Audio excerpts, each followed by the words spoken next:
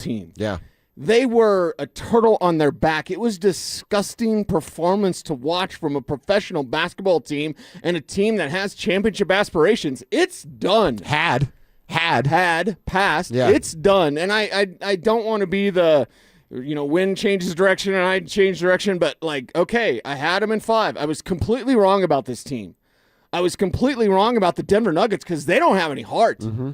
And you saw that. When McDaniels calls you out, you better boss up. You better bow up. You better go after these guys. And they got punked almost every time down the court. Yeah. I mean, really, this game was over almost as soon as it started. And then as the night went on, the nightmare just kept getting worse. It was about a worse start as you could imagine for the Denver Nuggets.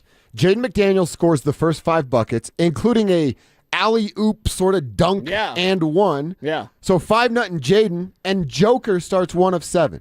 It was literally the worst start that this club could have had. And you're exactly right. Now, I don't know that I'm necessarily, hey, this is a wrap, it's over, they have no chance to win the series.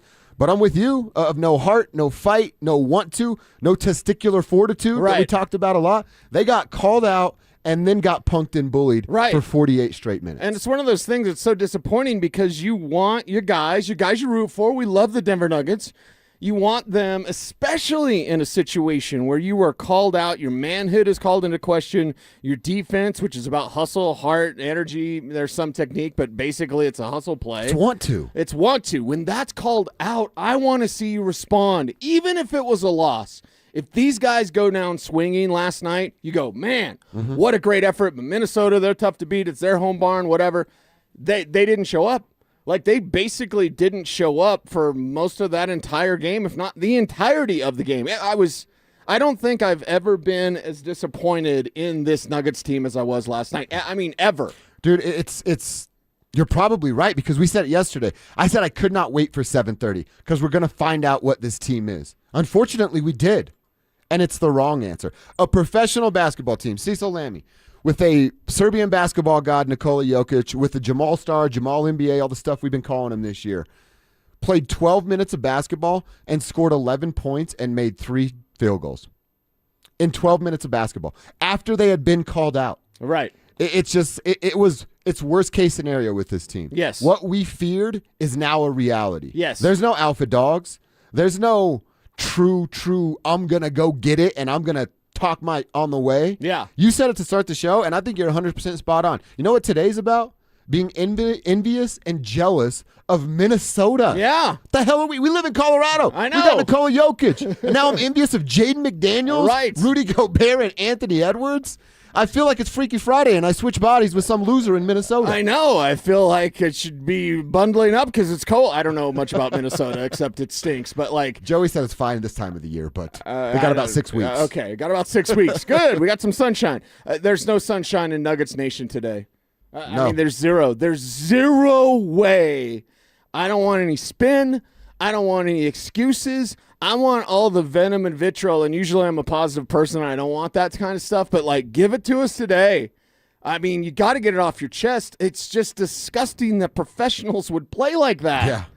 I never thought this was possible, and mainly, and maybe this is wrong because I'm up in my feelings, not a lot of sleep, so you're going to be in store for something today, everybody. All I know is this.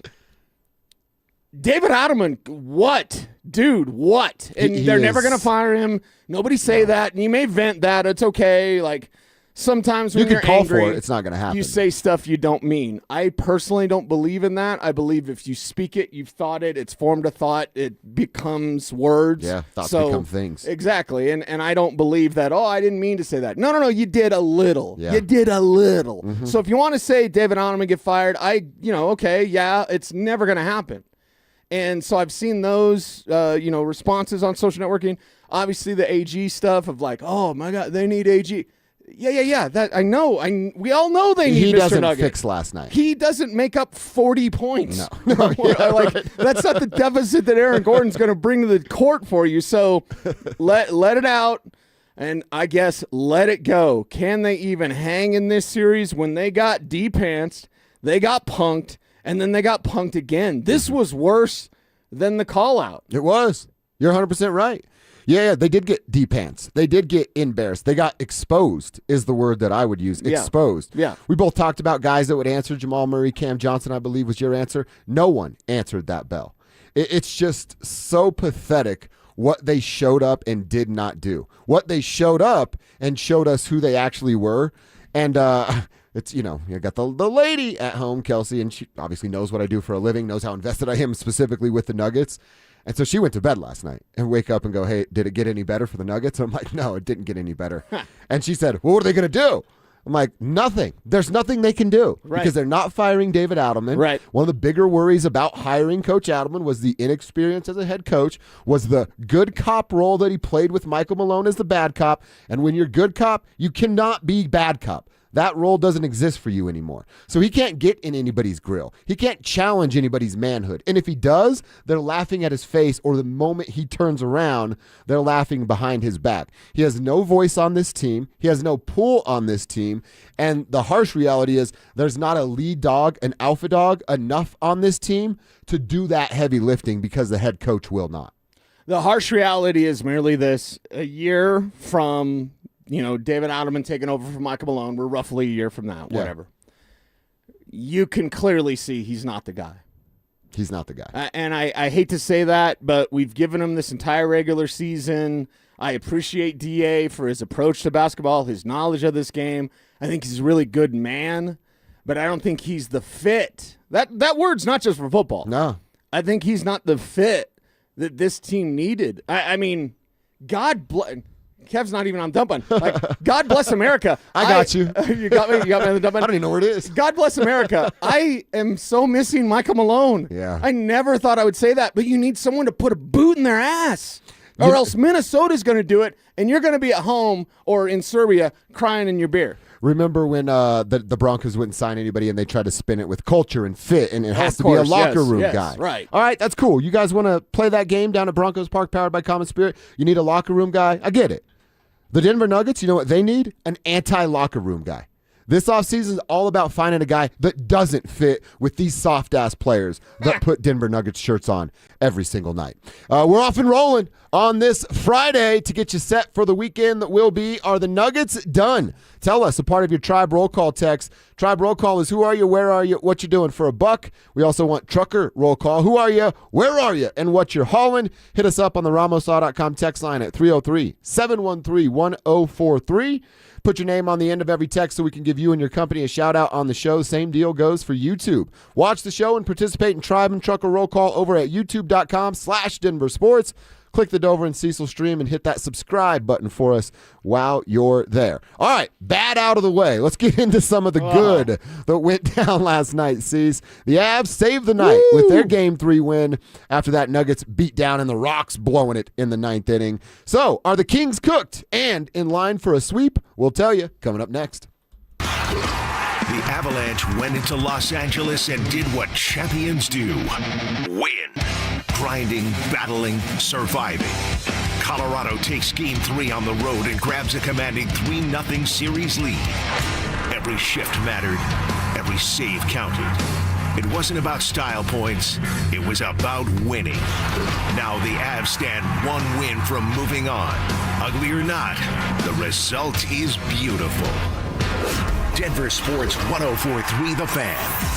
Denver's playoff headquarters. I lost 60 pounds with Soda weight loss a few years ago, and it changed my life. I look and feel 10 years younger. I'm moving better. I got my confidence back. You want your confidence back? Go to the website, sodadietandnutrition.com, or call them up, 1-866-800-SODA. And Soda weight loss is incredible because it's knowing how to eat, what to eat, and when to eat. It's working with a real nutritionist. It's having a plan in place to lose the weight naturally and change your life. Online, sodadietandnutrition.com, or 1-866-800-SODA. Soda weight loss is state-of-the-art. At Belco Credit Union, we want to make your dream renovation a reality.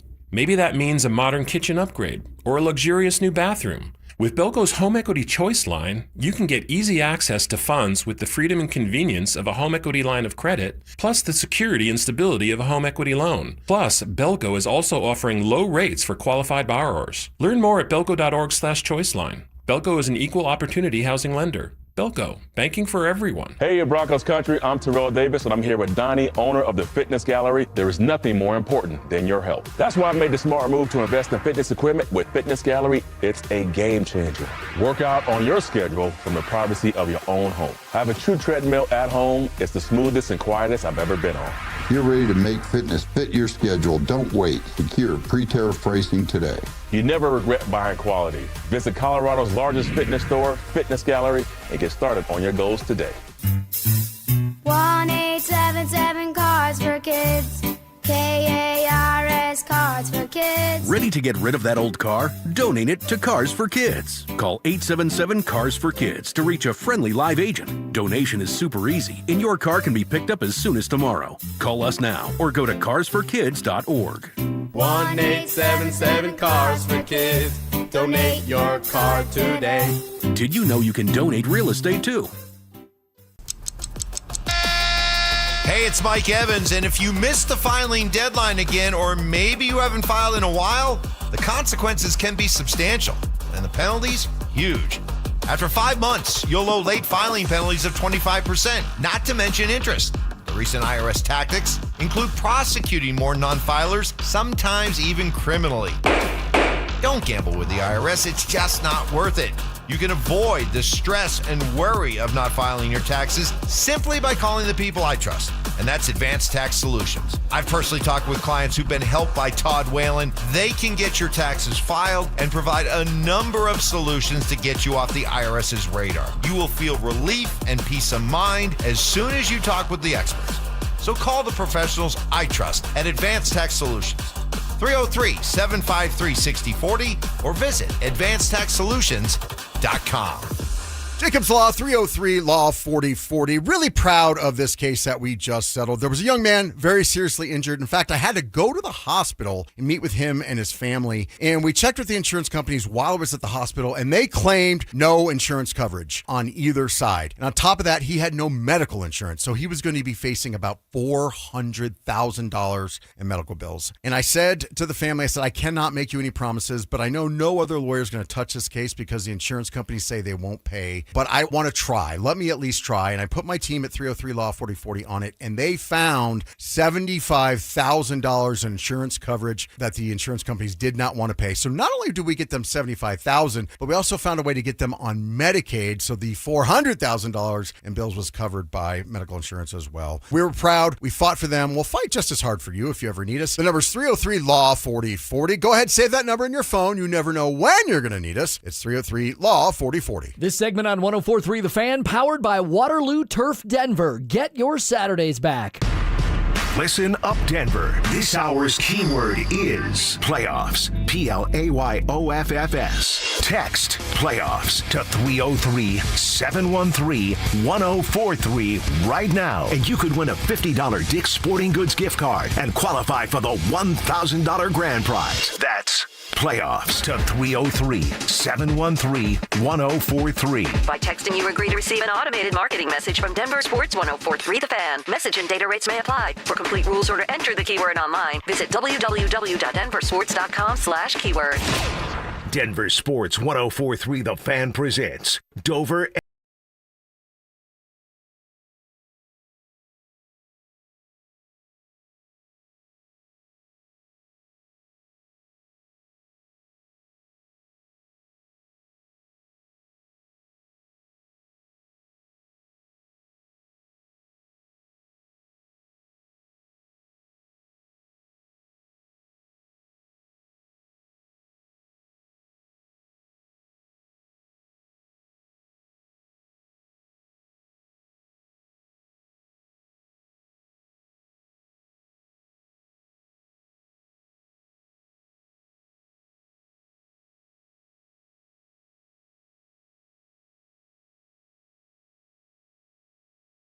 Saved our bacon a little bit. I feel like a hockey player after getting socked in the face. Is there blood? Is this a 4-minute major No, or I a don't think I 2-minute chipped my minor tooth, here? but that sucks. what the hell changed in here? Like, All I always kinds of have my stuff. mic position in a certain spot, and then today, for some reason, it's like all springy.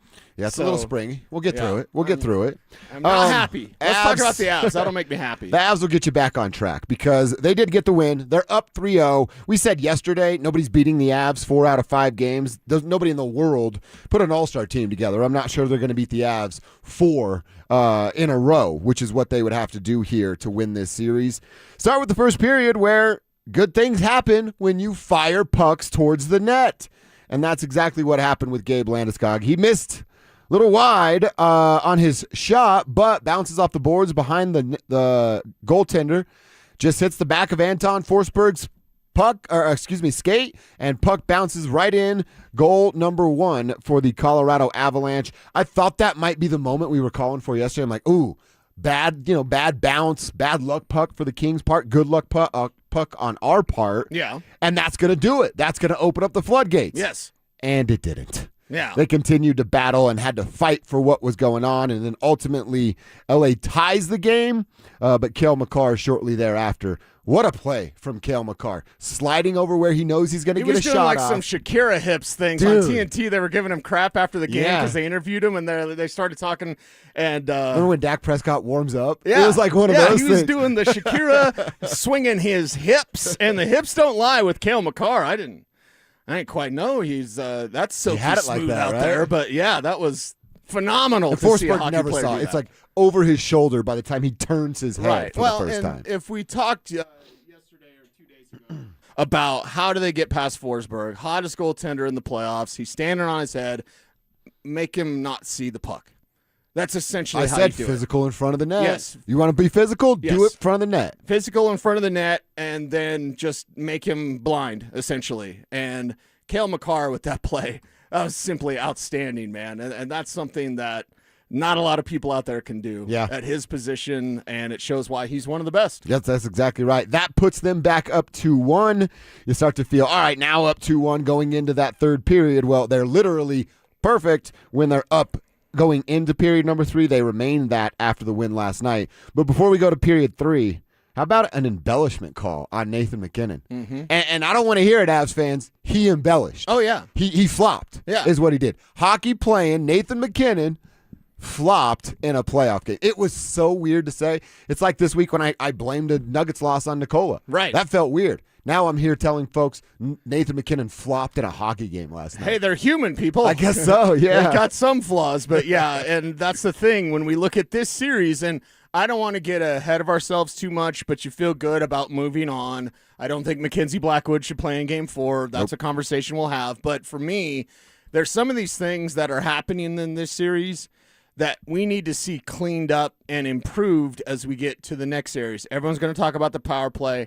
I want to talk about the penalties. I want to talk about the penalties at the end of the game as well. And Kev, I know it's a little bit of chaos here this morning. You could double check my math here. But each of these 3 games against the Kings are getting penalties towards the end.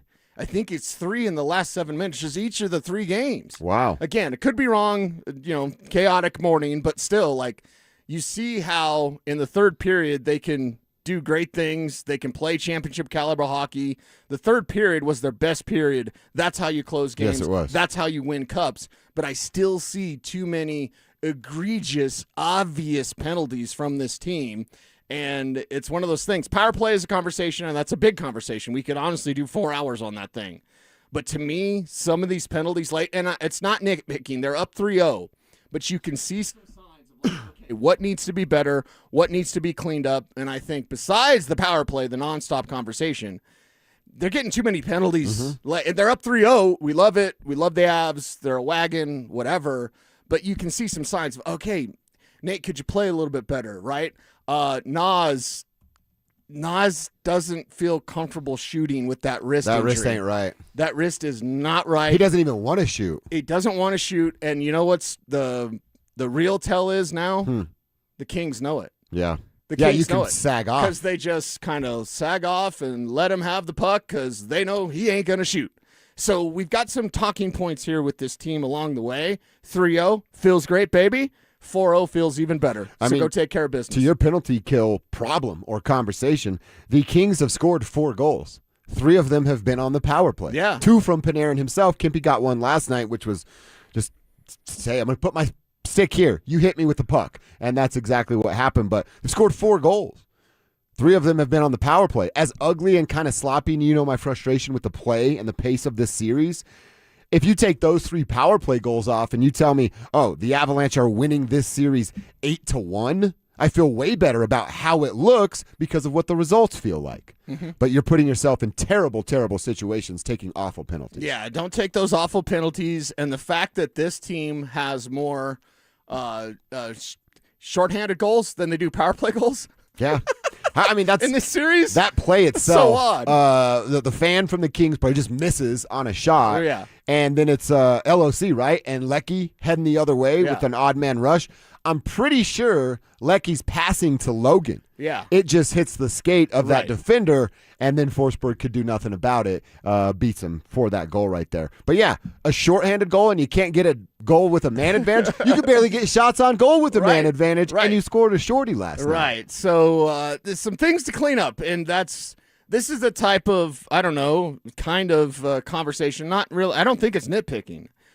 You don't want to just sit here and be like, the 3-0, everything's perfect. No, they're 3-0, and they're not playing their best hockey. And that's great news because they're 3-0 and they're not playing their best hockey. If they play their best hockey, nobody can beat them. But you also want, hey, all right, Minnesota, Dallas, they're beating the hell out of each other, which we want, but you can't play this brand of hockey and beat that next club. You know what I heard yesterday from Avs Twitter, just kind of watching and monitoring late night as I was recapping this game. You're after watching the draft. Nugs, watching Avs, and didn't have to draft. watch much of the Nugs to know, oh, God, this sucks. And just taking in the Avs, enjoying what I see from the Avs as I do every single time.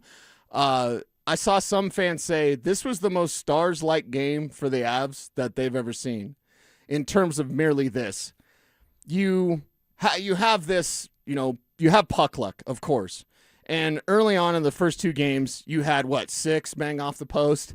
And then yesterday, you were doing the right things. They weren't going in, but then you had puck luck on plays where you weren't really doing the right things, and the goals went in. So it's like there's almost a balance in the universe of like, okay, you didn't play your best hockey yesterday, but you still won. You still showed that you can win in multiple ways. Now continue to improve as you go forward, and, you're going all the way. Yeah. Yeah, that's exactly right. Our boy Creaky hit us up on the RamosLaw.com text line, says, Will Ferrell and his twin, Chad Smith, were upset last night. Of course, Will, the actor Chad from Red Hot Chili Peppers. I didn't see that they were upset. I did see the camera flash to them a couple of different times, and Will was dressed very weird. And I had a moment where I'm like, oh, Cecil would be upset with me if he was sitting right next to me. They showed Chad Smith. Name rings a bell. Face rings a bell. I had to Google who he was. And then I'm like, what an idiot. I can't remember that guy's in the Red Hot Chili Peppers. Like, Cecil would be upset. Nah, remember, I am Mr. Bungle is my favorite band. Okay. Red Hot Chili Peppers hates Mr. Bungle. So because of that, I hate Red Hot Chili Peppers. I did not know that. Yeah. All right. So screws Chad Smith. Yeah, Mike Patton made fun of Anthony Kiedis for being a heroin addict on stage multiple times. So they've taken issue with that. I could see that a little bit, I guess. Yeah. It was funny. I thought it was funny. All right, so the Avs save our bacon. They get a win last night. They're up 3-0. They are going to sweep the Los Angeles Kings. This weekend, that series will be over. And they will sit back, get right, and wait for some things to go down. Oh. There we go. Bonneville International Radio Station contests are open to participants at least 13 years of age and older that are residents of the state of Colorado. Unless otherwise specified, employees or agents of the station, Bonneville International Corporation, other area radio stations, or an entity associated with the contest may not enter. Full general contest rules are available at DenverSports.com. Drew Brees here. Whether you're on the field or on the road, having the right team on your side makes all the difference. I learned that the hard way. On the field, you don't go anywhere without a solid O-line. And when your car breaks down, you want that same kind of protection. That's why I trust CarShield. Their protection plans help you tackle expensive repairs so that you're not blindsided. Visit carshield.com now and join the team that's helped millions of drivers save. Coverage varies by plan. View contracts and exclusions at carshield.com. I'm Ed Evans, CEO of Consumer Cellular. No, we're not one of the big guys. Truth is, we don't want to be. If you're over 50, Big Wireless probably has you paying for more data than you might need. You could be throwing away thousands over a lifetime. Our entry-level data plans start at just $20 a month. And for a limited time, switch and get your second month free. Call 1-888-FREEDOM, visit consumercellular.com or a store near you and get your second month free today. Plans include $5 credit for auto pay and e-billing. See site for additional details. Introducing Mine to Shine, the world's most personal diamond. Here's Shayna and Dylan Williams. Come experience the most revolutionary and transparent way to buy a diamond. Mine to Shine by Kwiat and Williams Jewelers. The natural diamonds cut, polished, and designed just for you. First, we'll help you select a natural, conflict-free, and ethically mined diamond. Then you select one of Kwiat's legendary shapes. Kwiat Cushion, Oval, Radiant, Emerald, or Incredible Ashoka. A whiter, brighter, and larger looking diamond, cut to the world's highest standards. Then trace the journey from rough stone to polished perfection by Kwiat's master cutters. Perfectly cut for maximum brilliance. Simply brilliant. Mine to Shine, the world's most personal diamond. Only from Williams Jewelers of Inglewood, Colorado's exclusive Kwiat jeweler. Where Colorado shines. Williams Jewelers, we can make diamonds a part of your life. The official jeweler of the Colorado Avalanche. Williams Jewelers, where Colorado shines. Draft season is full of surprises, unexpected picks, shocking trades, total chaos. But when it comes to your facility's electrical systems, surprises are a hard no. For over 40 years, Piper Electric has powered complex commercial and industrial projects, from large-scale distribution to fire alarms and preventative maintenance. Their licensed electricians reduce downtime and keep projects on track. Got a project coming up? Make the smart pick. Include Piper Electric in your bid process. Visit piperelectric.com. Hey, what's up? It's Zach here. And if you're looking for your new go-to spot in Centennial, the Basketball Social House is it. Award-winning food and drinks, an incredible weekend brunch, and a brand new sports bar entertainment space where you can catch every Colorado game. Even if you're not playing, it's a great hang. But if you are, their private basketball suites are unreal. Full court, lounge, music, TVs, the whole setup. And because you're hearing this from me, get half off your first private basketball suite rental. Just use code HALFOFFHOOPS. Trust me, you're going to love this place. Spring cleaning isn't just for your house, it's for your life. If your job is getting old, it's time to clear the clutter and spring into IT. Go to My Computer Career. My Computer Career helped me get the skills and certifications I needed to start a new life as an IT professional in months, not years. Earn the certifications the top employers are looking for right now. Visit mycomputercareer.edu and take the free career evaluation to see if it's time to spring into IT. Financial aid is available to those who qualify, including VA benefits. Indeed presents hires you can't afford to get wrong, like a cybersecurity engineer at a publicly traded company. We've been hacked! They're through our firewall! How is that even possible? They got my password. Please don't tell me your password was password. It's actually password 1. This is the job for sponsored jobs. This is what happens when you don't sponsor your job on Indeed. Next time, get matched with quality candidates with Indeed sponsored jobs. Visit Indeed.com/hire now and sponsor your job today. You're listening to Dover and Cecil on Denver Sports 104.3 The Fan.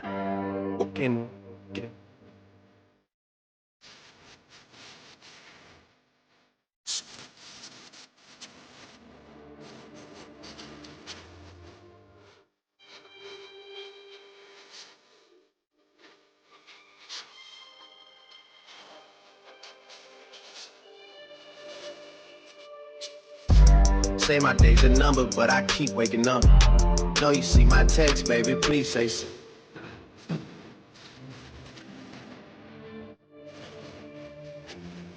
All right, tough night for the Nuggets. Avs find a way to get it done.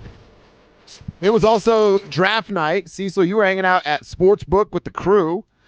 Got through round one. The Broncos are officially on the clock today, so we'll spend some time talking about the players that are left on the board that the Broncos can go get. Cecil's got his Broncos mock out, and we're going to get to that coming up at 10:45. But we're also to our favorite player for the Denver Broncos. We've counted down Monday to Friday, 5-1, our 5 favorite players. I do kind of like, it's probably on me, so I'll hit the chest, my bad on that one. Right. But I like that we've sort of done it differently, mostly because I didn't explain it enough well to you as to what we were going to do. But basically what we're doing is like, all right, you got your 5 favorite players who you love for the Broncos to draft. Yes. No matter where they are in the draft or anything that's going on. I kind of took it as who are my 5 favorite players that will be there for them to select. And we just did a little different. Yeah. But it's okay. And you said, hey, how is Eli Stowers not your number one guy? I wouldn't shut up about him for the last 2 months. Right. I still love Eli Stowers. He's there. He's available for day 2. I made the case a week ago for the Broncos to trade with their old buddy Darren Muji in New York City there and get number 44 to go get Eli. I would still love that. I'm just not banking on it. So if that's not going to happen and they're going to chill at 62, who's my favorite player for them to pick at 62? It's actually the man I believe you have them selecting, Anthony Hill Jr., a linebacker there. And the reason I'm going Anthony Hill Jr. rather than Eli is, one, I just think he's going to be made available. The reason I'm going Anthony Hill over one of these running backs that I liked or another linebacker. Now, full disclosure, I like Jacob Rodriguez better. Yeah. But I don't think he's going to be there. Right. If he were going to be there, he's my first favorite player. I'm picking a linebacker as my first favorite player for 2 reasons. One, Anthony Hill Jr. is a really good player.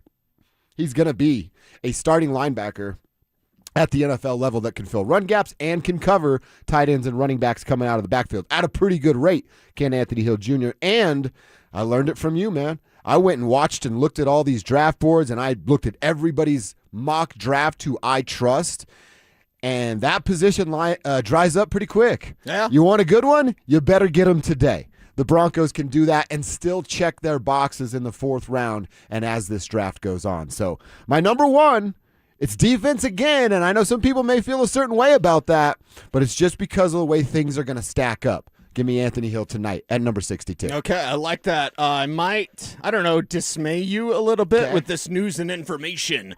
Now, I've done my 7-round mock for the Denver Broncos. It's available at DenverSports.com. We're going to talk about it next.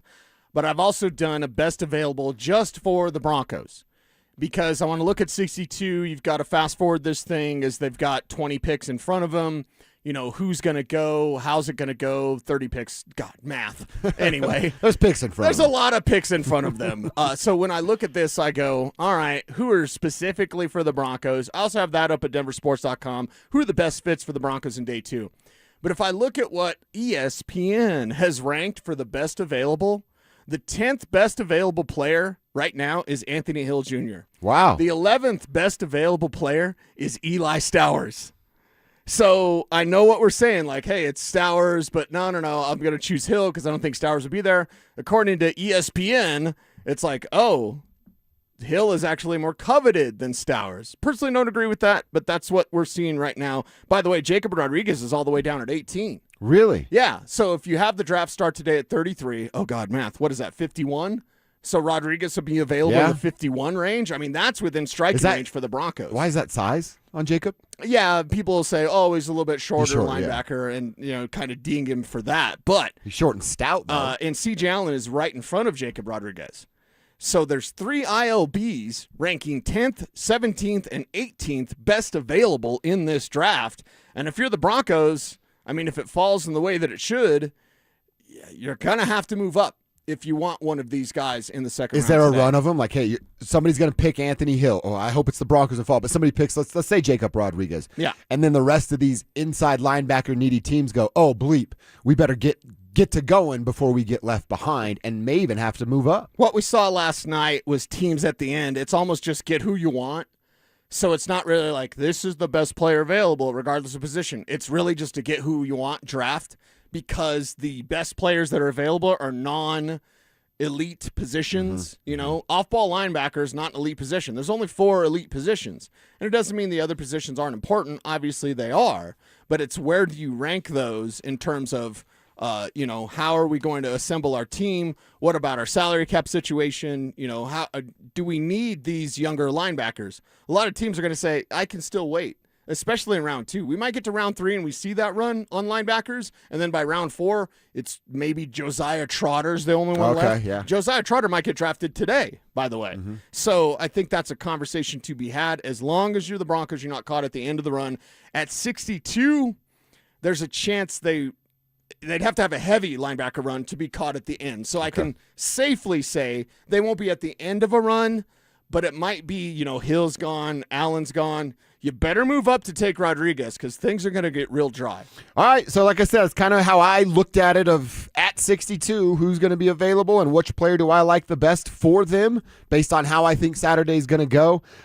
Give me Anthony Hill Jr., a linebacker there who Cecil has the Broncos selecting as well. So, Cease, who is your favorite player for the Broncos to draft? Everybody knows it's Jonah Coleman, except one guy on Twitter when Luke Evans put out hey, mocksters that have these guys for the Broncos, and Jonah Coleman was the top pick. And I was like, that's my guy. Yeah. And somebody's like, who's your guy? It's Jonah Coleman. Yeah. Do I need to get on top of this building and scream it from the heavens? I feel like you have been. Can we get a TV crew in here, right? Can we get our local news in here and be like, local radio host goes nuts and climbs a building to say Jonah Coleman is the greatest ever? Jonah Coleman's perfect for the Broncos.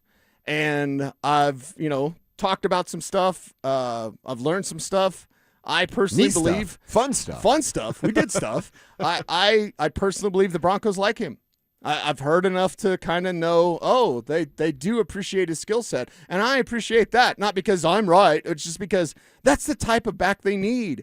They need a big back. They need a back that has some power. They need a back that doesn't need to come off the field, a guy that can catch. And that's what Jonah Coleman provides. He's clearly my number one player for the Broncos. Now, a 4th-round pick, so we'll be talking about him tomorrow. He will not get picked today, most likely. Okay. If he does, I'll cry. And he's there at 108. He's there at 108, and you make the pick, and you call it good. That's the spot you take a running back today, especially with Jadarian Price gone at 32, and John Schneider, you hot snot. I should have just put it there in my mock. I'm so mad about my mock. Everybody's mock was destroyed yesterday with all those trades, but I still take a lot of pride in getting these picks right. I knew that John Schneider liked Jadarian Price, but in my mind, my mind is telling me no, but my body was telling me, I really want to talk about Price with the Broncos. Now, if I put him at 32 in my mock because I know John Schneider likes him, then I'm not going to be able to talk. And so I got in my own head. I should have just done my mock and said, Broncos and Broncos country, deal with it. Jadarian Price isn't there. Jonah Coleman is. He'll be there on Saturday. Draft him early and enjoy the results. And you always say it, man, fit. We're going to talk about fit. Is Jadarian Price a really good running back? Yeah, he sure is. So is Jeremiah Love. Is Jonah Coleman a good fit for the Denver Broncos? I didn't want to say best because you could have that argument, but a great fit for the Denver Broncos? Yes, he will be as well. And you're not breaking your draft bank to go get a guy that's a good fit. And in my opinion, and I'm sure you feel the same way knowing how you feel about him, a dude that can make an impact in year one. Within the first month and a half of the season, I think a dude like Jonah Coleman could make an impact on the Broncos. Yeah, and that's the type of impact you need because when J.K. Dobbins is hurt, you got to be ready to run. Jonah Coleman was born to run. That's Isn't exactly that a right. Springsteen song? I think it was. Baby, Born we to were Run. born to run. I'm See, sure it Kev's was. like, Bruce Springsteen. Please, Kev, I know you're a younger cat, Kev, and you're a country music aficionado. Kev, for the love of Kev had God, a tell big, me you know who Bruce Springsteen is. I know Bruce. Okay. Kev had a big album release today. Oh, Jason Aldean. You didn't listen yet? I've listened to a few. Okay. It was a long night. Yeah. Oh, that's true. Yeah, But he was over there hanging with you guys. Springsteen, overrated. Whoa. How's that make you feel, Lammy? Actually, I kind of don't like Bruce Springsteen because he's a super mega rich dude, and it's probably a generational thing. Because I appreciate the Beatles, but I'm not a Beatles fan. I understand what the Beatles were for music, and I really love John Lennon, but I don't. It's not like I'm going to go listen to the Beatles. I don't really even know any That's Beatles blasphemous to people. Rolling Stones. I understand what they did for It's not rock, for me but I'm either. not a Stones fan, right? So I think it might be a generational thing. I just don't like Bruce Springsteen because he'll talk about, he's a mega rich dude and he tries to act blue collar. I guess maybe authenticity. Yeah, that's maybe a big this says a one for lot you. about me because I don't like people going to country concerts that aren't from the country wearing cowboy hats. Yeah. And I don't like Bruce Springsteen with his ball cap and his tattered jeans. We're real hardworking Americans out there. Dude, you live in a mansion and a yacht. Right. All right? Elmer Fudd over here. Come on. What are you doing? I get it for sure. So I don't like Bruce Springsteen. I was born in 1984, so it's just not for me. Yeah. Not for me. Now, Kiss, Aerosmith, guys like that, Dee Snider, I'm in, dude.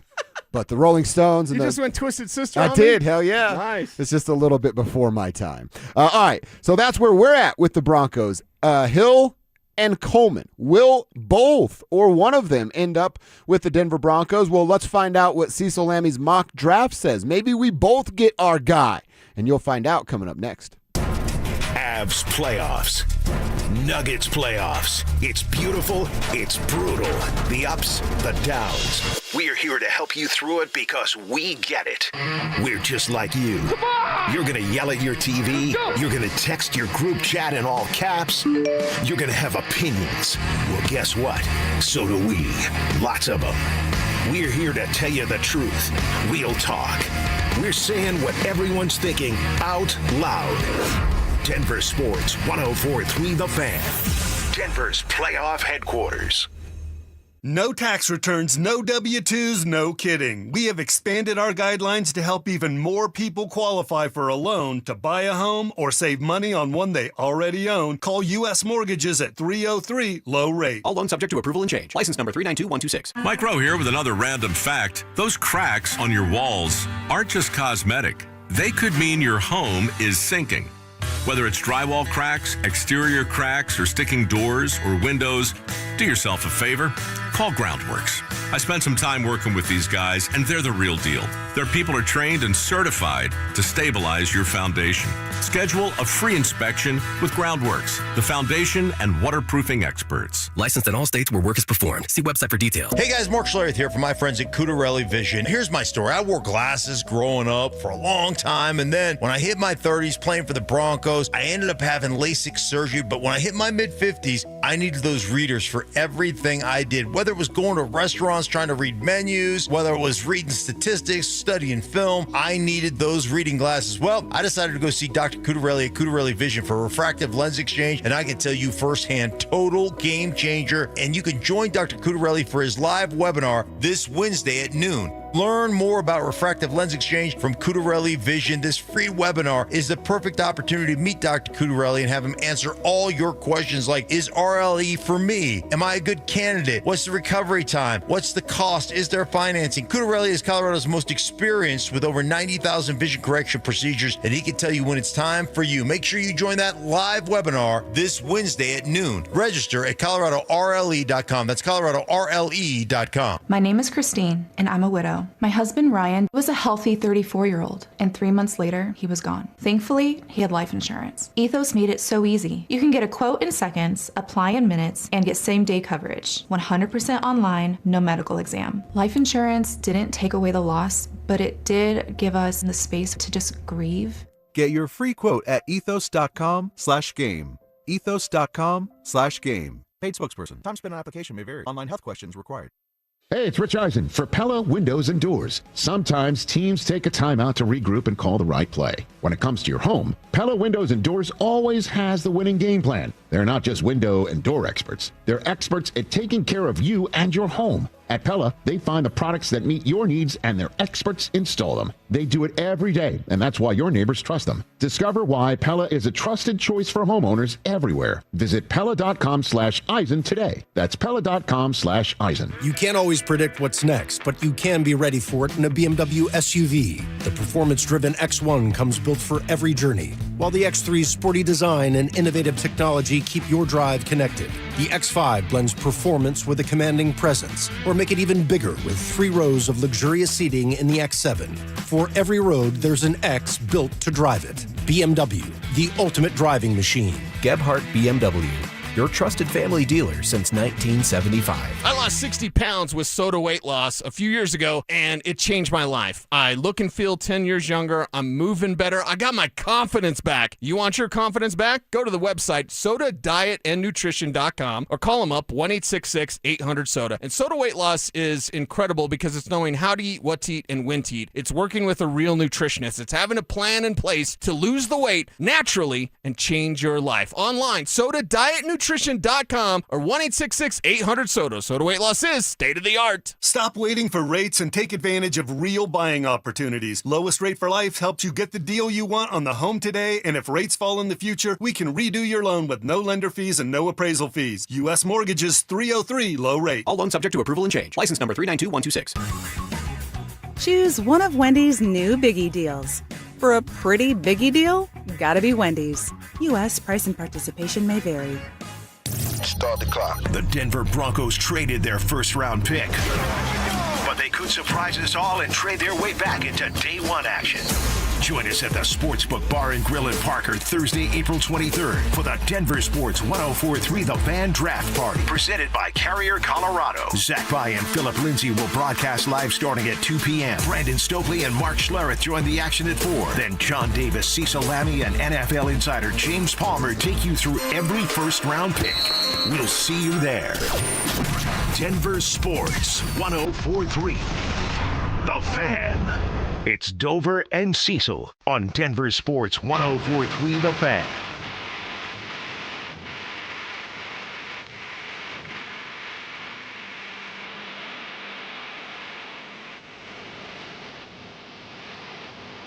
Is this song about the Nuggets? Thought I had someone I could trust. It's not that you lied to us. The song is about the Nuggets. You know what the Nuggets reminded me of last night? What? Uh-oh. The guy at the bar talked so much crap to you. Yeah. Knocked you out and took your girl, too. Uh-huh. And they just let it happen. And you're like, okay, take her. Yeah. See you later. No, it's not take her. It's like, can I sit in a chair and watch? That's what happened. That's what happened to the most embarrassing thing that possibly could happen to the Denver Nuggets just happened. Yep. This is, on a sports scale, there's Mike Vrabel being the embarrassment of the NFL, and then there's the Denver Nuggets, number 2. Yeah. That was embarrassing. Absolutely embarrassing. I tweeted out earlier a picture of my screen because don't forget, tomorrow's Game 4 is on ABC. And if you're a Comcast subscriber in Denver, you don't have ABC right now because they're battling it out with Scripps. Whatever that is. Scripps. I tweeted that out this morning. I just checked my Twitter since the first time, and someone wrote, they're doing us a favor, to be honest. I saw you tweet that this morning. I was like, maybe people don't want to watch the Denver Nuggets based on yesterday. That's pretty good. That's pretty good right there. All right, we're getting back to the Nuggets coming up at the top of the hour. We'll continue to talk about what went wrong. I do have a few things they can get right to get back in this series, and we'll do that at 11 o'clock. But in the meantime, my man Cecil Lammey up at DenverSports.com has his 6-round mock draft, I guess what we'll call it, with round 1 being in the books.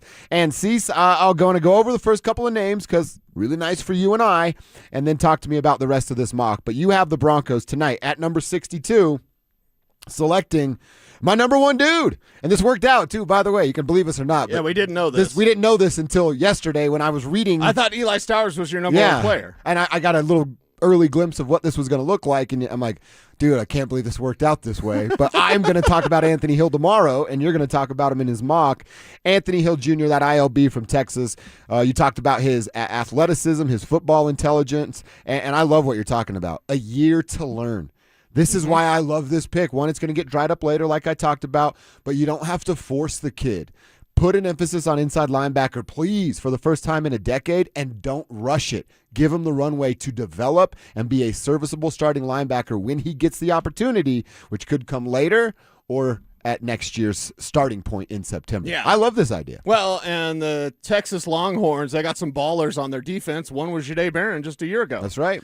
So now you get Anthony Hill Jr., who can fly around the field. It's truly sideline-to-sideline football. In today's NFL, with the offensive schemes that you get, with the motions, with the bunch formations, with the spread formations, the two-down thumper is kind of ancient. You know what I mean? It's like when you see not even a classic car, because you'll see some muscle cars once in a while, 67 Mustang, whatever. When you see like a Model T, I was driving the other day last weekend. I saw somebody driving a Model T through Waterton Canyon. Like, damn, is that Evans?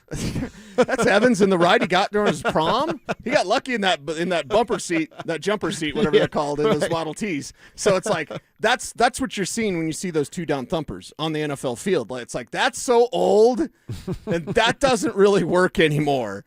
So with Anthony Hill, you get a modern linebacker. You get a linebacker that can play the entire field, doesn't need to come off the field, and can learn from Alex Singleton for a year, which I know is going to be great because Alex Singleton really helped Justin Strnad become a great player and a great starter for the Denver Broncos. So, and everyone's going to be real happy with my 7-round mock draft, okay? Because I get everybody what they want, and it's there for the Broncos. I get the linebacker that everybody wants, but don't think that I'm shorten you on running back or tight end?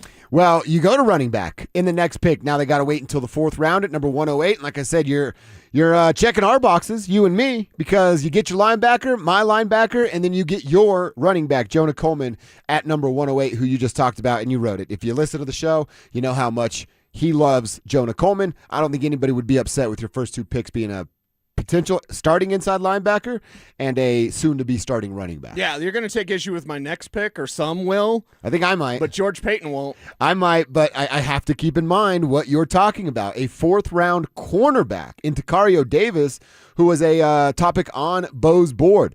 The dude is a freak, and I know how you feel about him, Cecil. I have to accept this is who George is. I just don't like it here. But the talent, you're not going to get that in a latter round. Yeah, a long corner with length that can make up ground when somebody gets by him, but he's disruptive at the line of scrimmage, so guys really don't get by him because he's got that sort of just jar you off your route. You're not going to – the timing is going to be off. The quarterback's not going to go to you because he's so long and strong that he can just mess you up when you're trying to start your route. Okay. You really don't get into it. Taco Davis is one of those players that I appreciate, and George Payton's going to draft a corner. Yeah, you're right. I would appreciate on day 3. This is Saturday picks, but on Saturday, and you can still get a tight end. That's coming up.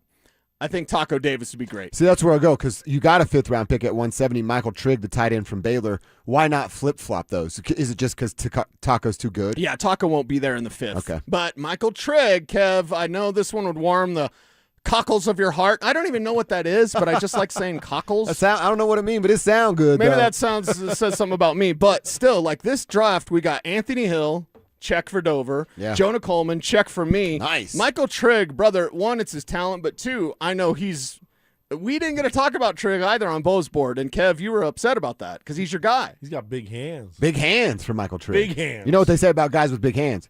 Huge gloves. And can catch the ball. That's right. And warms the cockles of Kevin's heart. That's right. I'm a little uncomfortable when you say that, and I don't get uncomfortable often. But he's an F tight end who's a big-bodied wide receiver.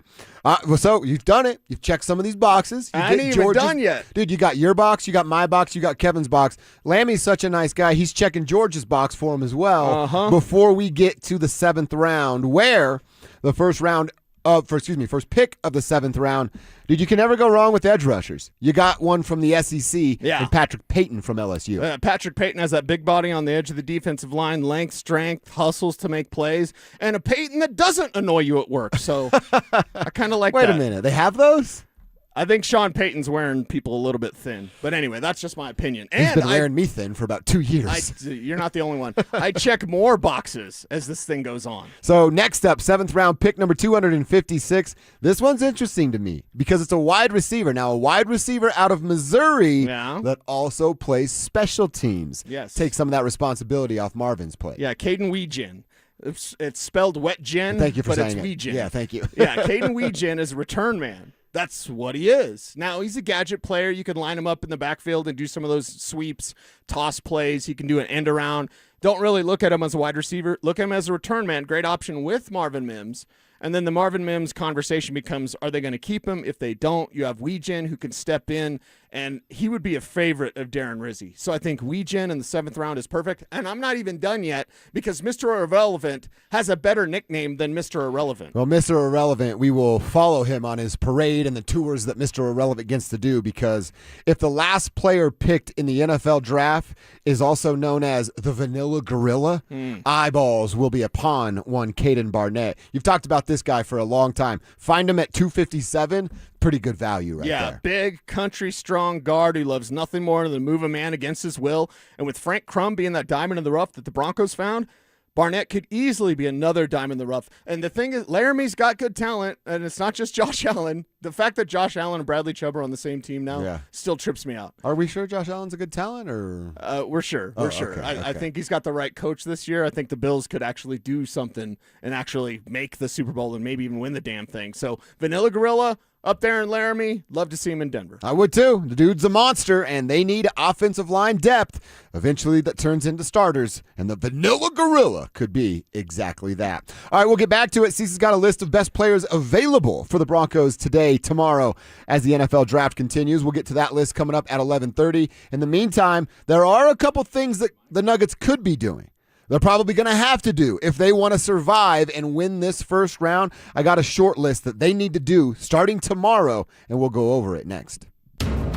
Game 3 was supposed to be a response. Instead, it was a humiliation. The Nuggets didn't just lose, they got run off the floor by Minnesota. At the center of it all, Nikola Jokic. Outworked, outmuscled, frustrated. The Wolves swarmed him, exposed him, and turned the MVP into a liability. This wasn't championship basketball. This was the Nuggets getting embarrassed on the biggest stage when it mattered most. Denver Sports 104.3 The Fan.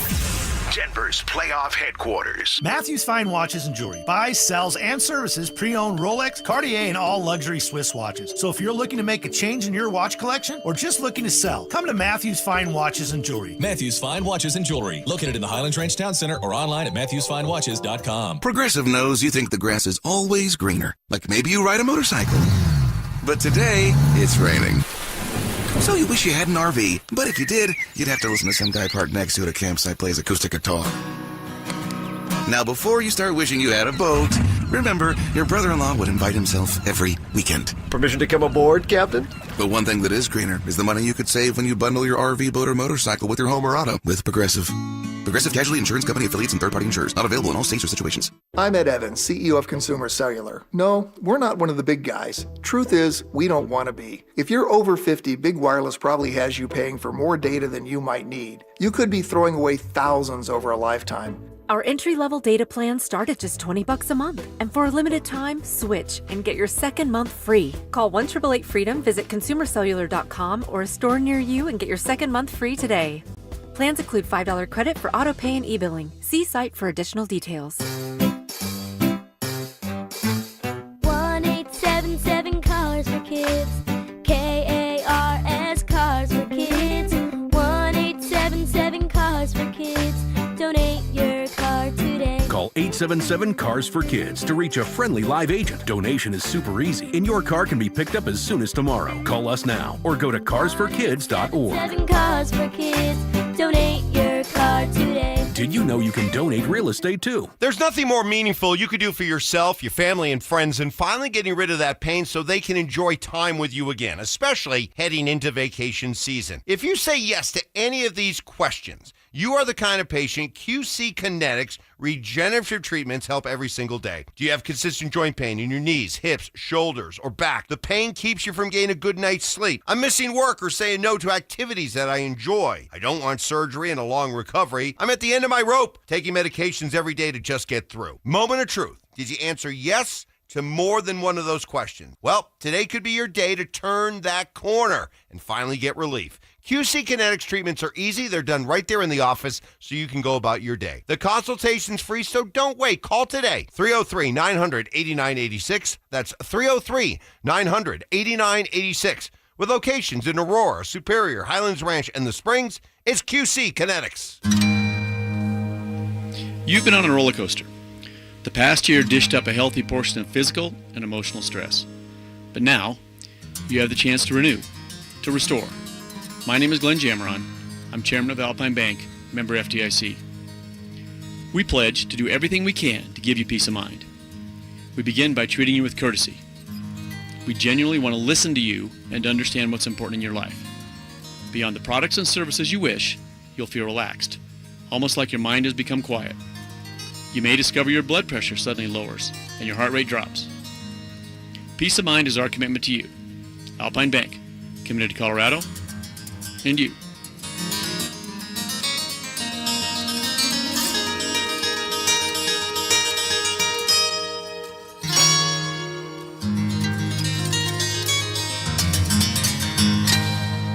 Tune in Tuesday afternoons for Injury Insights with Zach Bai and Dr. Joseph Ramos to hear the latest injury news on your local teams and around the world of sports.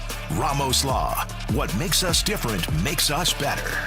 Hey guys, boy Steve here today about my long-term buddy Troy Hansford. And if you're thinking about selling your house for any reason, now might be the time to sell, still get top dollar. Believe it or not, my guy Troy is still offering his $5,000 guarantee. What is it, you ask? Well, if you can't sell your house at your price on your timeline that you agree upon beforehand, bam, going to cut you a check for $5,000. Who else makes the offer? Nobody I've ever heard of. And he makes that offer because he continues to spend a ton of money marketing his listings, has about 100 families approved and ready to buy right now. And if for any reason you need to sell right away, Troy can buy your house, all cash, and you can close in as little as 7 days. You have a house to sell, Troy probably has that perfect buyer for you right now, waiting for you to pick up the phone and to call him. Call Troy, get your home sold for the most money. That's 720-944-33, 720-944-33. Troy Hansford of RE/MAX Professionals, a Colorado licensed broker. Some restrictions do apply. You want to sell your house? Then call my buddy Troy, 720-900-4433.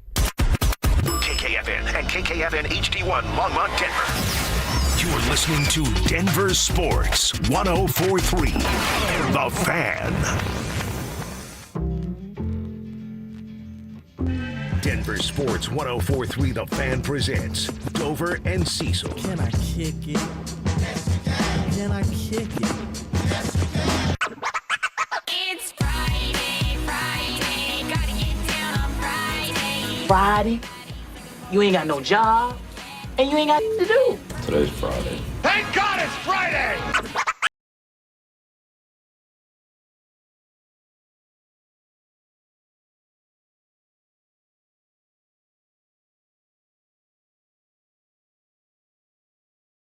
La, still hits on a Friday. Yeah, I got to find stuff that makes me happy. Yeah. Because the Nuggets don't make me happy. You're off to a pretty good start over there. I think so, yeah. Got a good start. Yeah, not doing bad here on a Friday. We want to continue to hear from you guys, not only your feelings on the teams last night, Nuggets beat down, Avs victory, but also Tribe and Trucker Roll Call. Tribe Roll Call is all about you and your company. Let us give you a shout out. Who are you? Where are you? What you doing for a buck? Trucker Roll Call, same deal. Who are you? What you hauling? And where are you? Hit us up on the RamosLaw.com text line, 303-713-1043. Always put your name on the end of your text so we can give you that shout out. And then the same deal, Cecil's monitoring what's going on at youtube.com/DenverSports. And then get in that Dover and Cecil stream. You're kicking it with the crew right there in the chat room. We're going to get back to the Nuggets. They got beat down in Game 3. They look like the little brother. That's what it felt like watching this game. But I'm watching it, and literally about halftime, I'm like, okay, let me think of some things that they got to get better at so that this doesn't happen to them again. Right. Without Aaron Gordon, I'm not sure any of these things matter because that dude needs to play for them to have a chance to get out of round number one. But there are a few things, see, so I'll throw them off here and we can kind of bounce around, kick them around a little bit. Anthony Edwards' knee is the first one. You see him limping around? Yeah. You see him go out of the game after that collision with Joker, or was it Jamal? It was Jamal on the baseline. And then go right to the locker room, then sit on the bench for quite a while. First time, towel on the head, kind of defeated. Right. And then the Minnesota Timberwolves go on their run, adrenaline, you start to feel the flow a little bit, doing the bull dance, right? Feeling the flow. And he's back in the game. Still limping when he came back in the game, but didn't lose that mentality to attack. Here's what the Nuggets need to do. I'm talking to Jamal Murray. You've got to attack that dude. You've got to make that dude work. And all is fair in love and war, right? And I'm not saying you intentionally go out of your way, but again, it's the playoffs. I don't really care about their feelings, their knees, their whatever they may see. You're coming around on a hard screen from me, I'm sticking my knee out a little bit. I'm going to make a little bit of contact where I know you're banged up. Call me a dirty player if you want. I don't give a damn because if we win the series, you have to call me a winner. That's number one. Take advantage of that banged up knee on Anthony Edwards on both sides of the floor. Right. Make him chase and put a little contact on that knee. Yeah, the problem is this is a team that shies away from contact. They're soft, yeah. And there's just no way to fix this thing. And maybe in the opening segment, me saying it was over, maybe that was over the top. Maybe it's not over. You're not alone. Trust me, you're not alone. How is it not over, though? And again, I'm the knucklehead moron that said they'd win in 5. The only thing I'm holding on to was what they did against the Clippers a year. It's the same thing. Okay. You got your butts kicked in this game, okay, and then you found a way to win game 4 and ultimately found a way to win in game number 7. All right. Well, the fight back that we're expecting in game 4 should have been there in game 3. So it's like you were publicly called out by McDaniels, and then you responded in the worst possible way, worst case scenario last night. And then that embarrassment is supposed to now make you bounce back and play harder. Right. Maybe their injuries and just the series, maybe their adrenaline from the series wears off a little bit. And game 4 is one of those you can steal. And if you go ahead and you steal it and everything's even, you're coming back to the mile high, then, let's talk. Let's talk about that. But who has faith and confidence that the things that need to change, the exact things that you said, make Anthony Edwards work on both sides of the court? That feeling, that notion, who in the world has confidence that they can actually do that? That's the idea. Right. That's the idea that makes them win. That's the idea that puts them over the top. But it comes down to the execution. And I don't think they got the horses to do that. I can't even argue with you because you're right. I got like 4 things here to talk about. Okay. I got 4 ideas. I don't know if any of them are going to work because of who they are. Well, give me another idea and let's talk about it because the one you gave, a great idea. They can't do it. All right, the next one is attacking Rudy. How come when now it seems to be from David's perspective, David Adelman, that the plan is to get that switch but then force the entry pass, and a lot of times it feels like that, a forced entry pass, which, by the way, hey, basketball coaches out there, teach your damn kids how to throw an entry pass into a game because that seems to be lacking at the NBA level. But when you don't have that and you can't get the entry pass, or this is a crazy idea. Perhaps you want the matchup. If I'm Jamal Murray, if I'm a guard in my old man rec league and I get a big dude on me, I'm cooking that chump because he's too slow to stay in front of me. And I'm 41 years old and can't move. If Jamal Murray gets Rudy Gobert in a one-on-one matchup, if Cam Johnson gets Rudy Gobert in a one-on-one matchup, if Tim Hardaway Jr., you get where I'm going here. You have to attack that big man and put him on skates and get a bucket at the rim. Yeah. They have refused to do that, and I don't understand why. Yeah, because they're soft. I mean, that's what it all comes back down to that word. Well, and it's basketball 101 when you have that sort of defender, get him in foul trouble. How do you get him in foul trouble? You do the old Martin Lawrence to Dave Chappelle. This is going to hurt a little bit. To get a guy in foul trouble, in Gobert specifically, you've got to dribble drive, you got to attack the rim, you got to finish at the rim, and you got to know going in, I'm going to leave my feet, and I might come down a little hard. I'm going to put the ball up, and I might get hammered. My upper body might get hammered, but I'm going to get Gobert in foul trouble. So you've got to go in knowing, this is going to hurt. There's going to be some pain in this, but I'm putting and sacrificing. It's like setting a pick. I'm sacrificing my body because I know what I'm doing to help out my teammate. I'm attacking Rudy Gobert. I'm taking that physical contact. I'm getting him in foul trouble. It's going to hurt. I'm going to be a little bit sore, but he's going to be out of the game. That helps my teammates. And nobody seems willing to do that. And you've got too many guys, and I'm not making excuses, and if I am, please correct me. Sure. Absolutely, please correct me. Christian has no lift. Not like we're used to. We're used to him getting something underneath in that dunker's position and dunking. Christian. Now he gets in the dunker position and does this, and then it gets blocked. That's what happened last night. So when guys aren't as springy, I guess maybe that affects how they could dribble, drive, and attack. But that's just Christian. That's not Cam. That's not THJ. That's not the other players that could potentially dribble, drive, get to Gobert, and get him in foul trouble. You're 100% right. It is. Christian Brown looks like he is, I don't know, insert a famous, he's Jesse James to the Nuggets. He robbed those fools blind. That's what it feels like right now. He's Jesse James to the Denver Nuggets. Billy the Kid? Billy the Kid. Whatever. How many other outlaws can we name? Bonnie and Clyde? Josie Wales? Oh, that's a nice one. Well, I was going like cowboy outlaws. You're Bonnie and Clyde. Oh, just people that robbed people in the past, Yeah. The history. I could be real funny right now, but I won't say it. Christian just looks people that rob people, huh? Completely. Wow. I won't say a thing. I know now where you're going. I won't say and a I thing. like that a lot. Yeah. We have to joke about this because it's so sad. We're joking so we don't cry. I know. That's what it is. I mean, seriously, I'd rather. Let's just talk Avs. Let's punt on the Nuggets conversation because the Avs are built to win it all, and the Nuggets clearly are not. I mean, we clearly know that's not championship basketball. Christian Brown has been one of the bigger disappointments. You're supposed to be a tough defender, and you're getting beat up and bullied all over the floor. And if you take the jersey, we can't use your injury as an excuse. Nope, you don't get that. The last thing is jump shots.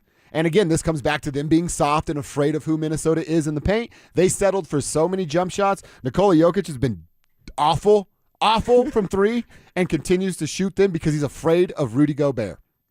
This team, man, I'm with you, Cecil. I'm real hesitant to say it's over. but I am on the verge. I am walking to the it's over cliff for the Denver Nuggets. Not quite there yet, but my pace is starting to pick up quite a bit. Yeah, and it'll be there on Saturday if this thing doesn't turn around. Game 4, they have to show the fight. They should have shown it this last time. For whatever reason, it didn't happen. The reason is they're soft. We know that. Mm-hmm. Somehow, some way, you've got to pull the sword from the stone on Saturday. Can we just ask Malone to show up and call him soft a bunch pregame? See if they respond to him? Because they sure ain't listening to David Adelman. They need Michael back walking through those doors. Can't believe we're saying that. All right, let's get back to the Avs. You mentioned the power play. We've talked about the top 6 not being great, specifically Nathan McKinnon. Let's talk about the disappearing act from Nate and get into a conversation hearing from Gabe Landeskog about the issues on power play 1. That's coming up next. The Avalanche went into Los Angeles and did what champions do. Win. Grinding, battling, surviving. Colorado takes Game 3 on the road and grabs a commanding 3-0 series lead. Every shift mattered. Every save counted. It wasn't about style points. It was about winning. Now the Avs stand 1 win from moving on. Ugly or not, the result is beautiful. Denver Sports 104.3 The Fan. Denver's playoff headquarters. When the dollar's convertibility into gold ended in 1971, gold was fixed at $35 an ounce. Fast forward to today, and the U.S. dollar has lost over 85% of its purchasing power. Meanwhile, gold has increased in value by over 12,000%. Central banks are buying gold at record levels. Major firms are holding significant positions in gold. And I choose to buy gold from Birch Gold Group. Stan Bongino, and it all starts with education. Birch Gold just announced their Learn and Earn Precious Metals event. This free online event rewards you for learning the basics of investing in precious metals. Sign up to get free silver on your next purchase if you qualify. And you can get even larger incentives as you go. The more you learn, the more you can earn. But act now. This special event only runs through April 30th, so text my name Dan to the number 989898 to join Birch Gold's Learn and Earn Precious Metals event by April 30th. Text Dan to 989898 today. Message and data rates may apply. Hey guys, it's that time of year. Time to get your lawn in great shape for the season. And when it comes to healthier, greener grass, I know of no 2 better products than Richlawn Turf Food and Revive Ready Spray. Richlawn Turf Food is premium organic-based fertilizer that builds stronger soil and keeps your lawn lush and green longer. And you'll find Richlawn Turf Food along with Easy Green Grass Seed, Iron Rich for yellow lawns, and Go Rich organic-based garden fertilizer at the Home Depot or your local garden center. Then give your lawn a boost with Revive, the fast-acting, organic-based lawn treatment that helps create thicker, greener grass with deeper watering and deeper roots. Say goodbye to the backyard blues, guys. With Richlawn and Revive, your yard will be ready in no time. Find it at Home Depot or your local gardening center. Hey, Broncos country, I'm Terrell Davis, and I'm here with Donnie, owner of the Fitness Gallery. There is nothing more important than your health. That's why I made the smart move to invest in fitness equipment with Fitness Gallery. It's a game changer. Work out on your schedule from the privacy of your own home. I have a true treadmill at home. It's the smoothest and quietest I've ever been on. You're ready to make fitness fit your schedule. Don't wait. Secure pre-tariff pricing today. You never regret buying quality. Visit Colorado's largest fitness store, Fitness Gallery, and get started on your goals today. Is your financial advisor managing your risk or just a spreadsheet? Hi, I'm Jeff Jr., founder of Trajan Wealth. Many financial advisors rely on target date funds, which are one-size-fits-all portfolios that don't know your name, your family, or your goals. And that passive management can leave you dangerously exposed. At Trajan, we look at the whole picture, not just the stocks everyone else buys, but the private market opportunities most advisors ignore. And as fiduciaries, we build a strategy around you, coordinating your investments, tax strategy, and estate into one cohesive plan. Your financial life deserves more than just a generic portfolio. Real planning isn't a stack of statements. It's the confidence of knowing where your income will come from for the next 30 years. Good enough isn't good enough for your family. It's time for a change. Schedule your complimentary consultation today. Call Trajan today at 720-204-8100. That's 720-204-8100. Advisory services through Trajan Wealth, LLC. LLC, an SEC-registered investment advisor. Private equity investments require accreditation. Other services through Trajan Estate and Trajan Tax. Additional disclosures at TrajanWealth.com. Thinking about upgrading your home's air conditioner? Then Day and Night Mechanical Solutions of Denver can help and save you money. Excel Energy is offering a bonus rebate for upgrading to a qualified cold climate heat pump with rebates up to $9,500 depending on your home size. Heat pumps can efficiently heat and cool your home and save you money in the process. Day and Night Mechanical will guide you through the process. Upgrade your HVAC and save big bucks at dnmech.com today. Listen up, Denver. This hour's keyword is defense. DEFENSE. Text defense to 303-713-1043 right now, and you could win a $50 Dick's Sporting Goods gift card and qualify for the $1,000 grand prize. That's defense to 303-713-1043. By texting, you agree to receive an automated marketing message from DenverSports 1043 The Fan. Message and data rates may apply. For complete rules or to enter the keyword online, visit www.denversports.com/keyword. It's Dover and Cecil on Denver Sports 1043 The Fan.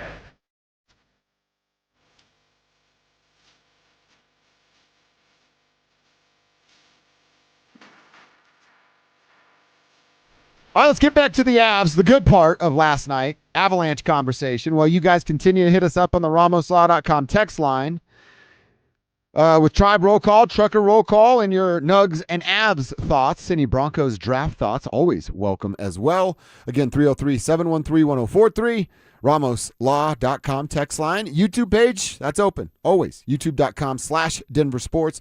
Get inside that Dover and Cecil stream, and you're in just like that.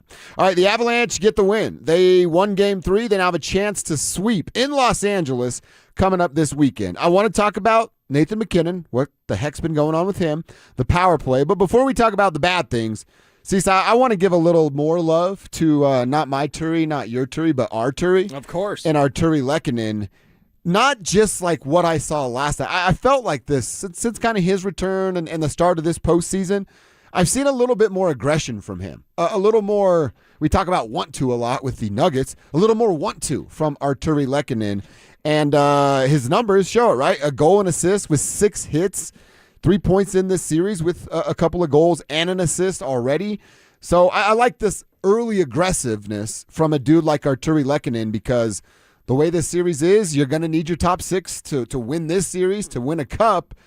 And the lack of Nathan MacKinnon, a little bit more of Lecky, maybe it evens the scale out a little bit for the good guys. Well, and it helps, with Nathan MacKinnon struggling through this series, and then with Nazem Kadri not being willing to shoot because it's too painful. So it's great to have Lecky show up in the way that he's doing, because you've got to understand where you're at and know when you have to carry something. Yeah. Like, now it's my turn to step up, and the Avs have a bunch of great players, and the fact that they can do that. I mean, Gabe Landeskog is their leading goal scorer in this series. After 3 games, he's got 2 goals. That's odd. Right, that is it's very odd, right? And this team not doing anything on the power play. Lecky understands his role with this team, and if Nate Dogg's on fire and he's doing his thing, and Kale's out there dancing, swinging his hips like Shakira, and that's what he did yesterday, Lecky knows, okay, now it's my turn, right? There's no timidity. There's no timidness when it comes to being out there on the ice in the playoffs. This is a championship team finding their way. You could say, and agree with me or don't, get as offended as you like, this game was a little rough around the edges. Yes, it was. Compared to Game 1 and then Game 2, this is one of those games where they were doing the right things and the puck wasn't going in, and then they weren't doing the right things and the puck was going in. So I'll take it any way I can get it, that's for sure, and Lecky helping along the way. I'd rather be, I say this on the golf course, about, an 18-hole course, about 36 times. Better be lucky than good, right? That's a little bit of what they had going on last night. So shout out to Lecky. He stepped up a little bit, and in a moment where they need it, because Nathan MacKinnon is on a milk carton right now. 1 assist, 7 shots in 3 games for Nathan MacKinnon. That gets plenty of ice time. Yeah. I obviously can understand his sense of frustration. I've told you all week about my sense of frustration. They are taking his speed away. They are taking his space away. And that's how Nathan MacKinnon dominates a hockey game. And I'd imagine that's how Nathan MacKinnon's dominated hockey games since he was 5 years old. Yeah. And now that's gone. And he hasn't found a way. We say this a lot with other sports. If they're taking away what you do best, how else can you impact the game? Nathan hasn't found out yet. Do you know what I think of when I think of Nathan MacKinnon? What? I think of gravity. Oh. Think of what? Mean. No Snickers? No Snickers allowed. No, I think of gravity because look at the pull that he has on the ice. And I'm not saying he's a decoy or whatever, but it's like he just gets so much attention. There's a gravitational pull to Nathan MacKinnon wherever he's at on the ice. And that helps open up things for his teammates. So he's not doing yet what we need him to do, but it's 3-0. It's Avs being up, and Nathan MacKinnon will get there. Not everyone can play in the style that the Kings can play because we always have these questions during playoff series. Are they given a blueprint to beat the Denver Nuggets? Are they given the blueprint to beat the Nuggets is just hammer them, just be physical? What's the blueprint for beating the Avs? Because the Kings are trying everything, and they just can't do it. Mm-hmm. And other teams can't perform in the way the Kings can perform in terms of that dump and chase. You know, a lot of teams will try to do that. The Kings are perfectionists at doing that. So it's good to see that even through struggles, they're capable of winning and having their top line generating goals. Like the top line isn't scoring big, but they are generating goals. Top line has produced a goal in every game, even if those superstars aren't filling up the sheet like Nathan MacKinnon. And the fourth line continues to be really good, wonderful. Yeah. I think that's a great benefit for this team, and they get to showcase the star power, even though the stars aren't coming through, and then the depth that they have there as well. Nathan MacKinnon will come around. I'm not worried about that. It's just in this series, they're playing him a certain way, and it's a good thing that Arturi, other guys, are stepping up. Another issue last night. Again, I say that, nitpicking a little bit because they doubled up the Kings and are now up 3-0 in a first-round series on their way to round number 2. But was the power play. You and I talked about it yesterday where they were 0 for 7. Now they're 0 for 9 after a couple of missed opportunities last night. And the captain, Gabe, he talked about after the game the team's power play struggles. Yeah, I think so. I mean, listen, you're not going to be process-oriented until all of a sudden, just because the results aren't coming, you're going to stop focusing on the process. So I think for us, we're going to continue to watch what we're doing, see what we can come up with to create more opportunities for us and where we can attack them from. But we're going to stick with it. Now, that to me, that's – I know Gabe is a professional and he's buttoned up when it comes to – that's a kind of prefabricated, we just stick with the process. It's April 24th, bro. You guys have been doing this for about 7 months, feels like, right? Right. With an Olympic break in the middle of this. Maybe don't trust the process and find a new one and figure out if that's going to work. Because I have really about 4 months of a sample size of it being awful and about a 3-week sample size of it being good. Maybe don't trust the process, Mr. Landeskog. Yeah. All right. Hockey lady Mel says on our YouTube chat, Nate being quiet last night had a lot to do with them matching Byfield against him. Byfield has been the shutdown guy against McDavid in the playoffs. He knows how to do it. All right, Mel, I can appreciate that and respect that. Now do the first 2 games. What happened in those ones? Right. Because he's not just been gone for last night. He's been gone through the entirety of this series. And now, is anybody worried about Nathan? I'm not. No. Are you? No. We're acknowledging that he's not been around this series so far. Yeah, there's going to be a time in this Stanley Cup run, which we have a strong belief can end in a parade. We really do believe in this Avs team. We want this Avs team to win it all. It's so hard to win the most difficult trophy in all of sports. It just is. And that's why there's the President's Trophy curse, which I don't really believe, but whatever. That's why it's there. You can be outstanding in the regular season. Yeah. Playoff hockey is different. Playoff hockey, you're going to run into hot goaltenders. They're running in, think about this, and I think if you take the 25,000-foot view, this changes everything. They are taking on the hottest goaltender in the playoffs. The 3-0. How many times in hockey history, they just ran into a hot goaltender, got beat. They swept him. They ran into the hottest goaltender in the playoffs so far. They're 3-0. I think that says something about the strength and depth of this team. Yeah, that's a good way to look at it. A good positive way to look at it. And I got to tell this is basically for me, they're not even playing that great of hockey. And they're up 3-0 in the first round of the Stanley Cup playoffs. And guess who the second hottest goaltender is? He's on our team. He's our guy. Yeah, he's got burgundy on his shirt. And he does not need to come out. Do not dare start Mackenzie Blackwood. No, don't need to do it. No. End this thing in 4. You do that best with Wedgie out there. I like this positive look. A little optimism from John. Tribe member checking in. Says, happy Friday, fellas. Right back to you, John.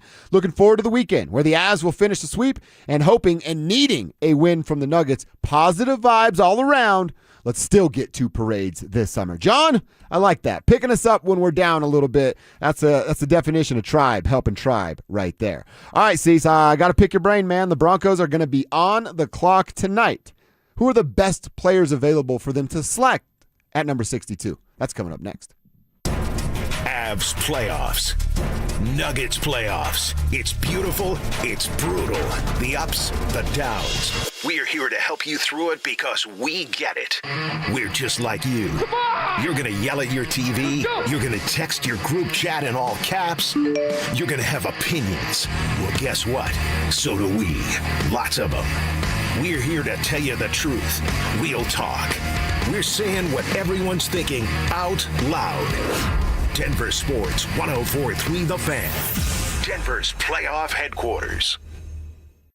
Soda weight loss is state of the art. You've heard me say that for years and years now. Why? Because it's so true. And SodaDietNutrition.com is the website you need to go to, or call them up 1-866-800-SODA. Listen, I lost 60 pounds a few years ago with SodaDietNutrition.com, and I'm never going back. Haven't gained the weight back. Why? Because I know how to eat, what to eat, and when to eat. All thanks to my friends at Soda Weight Loss. Soda Diet and Nutrition. You can join Soda for a short time to have results that last a lifetime. Join now, and your partner joins free. It's 2 people with real accountability for the price of 1. Online, SodaDietNutrition.com, or call them up 1-866-800-SODA. And just having that real nutritionist, having that program in place to help you lose the weight, it means everything. And right now, when your partner can join for free, with you get 2 people, real accountability, the price of 1, it's a no-brainer. SodaDietNutrition.com is where you need to go. Soda Diet Nutrition, they're state of the art. Imagine finding your dream home and moving in right away. No waiting to sell your old place first. Sounds perfect, right? That's exactly what Orchard's Move First, Sell Later program lets you do. Buy your new home now and sell the old one later. Here's how it works. Orchard gives you cash so you can buy and move into your new home first, on your timeline. No waiting, no showings, no double moves. Then the Orchard experts take it from there. They handle repairs on your old home for you so you attract the right buyers. Once they're done, a local Orchard agent lists and sells your home for top dollar. Orchard's Move First program gives you the freedom to buy and move into your new home first and sell your old home later. Buy before you sell and get top dollar for your home with Orchard. Ready to find out how much your home is worth? Visit Orchard.com to get your free home valuation. That's Orchard.com. Imagine all that could happen in 5 years. Jobs may change, kids will grow, new memes will come out, but also, what if you had reliable, intelligent Wi-Fi and the price didn't change for 5 years? Thanks to Xfinity 5-year price guarantee, you won't have to worry about that part of your future. You're guaranteed 5 years of Wi-Fi that boosts speeds to your devices that need them the most, that finds and fixes any issue before you even notice them. It's like super intelligent Wi-Fi that keeps you protected from online threats, all with our best equipment and no annual contracts, no fees, and no strings attached. So even though your kids will grow up, your internet stays sharp, reliable, and most importantly, the price will stay put. 5 years, same price, locked in reliable, fiber-powered gig Wi-Fi for effortless streaming. Plus, get Disney, Hulu Bundle, Peacock Premium included on us. To get started, call, visit Xfinity.com, or drop into an Xfinity store. Xfinity, imagine that. Restrictions apply. Peacock Premium included for 3 years. Programming subject to change in availability. Actual speeds may vary. Xfinity Internet is powered by fiber and connected to the premises by coaxial cable. Performance matters in intimate moments. Don't let ED ruin them.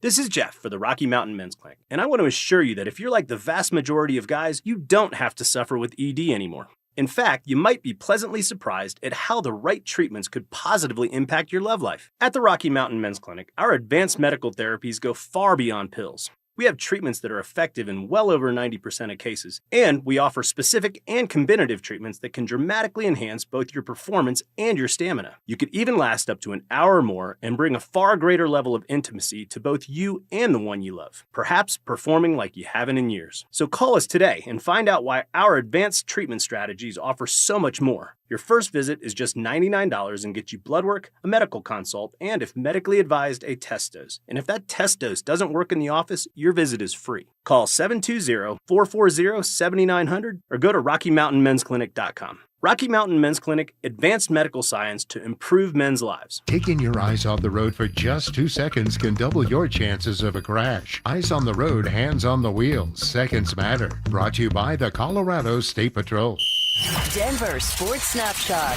Tonight on 104.3 HD3, TU Lacrosse faces Marquette with pregame starting at 5:30. Sunday on the Fan. Basketball playoff action continues as San Antonio faces Portland.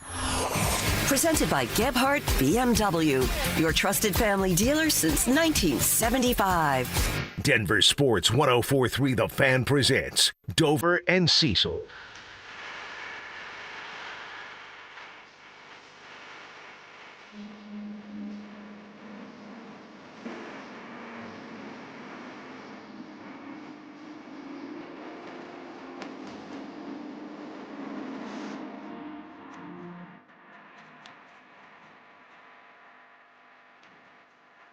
I hate to interrupt his voice, but it's the voice of an angel. You're looking at lead Ella fella right here in front of you. You're the top Ella fella? I'm the in top world? Ella fella, yeah. Okay. Yeah. You're welcome. Kevin's welcome. Simmer's welcome. Everybody's welcome into this Ella fella club because it's got a chokehold on me. I can't get enough of this lady. I listen to 3 of her songs like 9 times a day. On the way to work, after work, in the shower. Kelsey told me today she was recording me singing it in the shower so she could hold it against me for future plans. I'm not going to talk about your recordings in the shower. Anyway, let's move on. Oh, the voice of an angel. It's the new one with her and Morgan. Fired up about it. But yeah, Ella fella all the way here. All right, Cease, you're a draft fella. And you were all over it last night with JD and JP rocking the mic for round number 1 right here on Denver Sports 104.3 The Fan.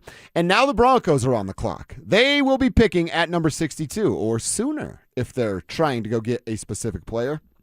Again, I don't think it's going to happen, but I did paint a picture last week about how you can use a 2027 third and your 62 to go get 44 if you've fallen in love with Eli Stowers like I have. So, Cease, if I ask you, hey, give me a few names who are still out there that the Broncos can go get with number 62 or however they want to manipulate it, who are some of the best players available that fit the Broncos for tonight? So the first thing I did in writing this article last night for DenverSports.com is I went through my first-round mock draft and I said, okay, who wasn't picked that I had as a first-round player? Now, first-round grade and first-round player are different, but the guy at the top of my list that I thought would have been drafted much, much higher, I had him actually going to the Texans, so in the 20s.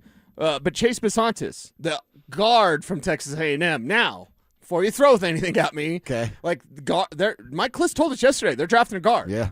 They're drafting a guard. Bisontis is one of the best guards. There's tackles in this draft that are going to be guards that don't know it yet.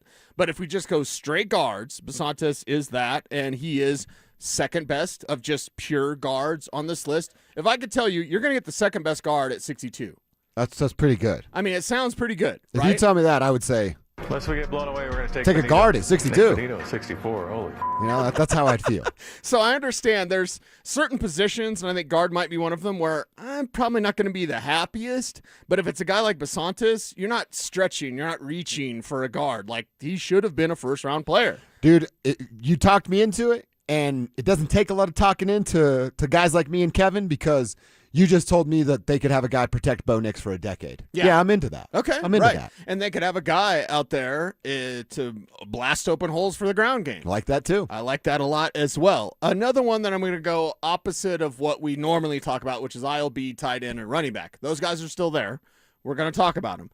But I also brought up Kristen Miller. I did not have him in the first round. But the defensive tackle out of Georgia, we've seen him mocked to the Broncos a few times. Kev, thank you for the list because he is a player that is a big, nasty player, quick off the line of scrimmage, can create middle pressure on the quarterback, which makes every quarterback look mortal. And I do believe he has been mocked to the Broncos before. I'm just looking over Kev's list here because I've seen Kristen Miller's name associated with the Denver Broncos. So it's one of those things of, what are the positions that we're not looking at that maybe could be that second-round pick because the talent is just there? And the Broncos are in that position where they truly can go BPA. There's some needs here. I hope they know what the needs are. I believe George does, and everybody loves George, unlike Sean. Like, everybody loves George and what he does. So it's like, okay, he knows that their holes are there, but where do you patch those holes? You could in the second at tight end. Eli Stowers sounds pretty good. Yeah, it does. Or Michael Trigg in the fifth might be an option for you if you decide someone like Basantis is there, or Kristen Miller, the defensive tackle from Georgia. So I personally believe it'll be a linebacker or a tight end today. I believe running back starts on Saturday. Okay. If it's not tight end or linebacker, then someone like Kristen Miller, defensive tackle, could be an option for this team. See, I will say this about Georgia, and it's, again, I don't know that I would have the willpower to do it. That's why he gets paid the big bucks, and I talk about his decisions.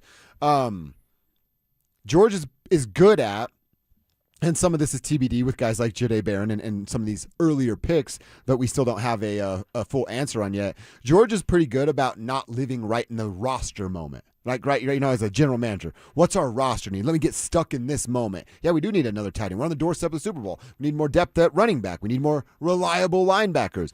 He's not a prisoner to that moment, like I am at times. And honestly, more often than probably I should be. He's pretty good at recognizing what the long game is and going for an organization. He's a little bit of a sitting duck right now, right? Hasn't signed his contract or gotten the contract done. He's still good at going, what's best for this team in a couple of years? Yeah. And does that outweigh what's best for him right now in front of me? Then I'm going to make that decision.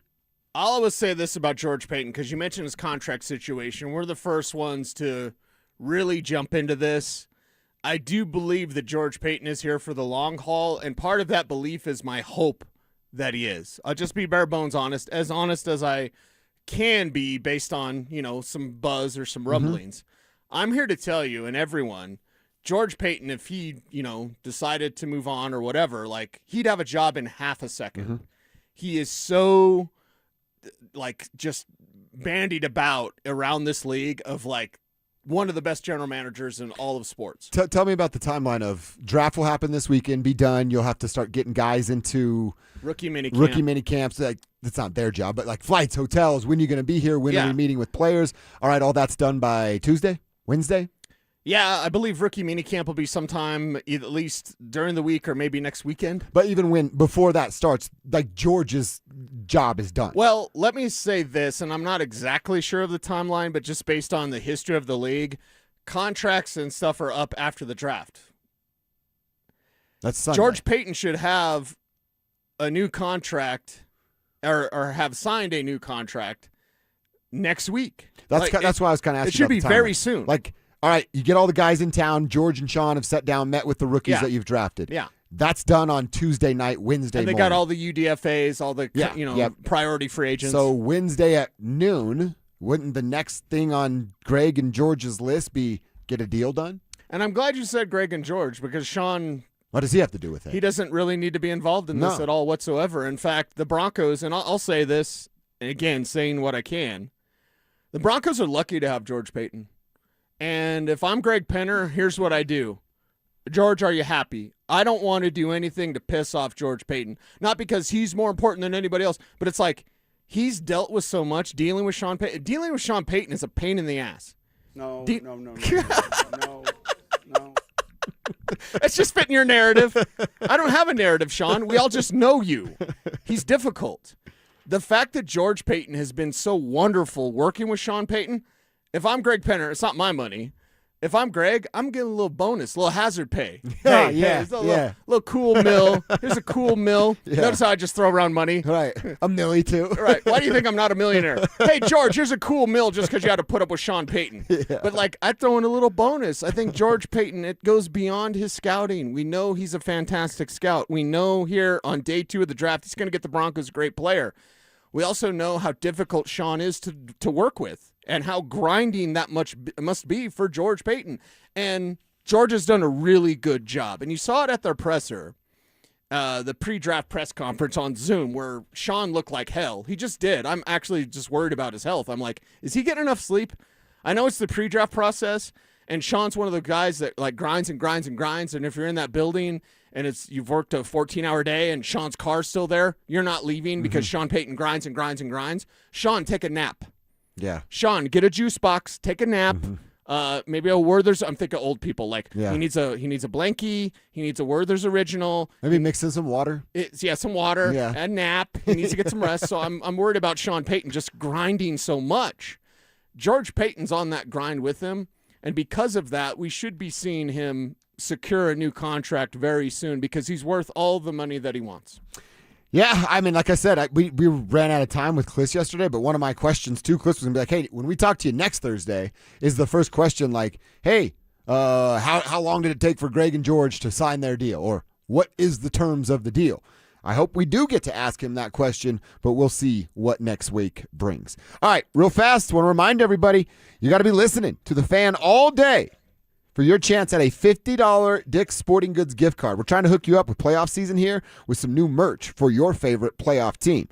How you win that $50 Dick's Sporting Goods gift card is listen for keywords every hour between 6 a.m. and 6 p.m. Once you hear it, text it to 303-713-1043. You'll have until that hour ends to text it. And if you win one of those $50 Dick's Sporting Goods gift cards, you're in the running for a possible grand prize of $1,000. So listen, text, and you could be our next winner. For more information and complete rules of the contest, hit us up online at DenverSports.com/keyword. That is DenverSports.com/keyword. All right, time for one of our favorite segments of the day. Let's check our X. What's on our Twitter timeline that we want to share with the tribe? We'll tell you next. Game 3 was supposed to be a response. Instead, it was a humiliation. The Nuggets didn't just lose, they got run off the floor by Minnesota.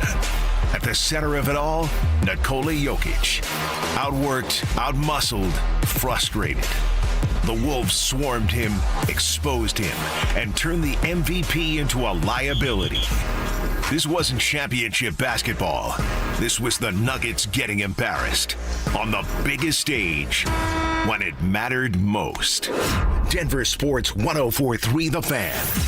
Denver's playoff headquarters. You know what scared Kathy more than surgery? Giving up her active life, turning down opportunities to do the things she loves. I found myself saying, no, I don't want to do that because of pain. It was really limiting my activities in every way. And then came the diagnosis. You need 2 full knee replacements. I don't have time for a double knee replacement, and I don't like pain, so no. But that's not how her story ends. She tried something different, QC Kinetics. It was cutting edge, but natural and much easier on her body with thousands of patient success stories. I went to QC Kinetics. Within a couple of weeks, I was absolutely pain-free, no pain. I feel fantastic. Too much life to live, and I want to stay in motion as long as I possibly can. Don't let pain decide what you say yes or no to. Live your best life. They'll make sure of it at QC Kinetics, starting with a free consultation. Call QC Kinetics, 303-900-8986. That's 303-900-8986. 303-900-8986. How was your break? It was great until I stopped for gas. Prices have gone up almost $1 with no end in sight. I might have to start watching how much I drive. That's exactly why I use Upside. I never pay full price for gas with the free Upside app. Upside? Yes, Upside. It's the free app that gives you cash back just for buying the gas you're already buying.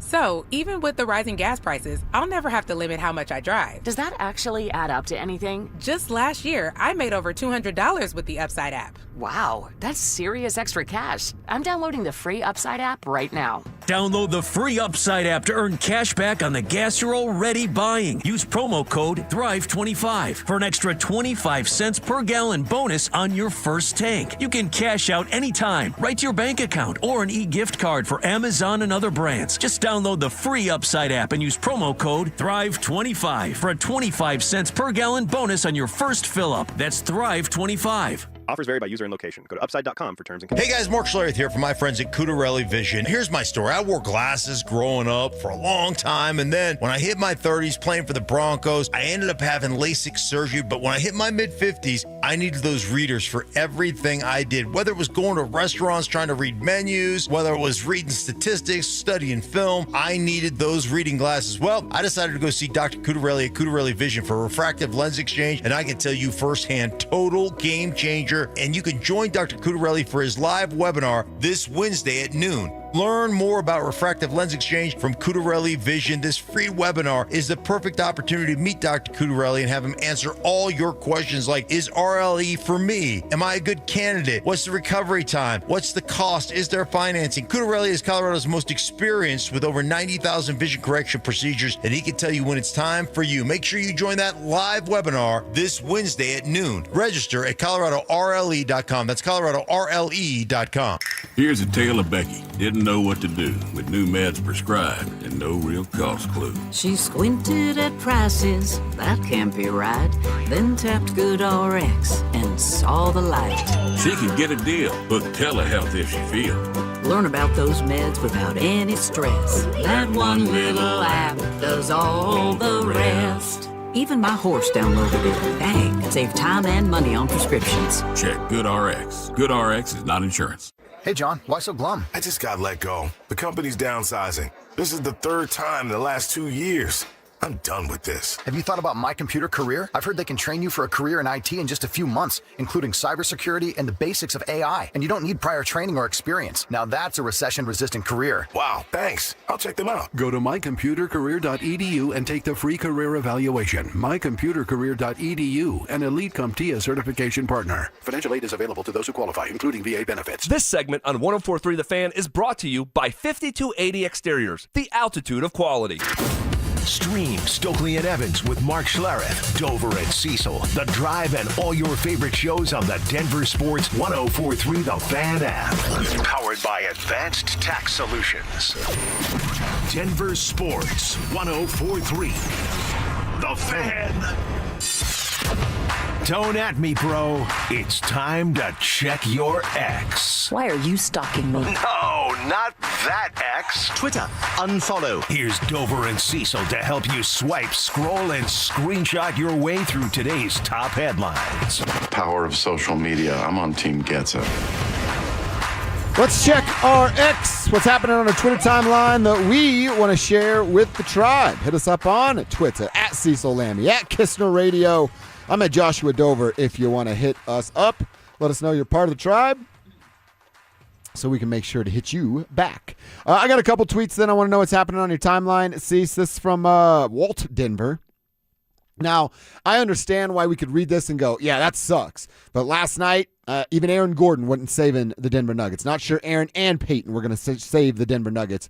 But the Twitter account writes, Nuggets playoff injuries. 2021, Jamal Murray. 2022, Jamal Murray, Michael Porter Jr.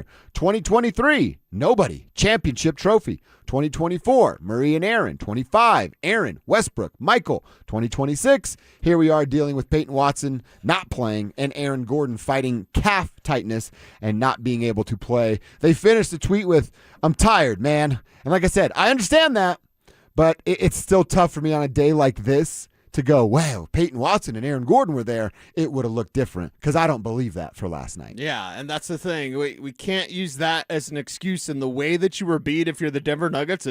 It's disheartening.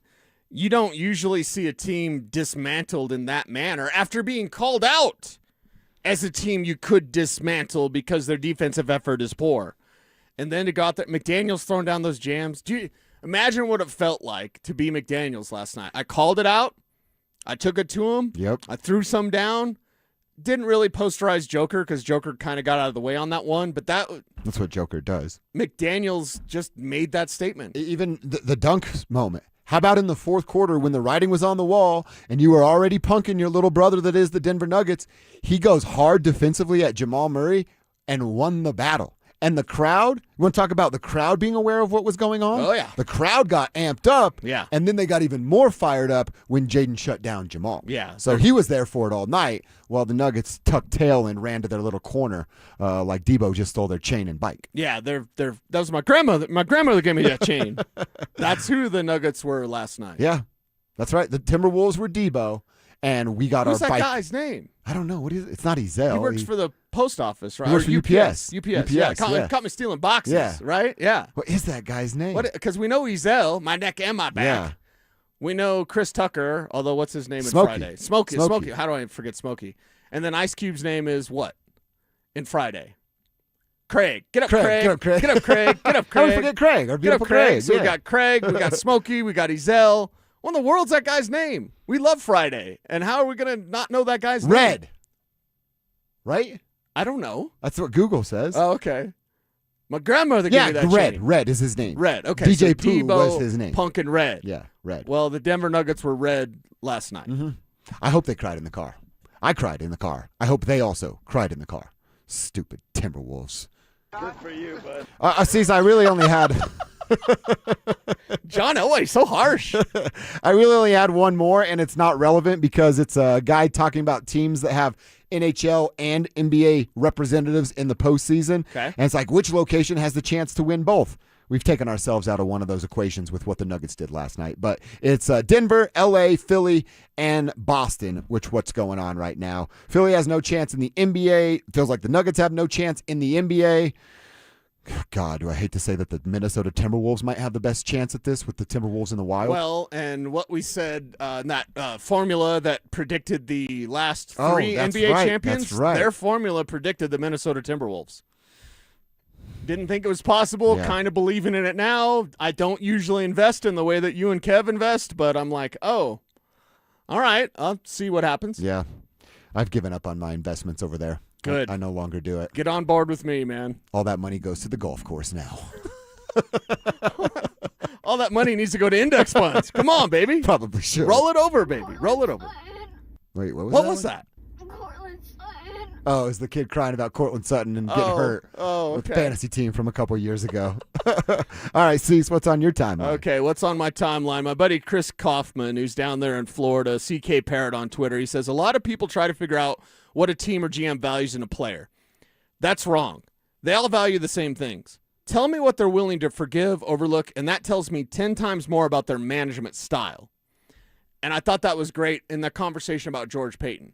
You see the line that the Broncos have now. They're not drafting dummies anymore. They're usually drafting captains. They're usually drafting great leaders, guys that have great personalities, great stories, great motivations, and that's George Payton in a nutshell. That's what he's looking for. But telling the things that you're willing to forgive and overlook, George Payton and Sean Payton, man. Like, the nice thing is George Payton, you can find that talent. And Sean, let Davis Webb do a little bit more. Mm-hmm. You know what I mean? Like, what does Bo want? What does Davis Webb want? It becomes less of what Sean wants, and I'm okay with that. When you say that, like, I'm thinking out loud here, which is always dangerous when we say that, but will there be a moment where, now look, not a lot has happened just yet, but we're about to start that stuff with rookie mini camps and off-season workouts and all that stuff.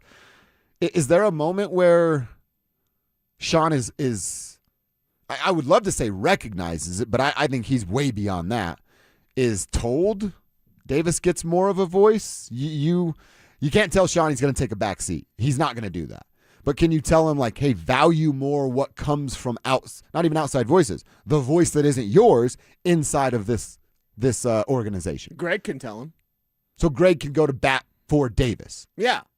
And I don't think Davis would be like, run to Greg and be like, Sean won't let me do anything. But it's like when Sean, every time we talk about Davis Webb calling plays, it's almost this knee-jerk reaction from Sean. Well, I'm not taking my hand off the way. God, Sean, yes, of course. All right. But Davis Webb is a rising superstar. We're going to play those James Palmer quotes, maybe even now if you want. But, like, you just have to recognize and realize what you've got on your staff. You've got a real star coach on the rise in Davis Webb, and I would like it if he had a larger voice. I would like it, honestly, this whole conversation, it's not that I'm sick of Sean Payton, although some might be. There's moments where I'm sick of him. I would say this. I want what's best for Bo. I want what Davis Webb wants because Davis is plugged in with Bo. Here's what I would say my worst case scenario. Now, get a little sick of what Sean does. Also grateful for how he flipped this thing on its head. Yes, for sure. I would say this. I'm at a point, and I'm sure I'm not alone. Not just like knuckleheads like us, but folks that matter. I'm not alone. That I am now at the point with Sean that if, and it's still an if, but I feel pretty good about the if Davis is who we thought he was, I'm not willing to sacrifice Davis for the sake of Sean. Does that make sense? Yeah.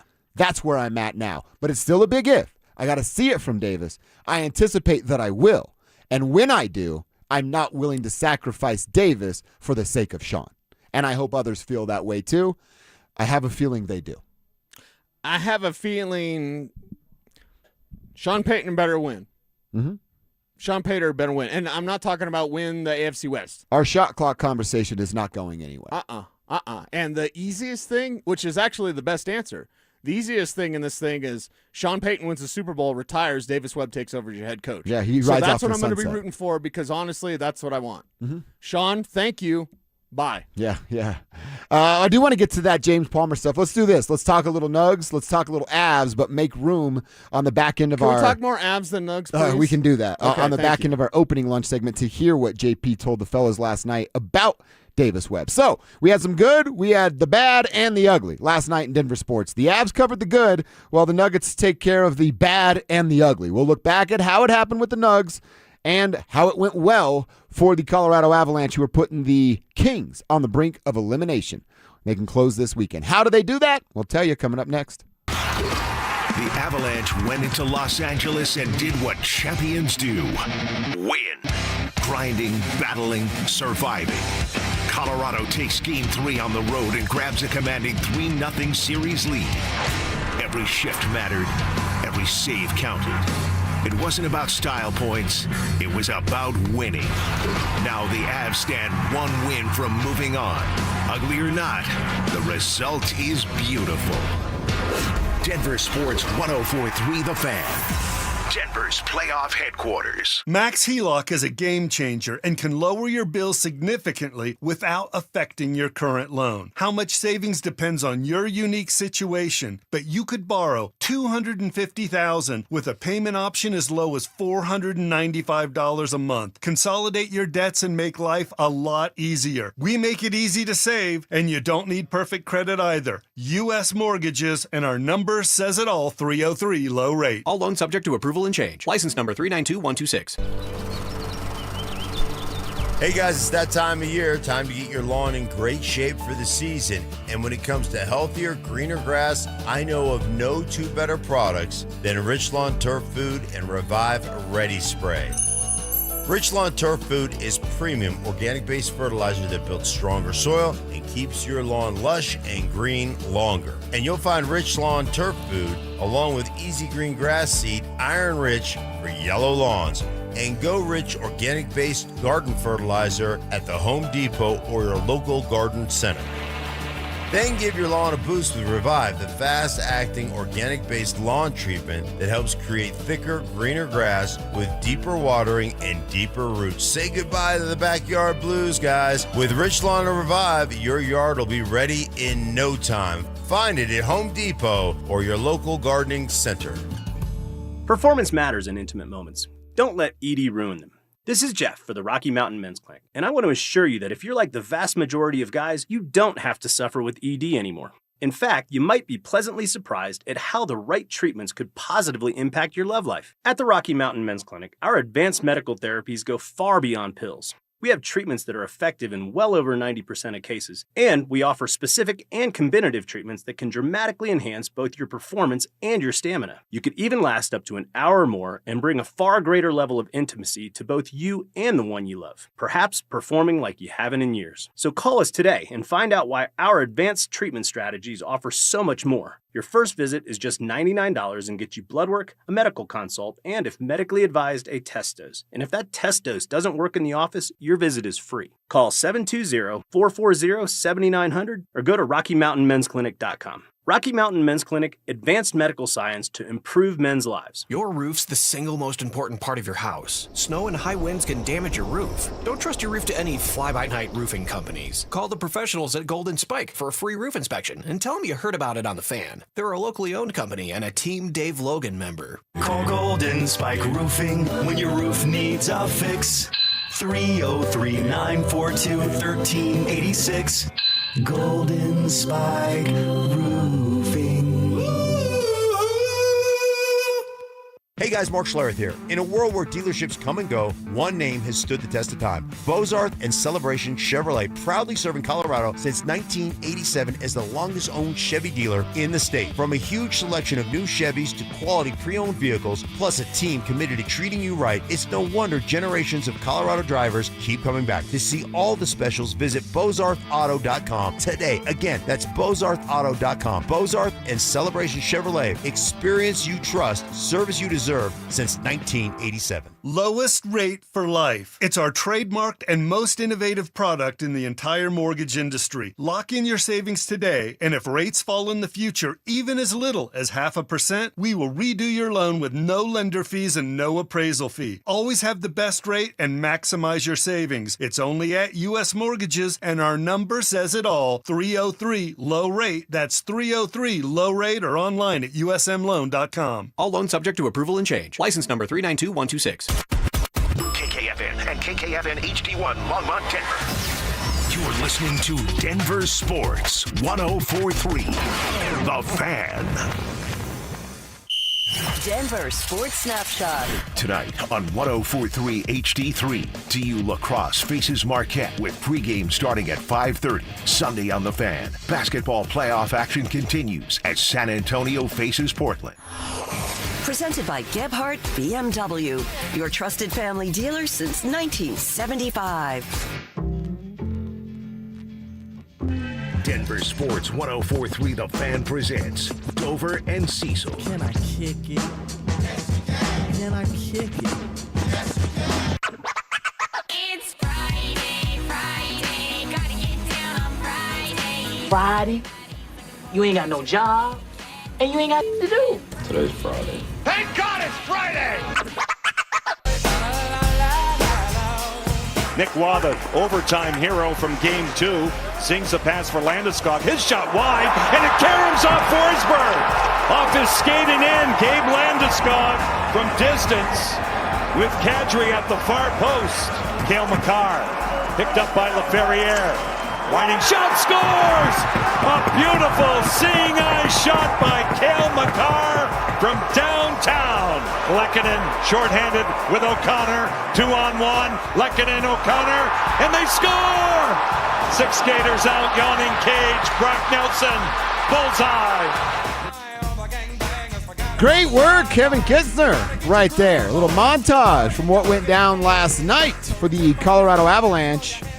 They were the good part of sports viewing last night, and we're going to start with the good part of the sports viewing. We'll get to the Nuggets. We want to get to a conversation that Cecil and John Davis had with our buddy James Palmer. That's coming up all right here in the next 25 minutes of commercial-free sports talk. Cease the Avs. They made us feel good last night after the Nuggets, well, ripped our hearts out with what they did not accomplish. The Colorado Avalanche, you hear the goal there, get it started from Gabe Landeskog. Just a miss, but good things happen when you fire at the net, and Gabe got rewarded with that good bounce off the skates of one Anton Forsberg. That's 5.5 minutes in. You're like, wow, an early goal for the Avalanche? It's a nice little change of pace. What's going to happen here? Floodgates did not open. I had a mile-high moment at 2-0 in the first period. That close. 1-0. That It's close. like, oh, come on, get another one. And, dude, think about that. 2-0, that's where we said. That's why we called for the floodgates, because if you're up 2-0, the Kings start to press. They play a little less of their game, right? And it puts their goaltender in even a more awkward situation. Yeah, it didn't happen last night in terms of 2-0 in the first period, but what you did see is the pure chaos of those goals, and that's why sometimes you get a little lucky, and you got that puck luck, but that's okay, because in the first 2 games, they had about 6 shots that go off the post. Yeah. So it's good to get a little bit, it's good to have balance in the universe. Like, you're going to not be in position and you're going to score goals. You're going to be in position. You're going to have great shots and they're going to bounce off the crossbar. Yeah.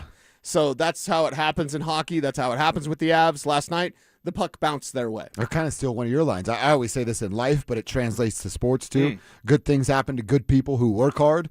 Gabe Landeskog's a good dude who works hard, and good thing happened to him last night, getting a little puck luck in his favor. Yeah. So that's what it was after 1. You go into the second, tied it up on a power play goal again. They have 3 of those things, but Cale Makar gets the lead back. He takes advantage of traffic in front of the net, gets to a perfect spot, knowing Anton Forsberg couldn't see him even have puck on tape, fires that thing. It's behind Anton's shoulder before he even knew it was off of Cale's stick. The Avalanche are up 2-1, and that was the score after 40 minutes of play. The Avs have not lost at all this year. 43 times they've had a lead going into the final frame, and they've won all 43 of those games. So right when that happened, and I'm like, okay, I'm that guy behind the tree looking at the third period, like, just hold on. Yeah. And there's a 3-0 lead coming your way. Yeah, and that's the thing with this Avs team. You get through 2 and you're up. You know you're going to finish in the third. And the third period, while the first 2 periods were a little rough, and let's talk about Josh Manson coming up in a little bit because Good call. I'm nervous. I'm concerned. But that third period was that championship hockey. Now, too many penalties late. I said it earlier in the show, but this team has shown some signs. It's beyond the need of the power play to get better. But we're watching this series. We're saying, okay, you should win this series 4 or 5, whatever that number is. And then what does that translate to when you face Dallas and or Minnesota, whatever? It's not and. It's Dallas or Minnesota. You get both teams. Yeah, they get both at It's the an same time. all-star You're facing an merger. all-star team. But either way, like what can translate? These dumb penalties at the end of the game, even though the third period was their best period and it was championship hockey, those dumb penalties, they've done it too much. In every single game in this series, there's been some of these mind-numbing, obvious penalties. Not the officials being bad, but just obvious penalties, undisciplined penalties from the Avs in the third period. They need to clean that up going forward. You can do that. You can have those mistakes, clear mistakes, against the Kings. You cannot have the same sort of penalties, the same sort of problems late in games when you face a Dallas or Minnesota. It's about forming bad habits that we've talked about a lot. And it's to kind of go a Nuggets and Avs comp here. And I've told you before, I think hockey players are mentally tougher than most athletes. So that flip the switch, even though I hate that term in sports, if I had to pick someone to be more comfortable with that, it would be the Colorado Avalanche. They're aware, just as we are aware of, like, you can't bring that crap to second round. You can't bring that crap to the Western Conference Final because you get beat by a better team if this is the brand of hockey you're playing. I hate that they can do that, but I trust the Avs a little bit more to do that. Yeah, and they're the team, as odd as it may seem to some, they're the team that's built to, like, oh, we're going to win ugly. We're going to win with speed and scoring. This is an ugly series. So expect everything to continue to be ugly in this thing because the Josh Manson thing is, and again, you don't ever know anything with hockey injuries, but the way that he got doubled over and then came back and looked bad, gets beat, gets scored on, you don't see him again. I'm really concerned with Josh Manson because you need those type of enforcer players. You need that physicality that Manson brings to the ice every single night. And seeing a guy get hit like that and one of our guys, happens to them, you're like, yeah, you like it. Happens to one of our guys, you're like, ooh, that was a huge hit. Especially with the Kings, and we've talked about it before. It's Manson, it's Gabe, it's probably not Nas now because he got a banged up wrist, but like your physical guys that won't take that nonsense or will step in and throw some if they have to throw some. You don't want that in the postseason, but that's one of the guys that would. Ripple effect. Physicality, advantage is already Kings. You lose one of your more physical players. What's that mean for the Kings mindset? And then, I mean, I don't think we have to like crap on Nick Blankenberg, but that's the next man up. He's not Josh Manson. No. Now, they went and got him just for this, but he's not replacing the physicality and the body that is Josh Manson. Right. So when we get more of an update on Manson, and again, with hockey, you don't really get those updates. Upper body, yeah. What does that mean? I mean, it looked like a broken rib. Like, I don't know. I don't want to speculate, but like, I know I wouldn't play hockey ever again if I took a hit like that. I'd be like, nope, I'm a baby. I'm out. Dude, if I broke my ribs, I'd miss this job for 8 weeks. This job. All I do is sit here and talk to you. Yeah. I'd miss 8 weeks but with a don't broken cough rib. because if you cough with broken ribs, it hurts too much. And we don't know, again, we don't have any idea what it is with Josh Manson. All I know is that was a big hit, and that looks like it hurt a lot. Have you ever broke a rib? I haven't broken a single bone, knock on wood, in my life. That's right. I got to stop bringing that up and jinxie catting you. But I've known some people that broke a rib. Remember old Tom Helmer for the Rockies? Oh, yeah. Did I ever tell you this? He broke a rib when we were working together. I was his producer back in the day. And, dude, he couldn't sleep. So he was like awful. Tom's a great dude, but like he couldn't sleep, so he'd come into work dead ass tired, no sleep, broken rib. He was miserable, Lots of pain. And I'm like, I feel bad for the dude. He's like, I have to sleep in a chair sitting up because of the breathing. It would hurt so bad it would wake him up, and so he's like, I'm sleeping 20 minutes at a time, 3 different times throughout the night. Be awful to break your ribs. I've always wanted to get There's stuff that you can take to help with that. Yeah, he wasn't like us. He wasn't like us. Okay. I don't want to put his business in the streets, but I just was saying. I gave him the recommendation for sure. Okay, but he wasn't quite like us. I know something that'll make him sleepy. Yeah, I got a couple things that can help you out. The Avalanche in that third period, they get the odd man rush. Lecky gets a goal. Him and Loknog were on an odd man rush. Pretty sure Lecky was trying to get that over to LOC, but found the back of the net because of a deflection off a skate. That gets the lead back to 2 goals at 3-1. But again, a power play deflection out in front. Kempe just putting his stick on the ice and finding it from the blue line, 3-2. Not that much longer later. I really like this. Any sort of momentum that the Kings have, they're rolling Forsberg off. They have a turnover in the neutral zone before Forsberg's ice or skates are off the ice, and it was Brock going the other way for the empty netter, 4-2, and that was all she wrote at that point. That's all you're not gonna. That team isn't coming back on a 2-goal deficit in a 10-minute frame against this team. Right. Other opponents, maybe. And Right, that's where the right. discipline comes back in. Like the late game discipline for the Avs. To me, and you can correct me if I'm wrong, I know Spivak will if I am, I think the late game discipline is more of a problem than the power play. Like I have an imagination. I have a great imagination. And if Naz's wrist would cooperate, that would be great. But I imagine that their power play can and will improve. We've seen it improve. The month of March, it was outstanding. And then April, it was terrible. And now it's continued to be terrible at the end of April. The late game discipline, it's 3 games. They've done it each of the 3 games. It's 3-0. I'm not nitpicking. I'm just saying, okay, you can do that against the Kings. You can't do that going forward.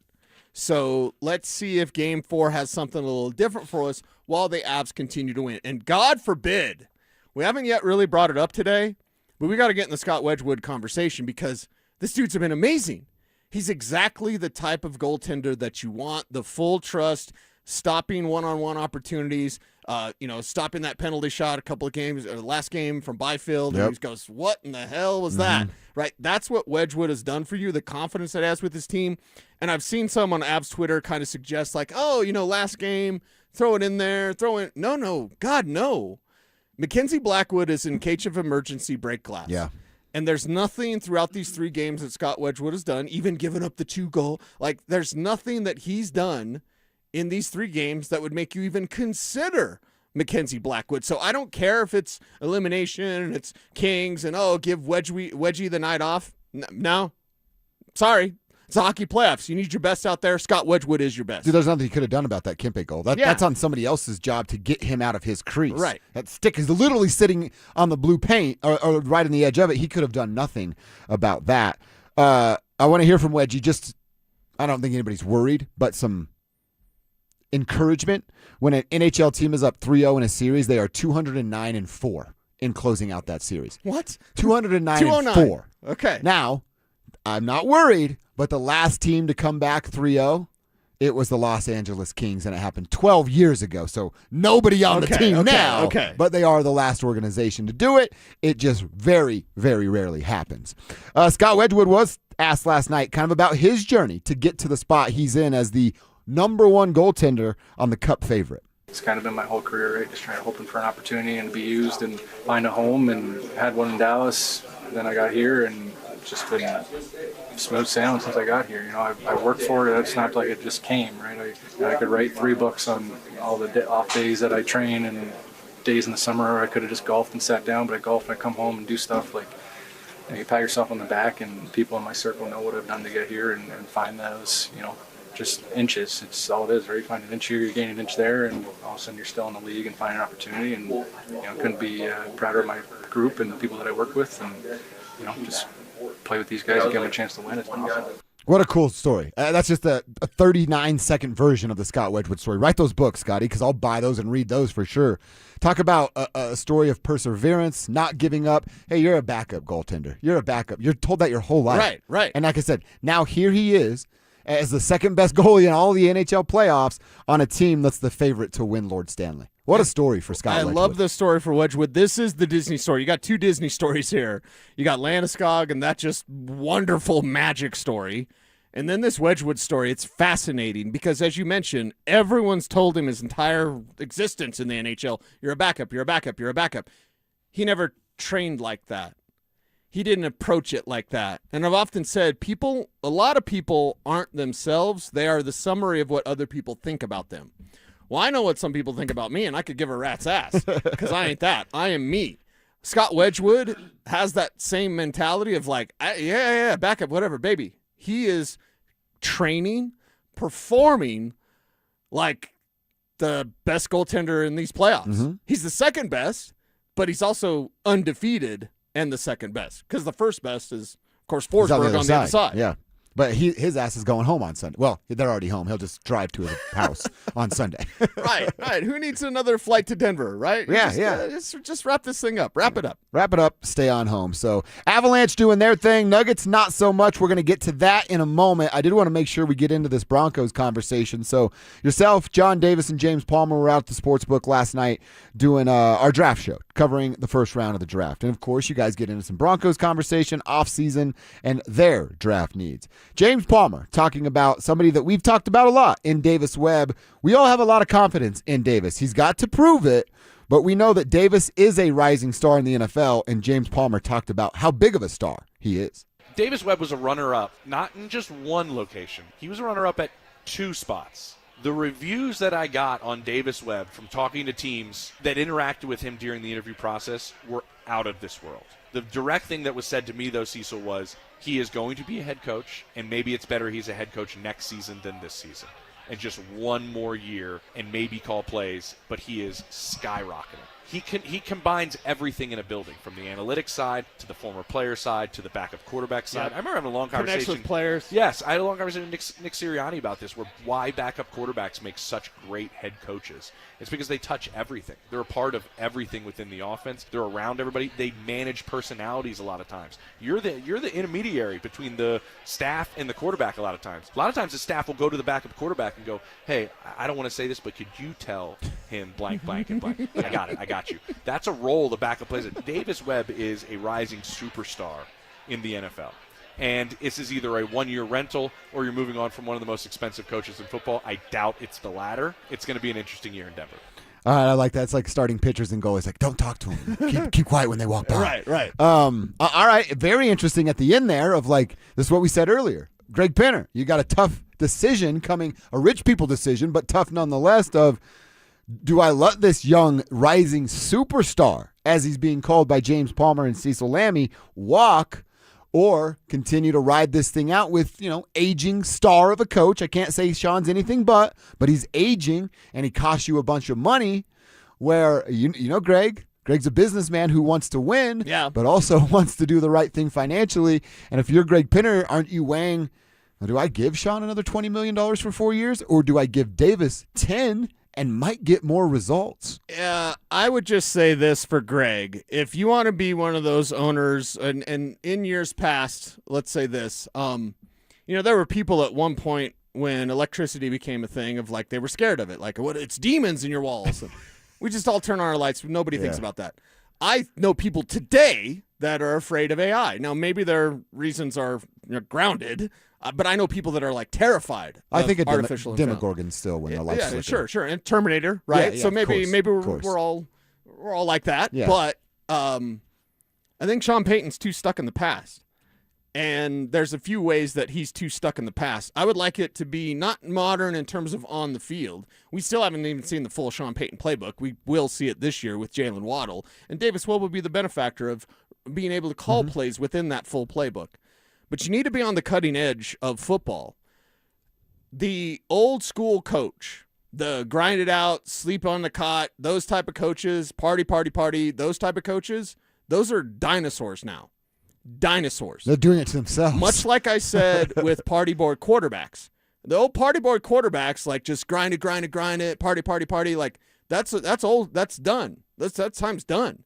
Tom Brady's really the one that changed the game. I mean, just look at it from a physical talent. Like Peyton Manning's physical skill was greater than Tom Brady's. Tom Brady got more rings because, and it's not that Peyton didn't grind, but that's all Brady did. Mm-hmm. You know, it's all Peyton did. You have to do that to play quarterback. You can't be Johnny Manziel.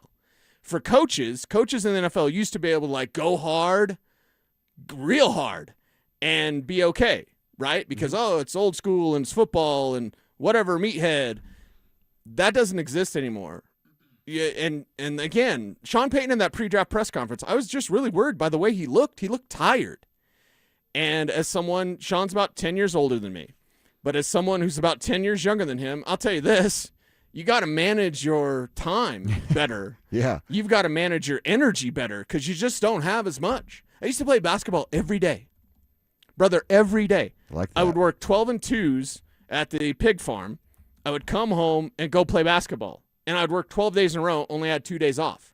At a damn pig farm. So it's not like I was not working. Yeah. I was working hard. But I would play basketball. I don't play basketball every day. Shocker, right? I don't do that every day. I'm bringing that up to merely say this.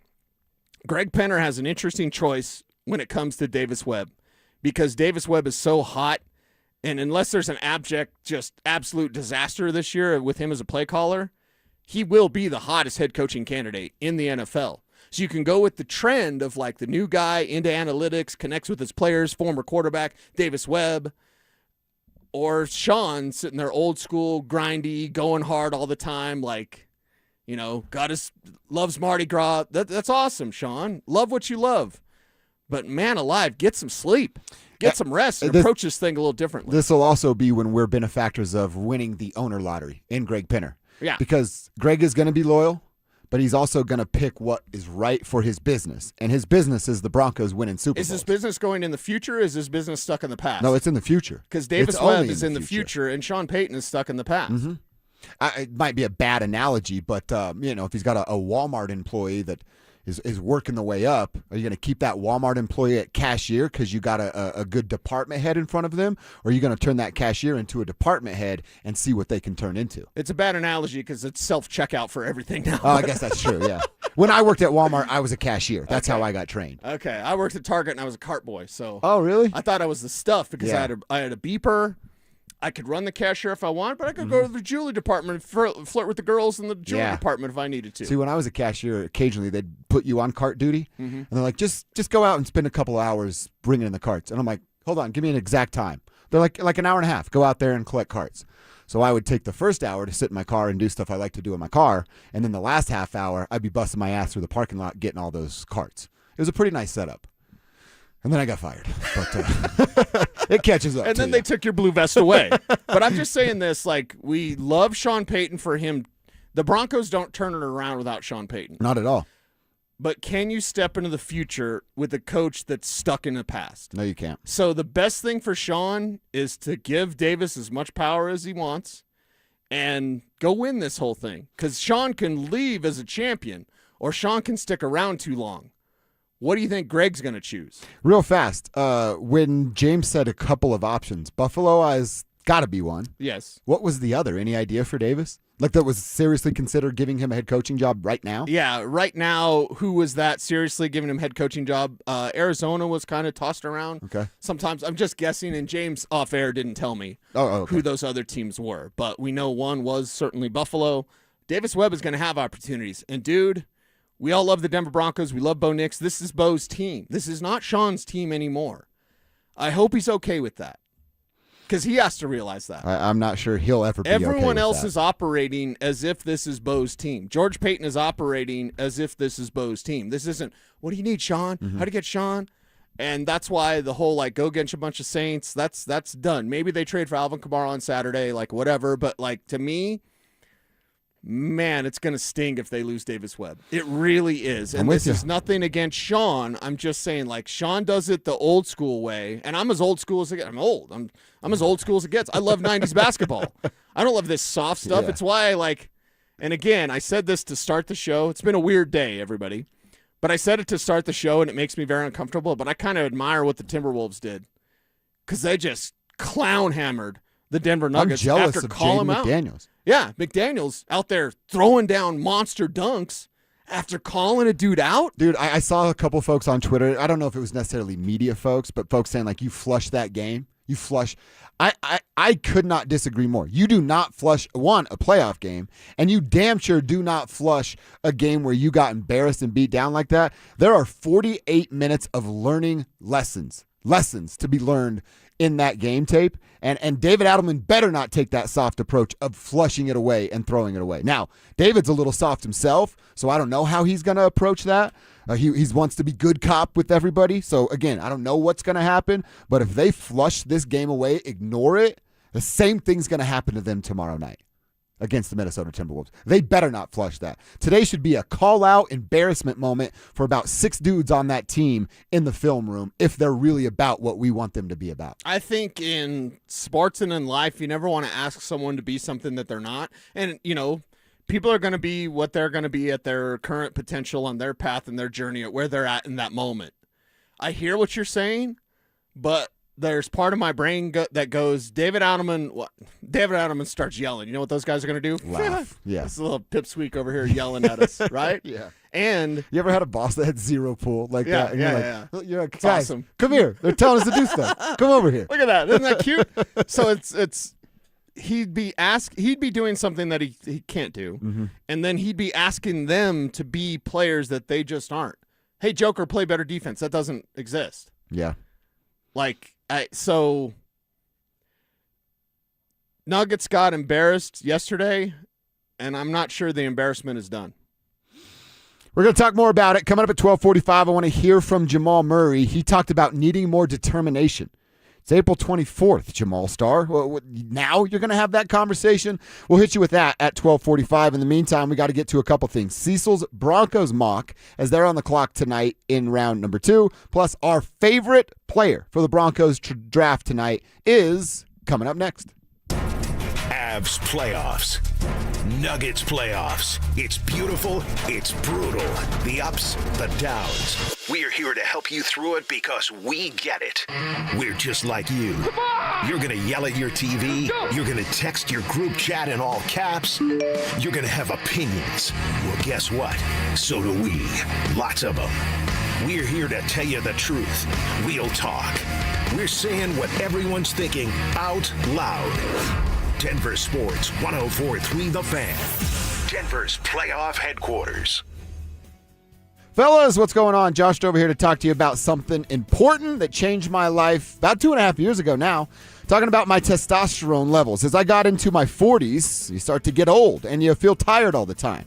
No energy because you're not sleeping. No energy, so you're not working out. No working out means you just don't feel right. And one of the big symptoms is sex drive being gone. Your libido no longer around. Who the heck wants to live like that? I didn't. So I went to RockyMountainMen'sClinic.com and took a low T quiz. It took 90 seconds. They're all yes or no questions. After I did the questionnaire, I set up my first appointment.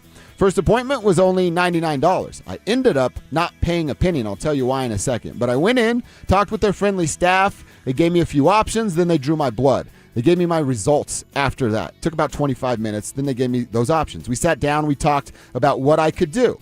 If I signed up for testosterone treatment, got my first booster shot, pain-free, by the way, that day, they were going to waive the $99. That's exactly what I did. Here I am 2.5 years later with the T levels where they're supposed to be, energy's up, sleeping like a normal human being. And, guys, sex drive is back. I feel like I'm 21, not 41, and that's a nice problem to have. So if you're feeling any of those symptoms, it's not going to get better. Your body won't fix itself, but RockyMountainMen'sClinic.com can. See them today. Featured therapies are compounded and have not been evaluated nor approved by the FDA. Provider prescription required. See website for details. What's up, cousin? I want a new phone. Have you seen any good deals? Everyone has free phones, but when I switched to T-Mobile, I got more value and so much more. Like streaming included. And travel benefits. And the best part? The price of your talk, text, and data is guaranteed for 5 years. Get more benefits and more value. At T-Mobile, families save and get a 5-year price guarantee. Switch now at T-Mobile.com. Qualifying plan requires price guarantee on talk, text, and data. Exclusions like taxes and fees apply. See T-Mobile.com. Hey, what's up, guys? It's Zach here for 5280 Exteriors. Have you heard of something called WUI compliance or Wildland Urban Interface? It's a new statewide standard in Colorado. Starting this year, every home will be assigned a fire risk category. Some building departments will begin enforcing WUI rules, so your next siding, decking, roofing, or window project may come with new requirements. Call 5280 Exteriors today, and they'll walk you through the updates, help you stay compliant, and find out what zone you're in. 5280 Exteriors, the altitude of quality. Ent is becoming Wings. It's a big change. But we're not changing the way we show up for our communities, or our personal service, or the people who provide it. We're not changing locations. We're not even replacing the coffee machine. But we are changing our name. We'll probably even get some new pens. It'll be a big day for pen people. Ent Credit Union, insured by NCUA. Draft weekend is here, and there's zero time to mess with your lawn. At Waterloo Turf, they help Denver homeowners trade yard work for game time. No mowing, no watering, no mud on game day. Just green, championship-level lawn all season long. Perfect for watch parties, pets, and backyard get-togethers. From backyards to putting greens, Waterloo Turf installs premium, artificial turf built for Colorado. Visit waterlooturf.com/Denver and book your free consultation. Waterloo Turf. Get your Saturdays back, and don't miss the pick. If you love distinctive, unique designer jewelry that doesn't look like everybody else, you have to experience Lika Bahar. I'm Bruce Williams. And I'm Michelle Williams, inviting you to the Lika Bahar Trunk Show, Friday and Saturday, April 24th and 25th at Williams Jewelers in Cherry Creek North. Designer Lika Bahar will be here in person to share with you all her latest creations direct from our Manhattan design studios. Lika Bahar's pieces are crafted by hand using age-old jewelry making techniques from ancient Greek and Byzantine times. You're going to love it. Come discover Lika Bahar's burnished sterling and 24-karat gold collection. It's wearable art that starts at just $450. The Lika Bahar Trunk Show, Friday and Saturday, April 24th and 25th at Williams Jewelers. For yourself or the one you love, we'll see you there. Williams Jewelers, we can make diamonds a part of your life. The official jeweler of the Colorado Avalanche. Plumline Services, serving Colorado since 1998 for all your heating, cooling, plumbing, and electrical needs. Service at home, servants at heart. Denver Sports Snapshot. Tonight on 104.3 HD3, TU Lacrosse faces Marquette with pregame starting at 5:30. Sunday on The Fan, basketball playoff action continues as San Antonio faces Portland. Presented by Gebhardt BMW, your trusted family dealer since 1975. You're listening to Dover and Cecil on Denver Sports 104.3 The Fan.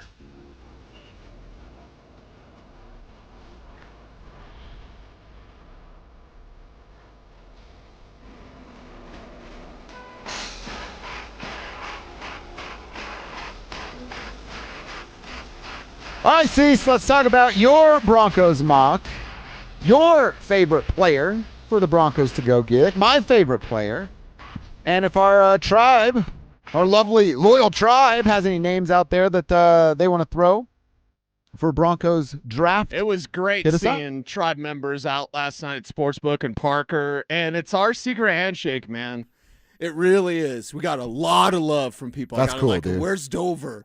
Didn't have to say, where's Kev? Because Kev was there with me yesterday, meeting a lot of tribe members, and it's our thing because we're one of you. Yeah. And that's the great thing about it, because people would say, you're our tribal leader. I said, no, baby. No leaders.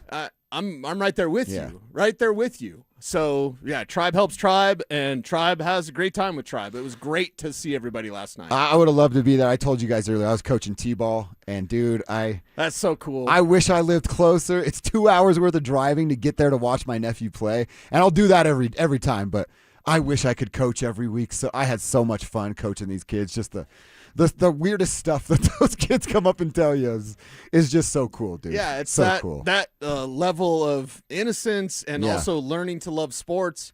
And you see the kids that love it. You see the kids that maybe don't love it. You see the kids that are good at it. You see the kids that maybe aren't as good at it. But it's just great time because sports should be enjoyable. There's some sports parents, and you're probably going to run into this as it goes on with your nephew, but there's some sports parents that go over the top. Yeah. But there's so much joy that can come from sports. And it's one of those things like your dad, my dad wanted us to enjoy the stuff that they love, right? For me, it was rodeo with my dad, and basketball for me. With basketball and your dad, and it's just one of those great things where you can connect with your child and you can share that love of like, this is my entire lifetime. My dad's been a cowboy his entire life. Full stop. Like, never not been a cowboy. This is not a side job. And I guess maybe that's one of the reasons I'm so offended when city slickers start wearing cowboy hats and going to country concerts, because it's country. Yeah, well, it's great to share in that love, and I'm glad you got to experience that so cool, with man. Emerson's team. I told you at one point, I'm like, I'm running the bases with the kids so that they stay in the base track. And at one point, the dude just stops in the middle of third and home and looks up and goes, "My middle name's Jeremy." I was just like, awesome, dude. Let's keep running home. Hey, Jeremy, keep running. Another kid just stops at shortstop and goes, "Do you see these cleats? My grandma Gretchen got them for me for my 4th birthday. She's going to give me some new ones next year." I was like, all right, Grandma sounds awesome. Let's get ready for the ball here. Grandma Gretchen, awesome. Thank you. So cool stuff. Northern Lights is the league up there. They're doing good work with the youngsters. All right, Cecil, let's roll through a couple of these real quick. In fact, we can kind of throw our most wanted player for tonight or this draft into your mock, because it just so happened to work out this way. We literally didn't plan it this way, but my number 1 pick for tonight is Anthony Hill Jr., inside linebacker from the University of Texas. He's an athletic inside linebacker. He's big enough to stuff run lanes. He's fast enough to hang with tight ends and running backs coming out of the backfield. Again, I like Eli Stowers. Number 1 want was Eli Stowers. Okay. I changed kind of my philosophy here of, all right, who's my number 1 want, which they can get at number 62. I think that's Anthony Hill Jr. And I go to DenverSports.com. I click on Cecil Lammy's 1 mock for the Broncos. You've got him selecting Anthony Hill Jr. at number 62. It makes a lot of sense because he's a full coverage. We just got done talking about modern. You want to have modern coaching. You want to embrace modern technology in terms of analytics. And it doesn't mean you just totally look at numbers and you're a nerd and your pocket protectors, whatever. That's David Alderman. For the Broncos, sorry, DA, your team performs like that. We're dragging you all day, man. Like, we're not gonna take our foot off the gas.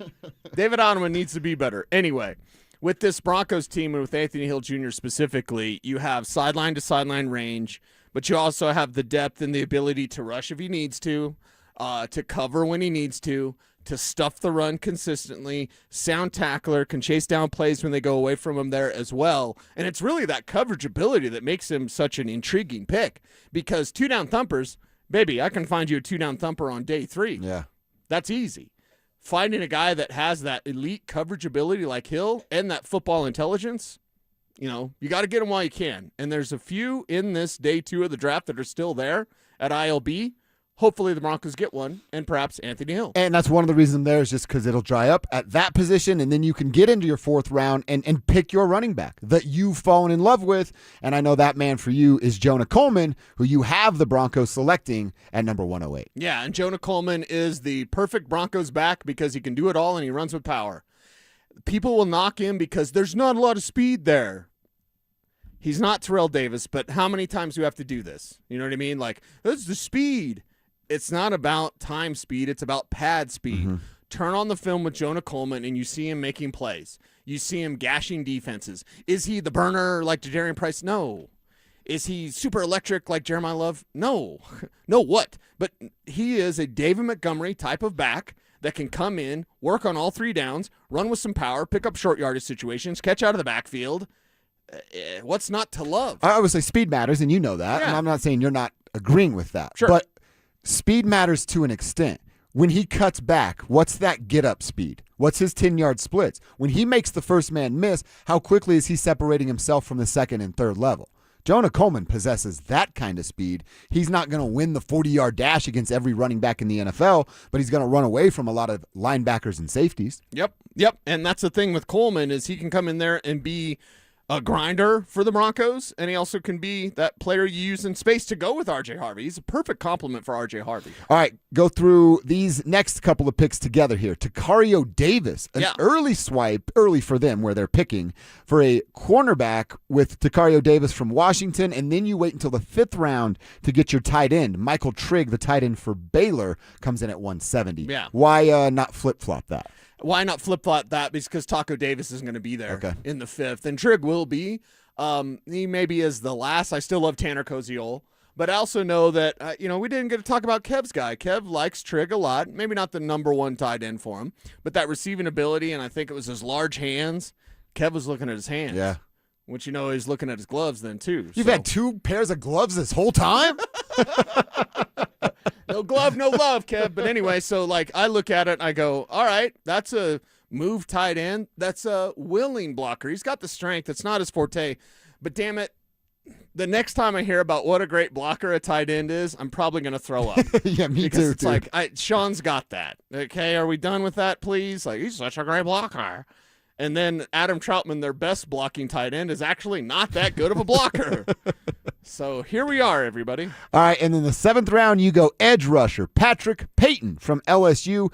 Caden Wetjen, as I say it right? Weejan from Missouri. That's a wide receiver, which is interesting. And then your dude. If you had a second guy that we've talked about, and you did, with Caden Barnett, he's Mr. Irrelevant, but how dare you call somebody irrelevant with the nickname Vanilla Gorilla? Yeah, nobody will ever repeat that in front of the Vanilla Gorilla. And the fact that you found a diamond in the rough in Frank Crum, and I'm here to tell you, Frank Crum, there's so much upside with this kid. And I love Frank, one of my favorite Broncos players, and he could be a future starter at left tackle for you. So can you get a future starter at left guard? Can you have 2 Wyoming Cowboys right next to each other? I wouldn't mind seeing that. Sounds kind of nice. And Caden Burnett is the type of player that loves to move grown men out of the way against their will. It's exactly the type of player that I want playing guard for the Broncos. I want 5 of those guys across the offensive line. That's exactly what we're looking for, to keep Bo upright and keep RJ, keep Jonah, keep JK moving those chains. So check out Cecil's mock at DenverSports.com at about 1:30. We're going to get to the best players available that Cecil also has up for you guys at DenverSports.com to check out if you want to get a head start on some of your homework right there. I mentioned it. We were going to go back to the Denver Nuggets at 12:45. Cecil, let's talk about the beatdown that was and hear from Jamal Murray. He wants to talk about determination after you got your ass beat on April 24th. Has the ship sailed on determination conversations? We'll find out next. Game 3 was supposed to be a response. Instead, it was a humiliation. The Nuggets didn't just lose, they got run off the floor by Minnesota. At the center of it all, Nikola Jokic. Outworked, outmuscled, frustrated. The Wolves swarmed him, exposed him, and turned the MVP into a liability.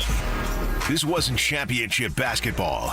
This was the Nuggets getting embarrassed on the biggest stage when it mattered most. Denver Sports 104.3 The Fan.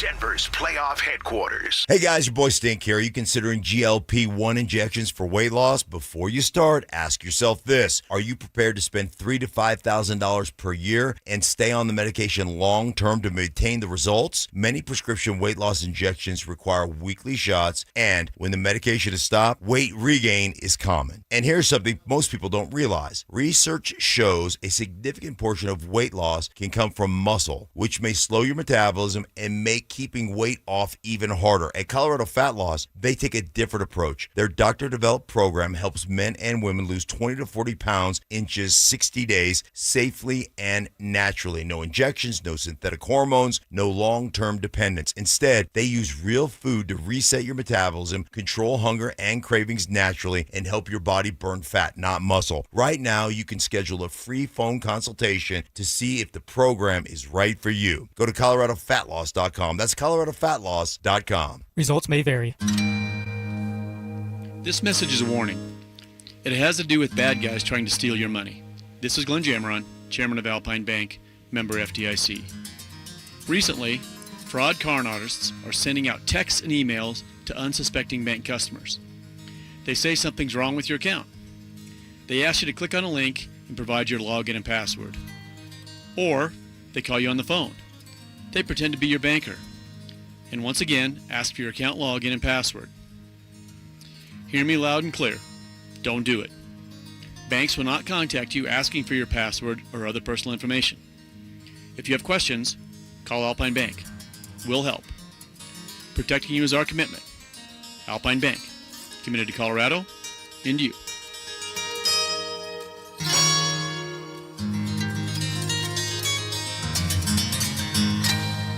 Matthews Fine Watches and Jewelry buys, sells, and services pre-owned Rolex, Cartier, and all luxury Swiss watches. So if you're looking to make a change in your watch collection or just looking to sell, come to Matthews Fine Watches and Jewelry. Matthews Fine Watches and Jewelry, located in the Highlands Ranch Town Center or online at MatthewsFineWatches.com. In the draft, when you're on the clock, every second matters. In your facility, that clock starts the moment the power goes out.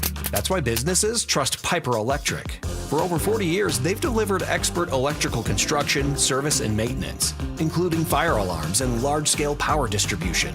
Their licensed electricians are built for complex projects. Starting something new? Make the pick that performs long after draft day. Include Piper Electric. Visit piperelectric.com. $5,000. That's the average amount of money people in the U.S. are now spending on gas in a year. $5,000. That's crazy. If you drive, you have to download Upside, the free app that gives you cash back every time you get gas. That's right. You can earn real cash back with Upside just by buying the gas you're already buying. You can literally start earning cash back today. I use Upside every time I fill up, and I've already made around $200-$300. You're putting gas in your car anyway. Why not get real cash back? If you like free money, download Upside. I'm saving the cash I earn from using Upside to help pay for a vacation later this year. Download the free Upside app now to earn cash back every time you buy gas. Use promo code BACK5 to get up to a $5 bonus on your first tank. You can cash out anytime right to your bank, PayPal, or a gift card for Amazon and other brands. Just download the free Upside app and use promo code BACK5 to get up to a $5 bonus on your first tank. That's code BACK5 to get up to a $5 bonus on your first tank. Tune in Tuesday afternoons for Injury Insights with Zach Bai and Dr. Joseph Ramos to hear the latest injury news on your local teams and around the world of sports. Ramos Law. What makes us different makes us better. This segment on 104.3 The Fan is brought to you by TradeGen Wealth, your trusted local fiduciary advisors. Listen up, Denver. This hour's keyword is bench. BENCH. Text bench to 303-713-1043 right now, and you could win a $50 Dick's Sporting Goods gift card and qualify for the $1,000 grand prize. That's bench to 303-713-1043. By texting, you agree to receive an automated marketing message from Denver Sports 104.3 The Fan. Message and data rates may apply. For complete rules or to enter the keyword online, visit www.denversports.com/keyword. It's Dover and Cecil on Denver Sports 104.3 The Fan.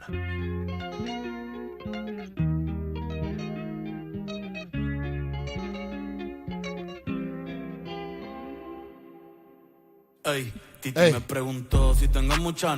go, Kev, it's your line. This is for Kevin Kiss. I can't believe they're playing this in Nashville. When he's in Nashville and they're playing this. On Broadway? Were you on Broadway? I was in Garth Brooks' bar on the rooftop. Okay, you're in Garth Brooks' bar, and you're singing this part, because you have to say it all with us now, Tribe. Here we go. Say cheese. Hey. One more time. This is Kev, dancing around, blasting in Nashville. Say cheese. Yeah. When you sent us the video, now full disclosure, my old ass was in bed for about 2 hours before you sent that. I should have been in bed 2 hours prior to that. Because I have basketball on Saturday mornings. Then I wake up, I see the text from Cease. I'm like, oh, what's Kev blasting? What's going on?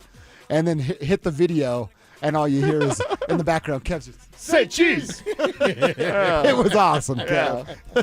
That was great. Great work. See, we got the first text that comes in from Joe Majestic, our OG. He just writes, cheese song.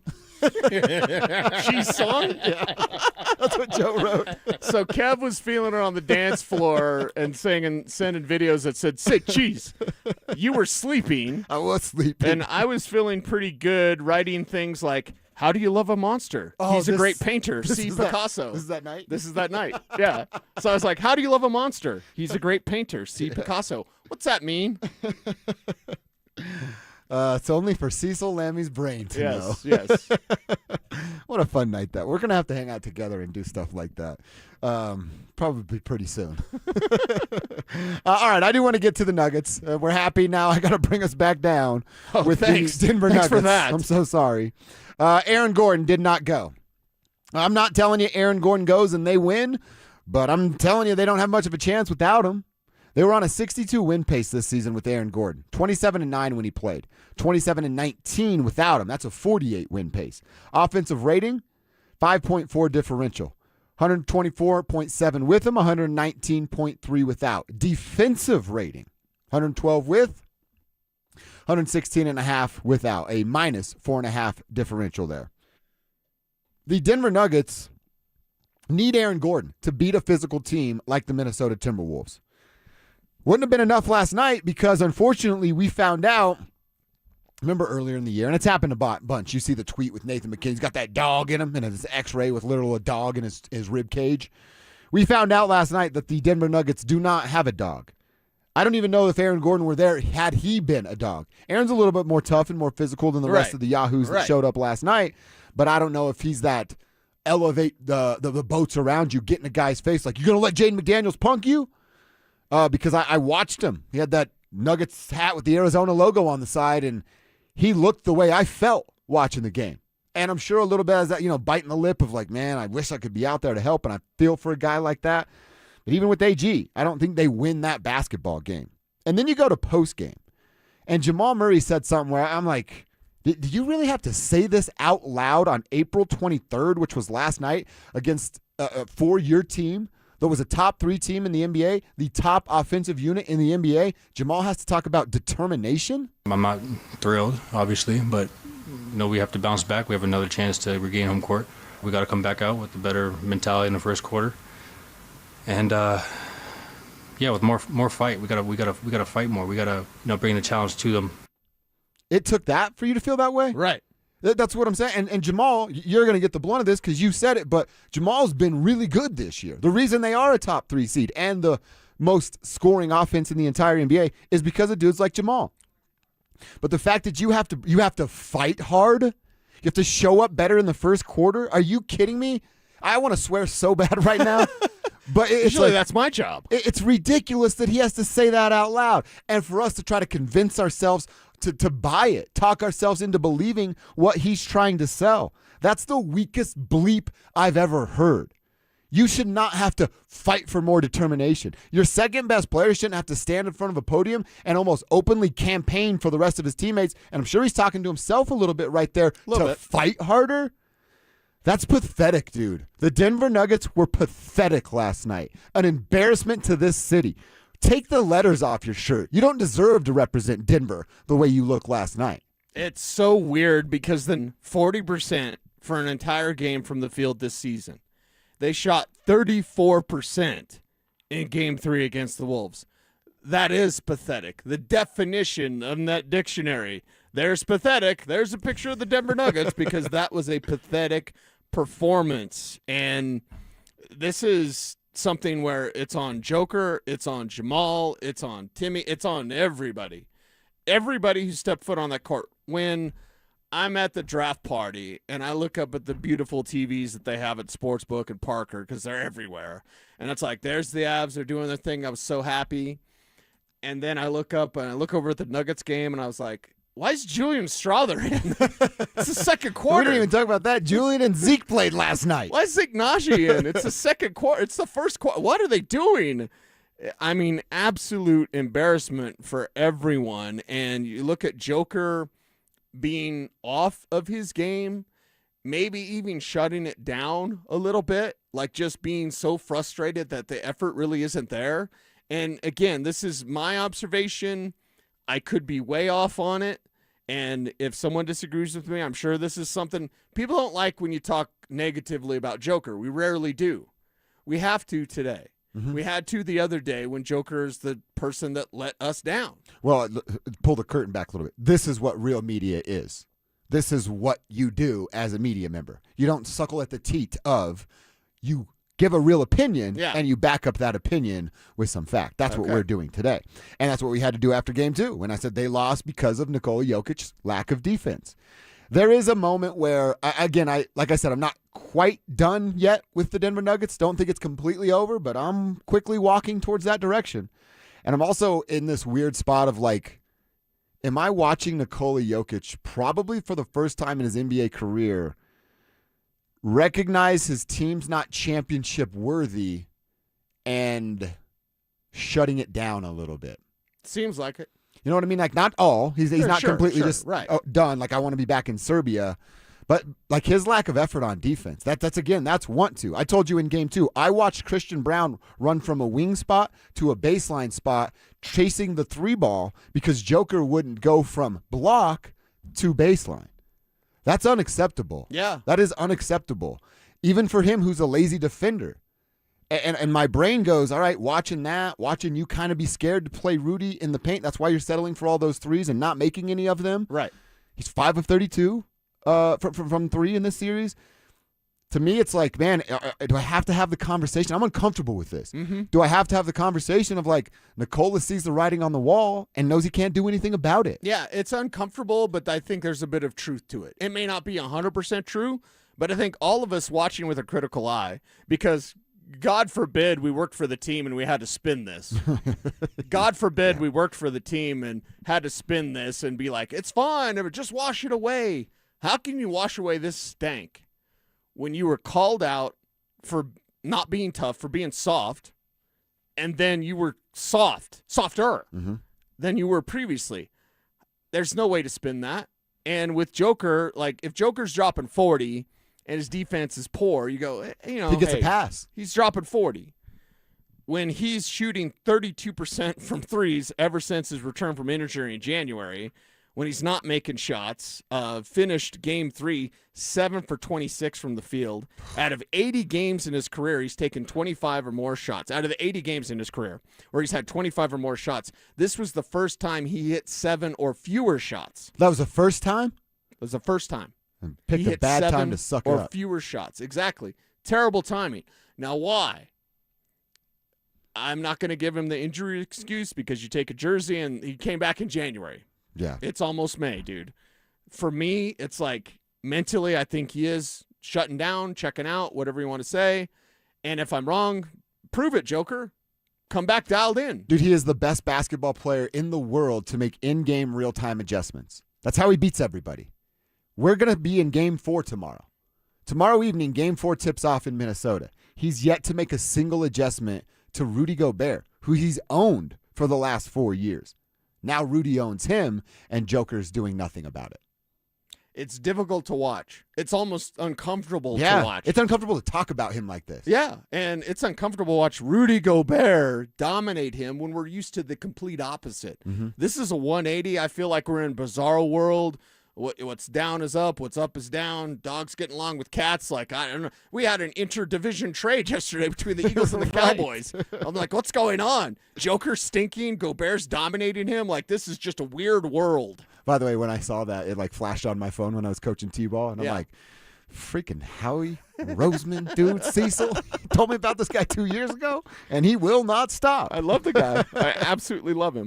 All right, let's talk about the good, the Avs, and what they were able to do. I do want to talk about how good Lecky was. I want to talk about where Nathan is and what happens if Josh Manson has to miss significant time with his upper body injury, and we'll do that next. The Avalanche went into Los Angeles and did what champions do. Win. Grinding, battling, surviving. Colorado takes Game 3 on the road and grabs a commanding 3-0 series lead. Every shift mattered. Every save counted. It wasn't about style points. It was about winning. Now the Avs stand one win from moving on. Ugly or not, the result is beautiful. DenverSports 104.3 The Fan. Denver's playoff headquarters. I know that hiring can be challenging. You need someone to match your role perfectly. Well, now you can meet them fast on ZipRecruiter. Build your team, build it sooner. Meet your match on ZipRecruiter. Just head to ZipRecruiter.com/free right now to try it for free. That's ZipRecruiter.com/free. Meet your match on ZipRecruiter. Try it free. Spring cleaning isn't just for your house, it's for your life. If your job is getting old, it's time to clear the clutter and spring into IT. Go to My Computer Career. My Computer Career helped me get the skills and certifications I needed to start a new life as an IT professional in months, not years. Earn the certifications the top employers are looking for right now. Visit mycomputercareer.edu. and take the free career evaluation to see if it's time to spring into IT. Financial aid is available to those who qualify, including VA benefits. Most financial advisors only manage your money. They refer you out for taxes. They refer you out for estate planning. They refer you out when things get complicated. Did they really vet that person? Or did they meet once, exchange business cards, and call it a partnership? A referral isn't accountability. It's a handoff. When your investments, taxes, and estate plan are built separately, gaps happen, and those can cost money. At Trajan, we didn't build a referral network. We built a family office for all. Wealth, tax, estate. One team delivering coordinated planning, once reserved for the ultra-wealthy. If you want real coordination and not just introductions, call Trajan Wealth today. Call Trajan today at 720-204-8100. That's 720-204-8100. Advisory services through Trajan Wealth, LLC, an SEC-registered investment advisor. Other services through Trajan Estate and Trajan Tax. Additional disclosures at TrajanWealth.com. Jacob's Law, 303 Law 4040. Really proud of this case that we just settled. There was a young man very seriously injured. In fact, I had to go to the hospital and meet with him and his family. And we checked with the insurance companies while I was at the hospital, and they claimed no insurance coverage on either side. And on top of that, he had no medical insurance. So he was going to be facing about $400,000 in medical bills. And I said to the family, I said, I cannot make you any promises, but I know no other lawyer is going to touch this case because the insurance companies say they won't pay. But I want to try. Let me at least try. And I put my team at 303 Law 4040 on it, and they found $75,000 in insurance coverage that the insurance companies did not want to pay. So not only did we get them $75,000, but we also found a way to get them on Medicaid. So the $400,000 in bills was covered by medical insurance as well. We were proud. We fought for them. We'll fight just as hard for you if you ever need us. The number's 303 Law 4040. Go ahead, save that number in your phone. You never know when you're going to need us. It's 303 Law 4040. Pump up the volume. Business moves fast. Orders roll in, deadlines close in. When you ship with USPS Ground Advantage, you can keep up with confidence. Every package stays in our secure network from dock to door. And with nationwide reach, dependable tracking, and upfront affordable pricing, you get built-in peace of mind. You run the business. We run the routes. Visit USPS.com/Ground Advantage to learn more. Help DEA keep our communities safe and healthy by participating in National Prescription Drug Take-Back Day, Saturday, April 25th. Take action right in your own home by cleaning out your medicine cabinet of unneeded medications. Keep them safe, clean them out, take them back. Find a collection site near you at DEATakeback.com. Do your part to lower overdose deaths and prevent prescription drug misuse before it starts. That's DEATakeback.com. KKFN and KKFN HD1 Longmont, Denver. You're listening to Denver Sports 104.3 The Fan. Denver Sports Snapshot. Tonight on 104.3 HD3, TU Lacrosse faces Marquette with pregame starting at 5:30. Sunday on The Fan, basketball playoff action continues as San Antonio faces Portland. Presented by Gebhardt BMW, your trusted family dealer since 1975. Denver Sports 104.3 The Fan presents Dover and Cecil. Can I kick it? Can I kick it? It's Friday, gotta get down on Friday. Friday, you ain't got no job, and you ain't got to do. Today's Friday. Thank God it's Friday! Waugh, the overtime hero from Game 2, sings the pass for Landeskog. His shot wide, and it caroms off Forsberg. Off his skating in, Gabe Landeskog from distance with Kadri at the far post. Cale Makar picked up by LaFerriere. Winding shot, scores! A beautiful seeing eye shot by Cale Makar from downtown. Lehkonen shorthanded with O'Connor. 2-on-1. Lehkonen, O'Connor, and they score! 6 skaters out, yawning cage. Brock Nelson, bullseye. Great job, Kevin Kistner. Little montage of the victory last night for the Colorado Avalanche. A 4-2 victory puts them up 3-0 in the series, and they can end this thing. Wrap up round 1 coming up on Sunday in Los Angeles. We've got a ton to talk about, and we bring in our buddy Will Peterson to join this Avs conversation, who just got a chance to talk with Jared Bednar. We're going to get to that stuff, Will. But just the game last night. Gabe gets that first one, and Cecil and I had talked about it on the show during the day of like, all right, the floodgates are going to open up at some point. I thought that might be the one. Like, you get the bad bounce, good puck luck on the side of the Avalanche, but not necessarily the case. It hasn't opened up, but they are up 3-0, and I told Cecil, I feel like there are like flashes of the real Avs starting to kind of peek through. Definitely, and they obviously doubled their goal total in games 1 and 2 and game 3. I mean, you only scored 2 goals in each of the first 2 games. You had 4 last night. 2 thoughts. One, throw the puck at the net. Why did Gabe Landeskog get his goal? He threw the puck at the net. Yeah. And yeah, it's a fortunate bounce off the back of the boards and Forsberg skate and in, but the more pucks you fire to the net, the more often you're going to get rewarded. And then 2, fellas, the biggest takeaway from me last night, by far the most key, you got a vintage Cale Makar goal. And think about his struggles in the playoffs a year ago against the Stars. No goals in the first 2 games of this series against the Kings. That puck had eyes. That was a filthy shot. And you look at the replay, and I've watched it a dozen times, Forsberg does not even know where the puck is till it's hitting the back of the net. Yep. And Cale Makar navigating a shot through traffic, just a filthy wrister that the goalie never has any chance on. That's how the Avalanche are going to win the cup, is if their superstars are superstars. So we can get into all the goals and Wedgwood and the goalies moving forward and being up 3-0. But number one key takeaway, Cale Makar finding the back of the net. Again, no luck. Cale Makar style. That's a Cale Makar-esque goal, dancing on the blue line and then rips it up. Oh, that dance with swinging his hips out there. He did that Dak thing. I know. It was awesome. How concerned are you about the Josh Manson injury? Very, because Josh Manson is not going to create a lot of headlines, but he eats a ton of ice time, right? And he's just solid. That's the word I'd use to describe Josh Manson on the blue line, is he's very solid.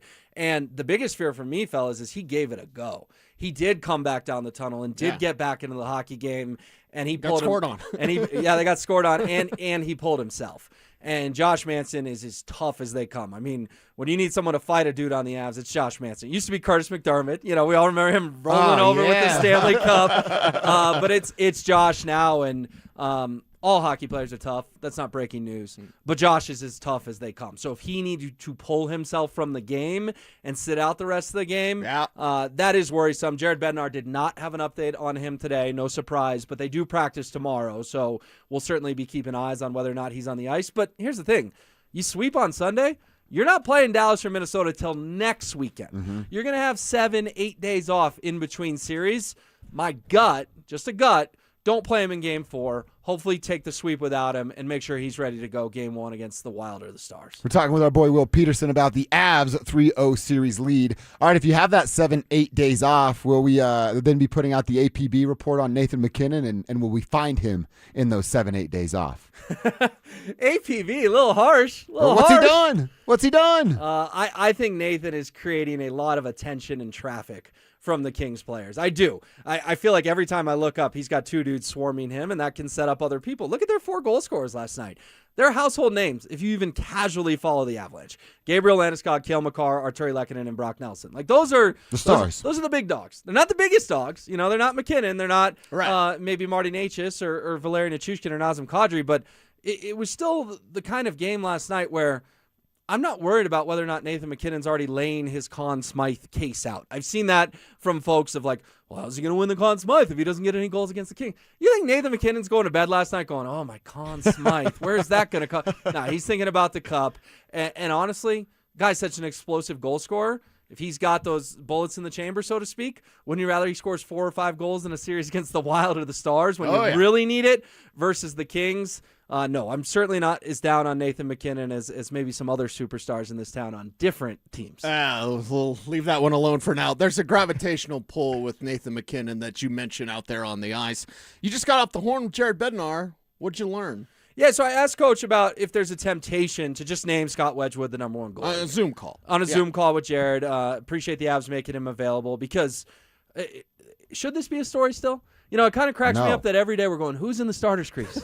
In 96 and 01, Twitter didn't exist, but if it did, no one would be tweeting Patrick Waugh's in the starter's crease. It would kind of just be known. Of course, I'm not comparing Scott Wedgwood to Patrick Waugh, but at this point in time, he's the number 1 guy. He should be the guy moving forward. And I thought Coach Bednar gave me a really solid, thoughtful answer, but the the key quote at the end was that, quote, "We have our options and we'll just continue to make decisions going game by game."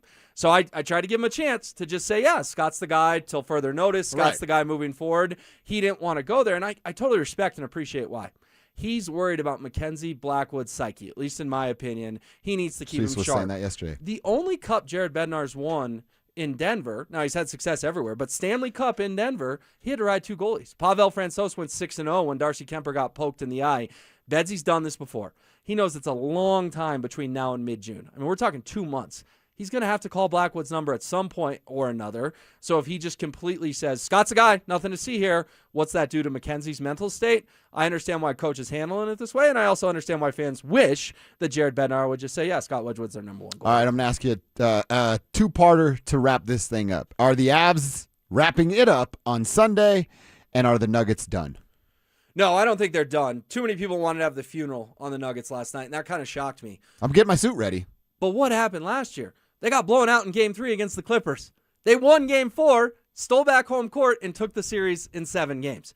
If they win on Saturday, do you know how many people are going to have to eat crow and delete tweets and try to put the toothpaste back in the tube? Monkeys don't go back in the barrel, bro. Exactly. It'd be 2-2, and they would have home court advantage back.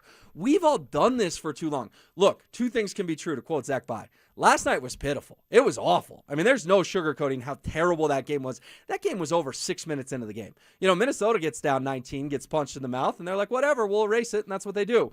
Nuggets get down 19, they just roll over and die. They played Zeke Nagy. Exactly. The Wolves have that dog in them. The Nuggets don't. But it blows my mind that so many people are burying the Nuggets. If they win Saturday night, it's a best of 3, and 2 of the games are in Denver. If you want to bury them if they lose Saturday, I get it. Don't do it quite yet. Don't jump the gun for as tempting as it is based on how poorly they played. And yes, the Avalanche will sweep on Sunday, Josh. I'd be very surprised if they don't wrap it up because Game 5 wouldn't be till Wednesday. They don't want to have that hanging over their heads another 2 off days and then have to go play Wednesday.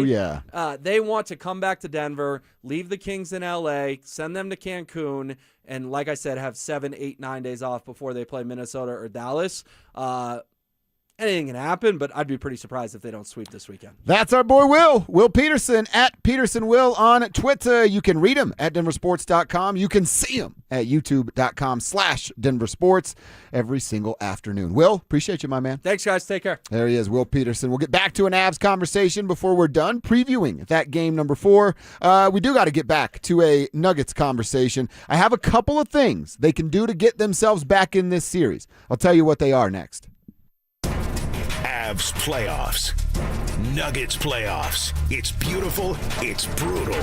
The ups, the downs. We're here to help you through it because we get it. We're just like you. You're going to yell at your TV. You're going to text your group chat in all caps. You're going to have opinions. Well, guess what? So do we. Lots of them. We're here to tell you the truth. We'll talk. We're saying what everyone's thinking out loud. Denver Sports 104.3 The Fan. Denver's playoff headquarters. Imagine all that could happen in 5 years. Jobs may change, kids will grow, new memes will come out, but what if you had reliable, intelligent Wi-Fi and the price didn't change for 5 years? Thanks to Xfinity 5-year price guarantee, you don't have to worry about that part of your future. You're guaranteed 5 years of Wi-Fi that boosts speeds to your devices that need them the most, that finds and fixes any issues before you even notice them. It's like a super intelligent Wi-Fi that keeps you protected from online threats. You'll get incredible gaming speeds on multiple devices and no battling for bandwidth. For the next 5 years, all your devices will be working in perfect harmony, and you get our best equipment with no annual contracts, no fees, no strings. Plus, get online in minutes with same-day Wi-Fi. All with Xfinity's 5-year price guarantee. Lock in your price and unlock the possibilities. To get started, call, visit Xfinity.com, or drop into an Xfinity store. Xfinity, imagine that. Restrictions apply. Select plans only. Now is the best time to buy. Get ahead of the competition and get the deal you want on the home you really want. Maximize your savings with lowest rate for life, and if the market does improve, we can save you money without any additional lender fees or appraisal fees. We're here for you today and tomorrow and celebrating 30 years of helping homeowners with expanded approvals, low rates, credit improvements, and more. Call U.S. Mortgages at 303-LOW-RATE. All loans subject to approval and change. License number 392126. Draft weekend is here, and there's zero time to mess with your lawn. At Waterloo Turf, they help Denver homeowners trade yard work for game time. No mowing, no watering, no mud on game day. Just green, championship-level lawn all season long. Perfect for watch parties, pets, and backyard get-togethers. From backyards to putting greens, Waterloo Turf installs premium, artificial turf built for Colorado. Visit waterlooturf.com/Denver and book your free consultation. Waterloo Turf. Get your Saturdays back, and don't miss the pick. At quarterback, calling the right play could change the whole game. And when your car breaks down, same idea. Make the right call before the big repair bill hits. CarShield helps protect you from expensive auto repairs. Plans include 24/7 roadside assistance, towing, and rental car options, all to keep your drive alive. Look, breakdowns happen, but choosing CarShield, that's the easiest call you'll make all day. Visit carshield.com now and join the team that's helped millions of drivers save.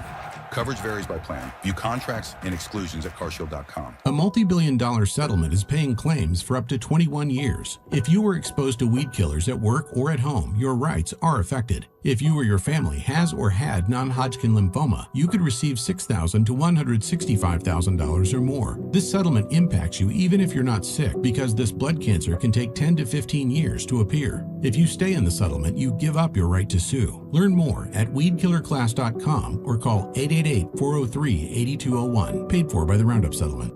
Imagine finding your dream home and moving in right away. No waiting to sell your old place first. Sounds perfect, right? That's exactly what Orchard's Move First, Sell Later program lets you do. Buy your new home now and sell the old one later. Here's how it works. Orchard gives you cash so you can buy and move into your new home first, on your timeline. No waiting, no showings, no double moves. Then the Orchard experts take it from there. They handle repairs on your old home for you so you attract the right buyers. Once they're done, a local Orchard agent lists and sells your home for top dollar. Orchard's Move First program gives you the freedom to buy and move into your new home first and sell your old home later. Buy before you sell and get top dollar for your home with Orchard. Ready to find out how much your home is worth? Visit Orchard.com to get your free home valuation.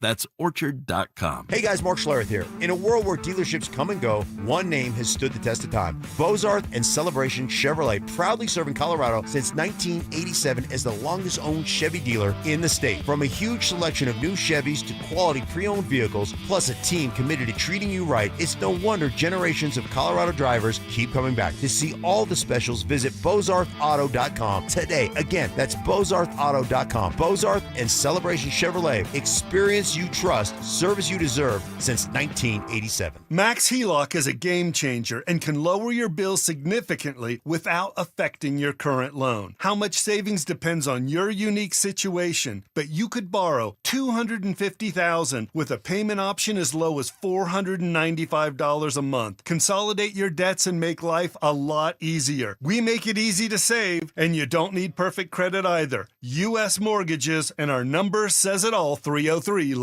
All loans subject to approval and change. License number 392126. Listen up, Denver. This hour's keyword is forward. FORWARD.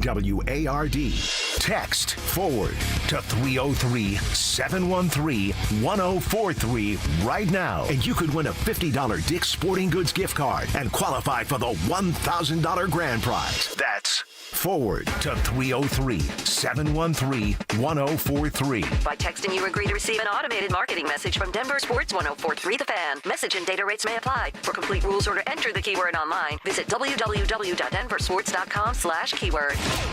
Denver Sports 1043 The Fan presents Dover and Cecil.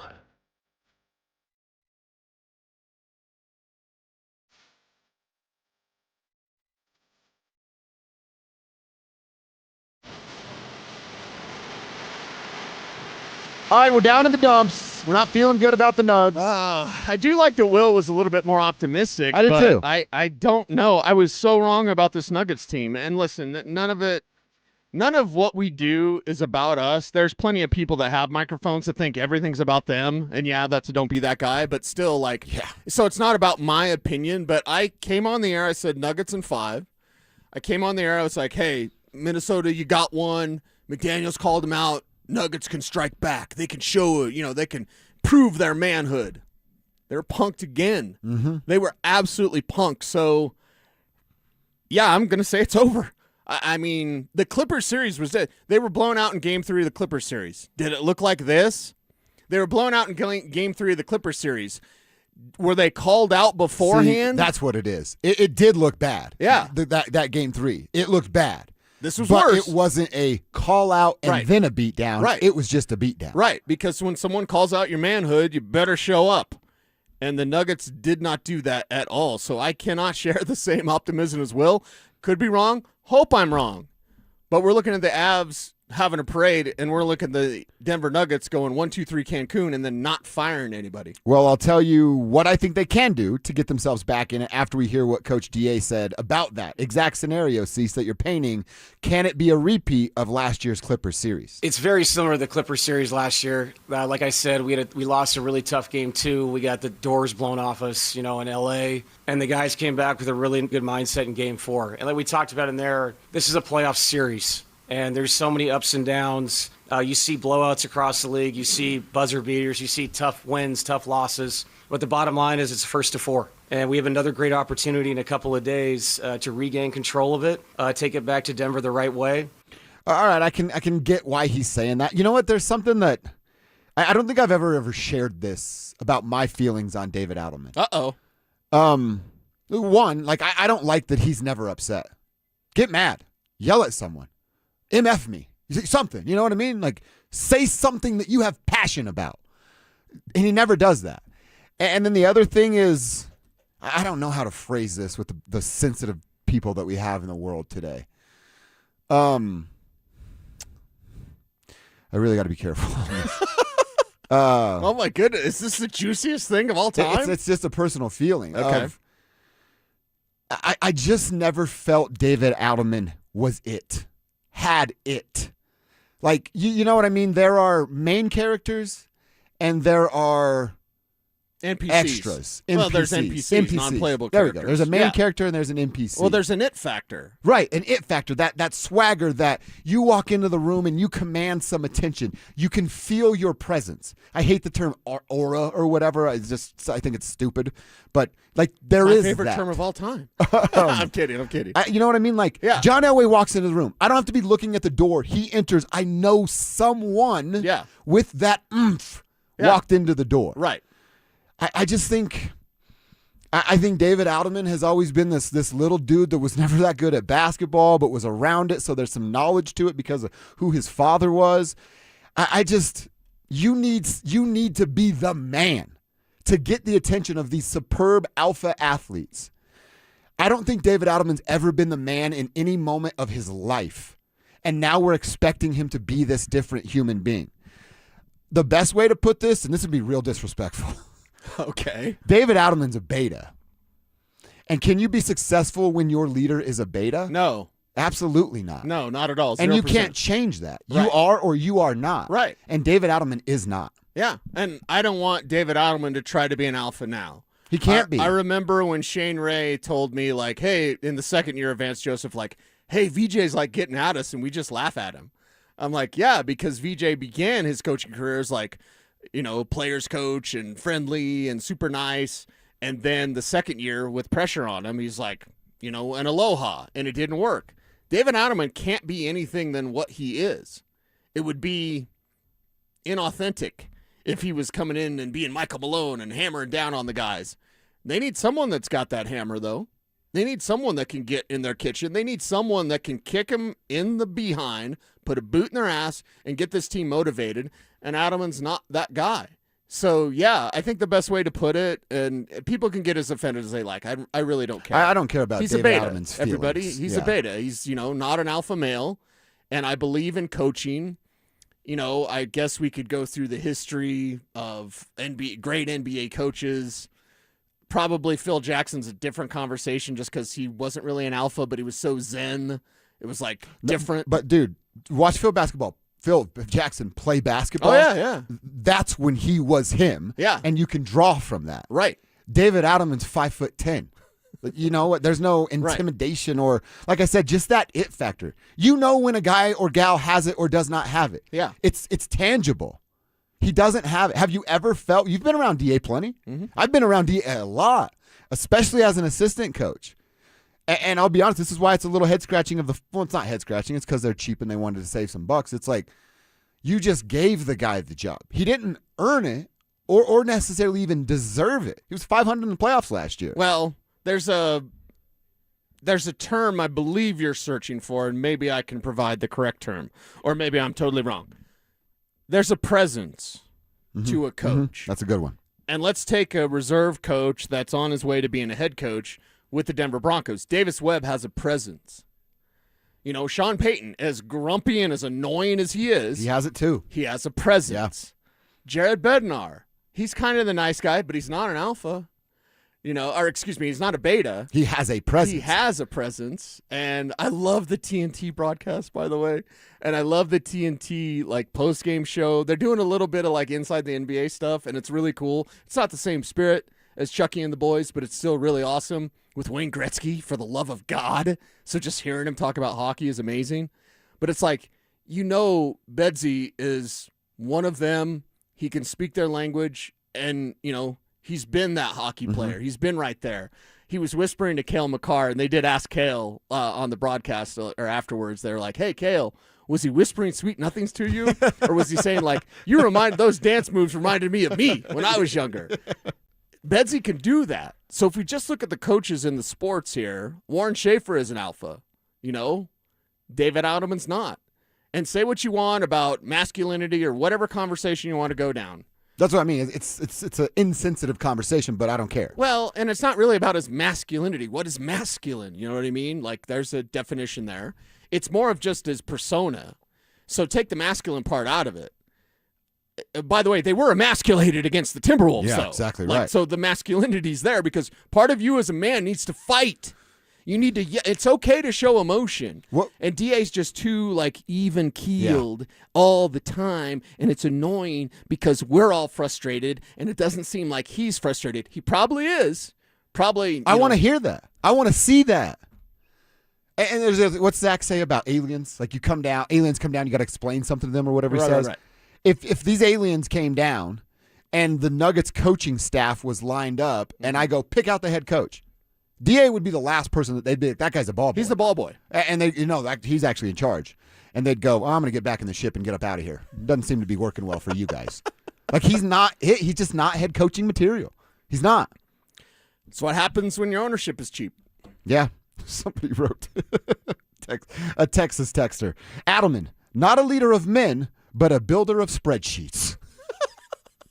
It's a good way to put exactly what we were talking about right there. Good. On the RamosLaw.com text line. All right, I didn't get to it, Cecil, but I want to. There's two or three things I think they can do and get themselves back in the series. The conversation becomes how confident are we in them actually doing it? That's coming up next.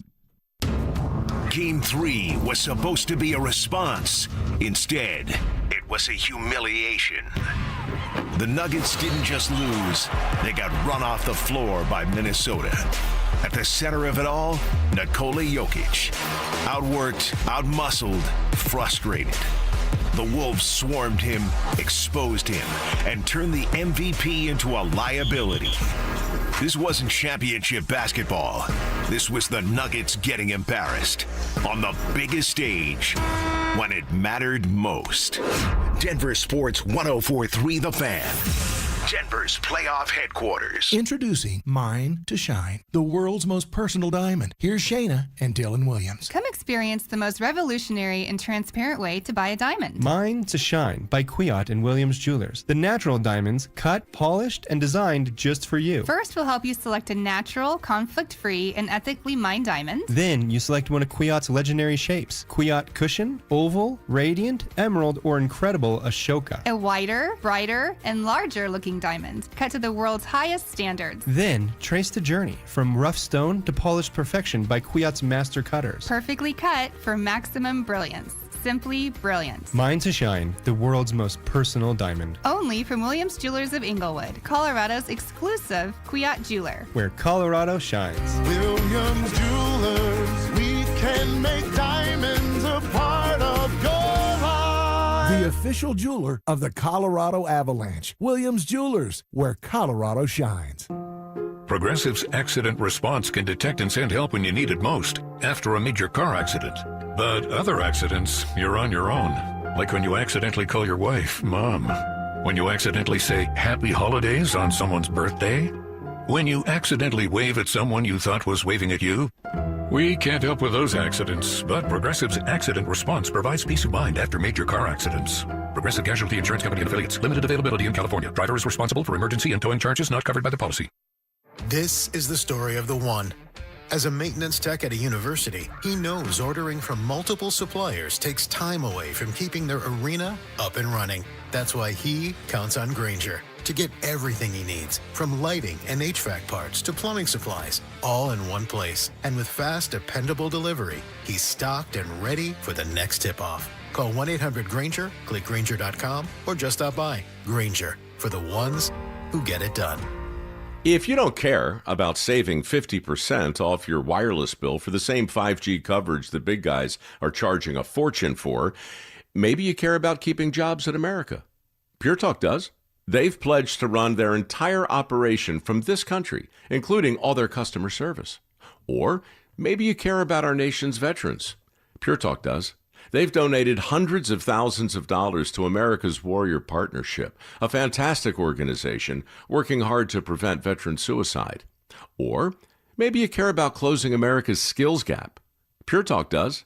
They're a proud supporter of MicroWorks. They're helping my foundation train the next generation of skilled workers. Don't get me wrong. Saving money's great, and you'll save plenty with Pure Talk.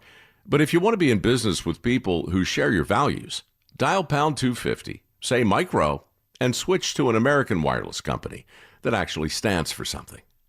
Pure Talk. Between groceries, travel, and higher prices, it's easy to feel overwhelmed, especially if you're already relying on credit cards to cover the basics. If that debt is piling up, you're not alone. If you're a homeowner, you might have considered reaching out to American Financing, but hesitated because you don't want to give up your low mortgage rate. That's why American Financing created the Smart Equity Loan, a simple, smart way to get your finances back on track without giving up your low mortgage rate. Unlike a HELOC, which can fluctuate with the market, the Smart Equity Loan offers a fixed rate, so you'll have one predictable monthly payment. It lets you use your home's equity to pay off high-interest debt, free up your cash flow, and still keep your existing mortgage intact.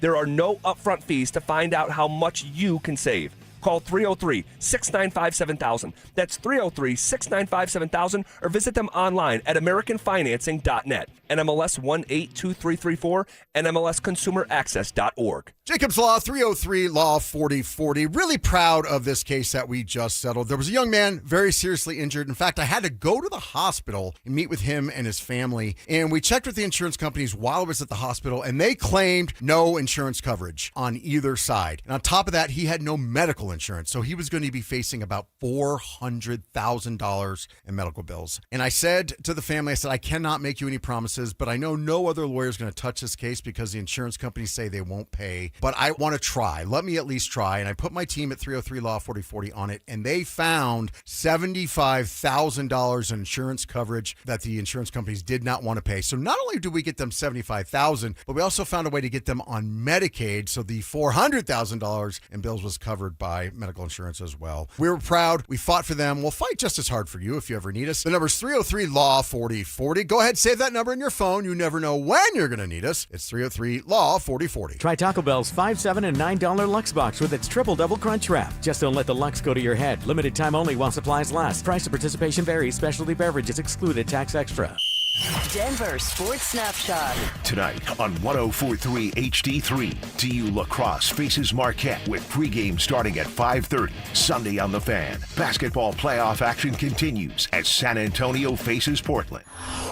Presented by Gebhardt BMW, your trusted family dealer since 1975.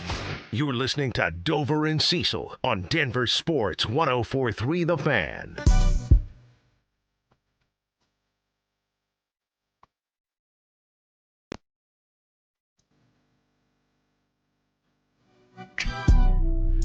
All right, we got a Broncos conversation. Cecil's got a list of best players available, and we're going to tell you what we think happens at number 62 tonight.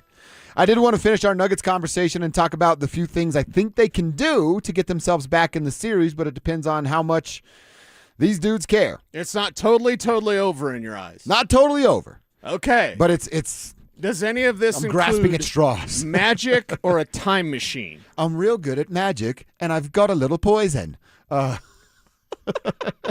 You're a wizard, Harry. What? Okay, other than some sort of Excalibur, sword from the stone, Nikola Jokic is a knight of the round table, like outside of some sort of time travel, some sort of like Men in Black, you stare at the thing and then Minnesota forgets how to play basketball. Flash 'em, Ray. Or forgets that the Denver Nuggets cannot play defense and they're soft as Charmin. That's the new Nuggets chant.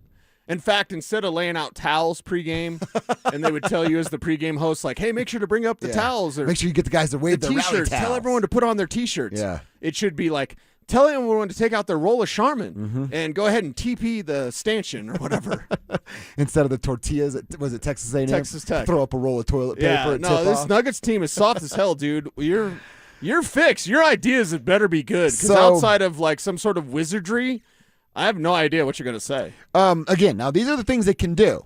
They have to go actually execute them and have a backbone Wait. and show up a little bit. It's the thing that they can do, but can they do it? I don't know if that is I'll let you determine confusing, that. but like they can do this, but can they do it? Do they possess the skills Yes. to do what I'm going to ask them to do? Dude. I don't know. Hit me with it. First up is stop settling for jump shots. No. I'm talking to Nikola Jokic specifically. Okay. They have that deer in the headlight moment when things don't go their way and they lose all structure. There's no more dribble handoff. There's no more high pick and roll. There's one dude standing at the top of the three-point line dribbling the basketball, and then there's four other dudes that become what we are, spectators and observers. And then they just watch isolation basketball, and because the Nuggets are soft and made out of vanilla milk toast, they don't try to get to the rack, create contact, finish, and maybe get an and one. They dance, they dribble, they step back, and then they shoot a jump shot that wasn't falling last night.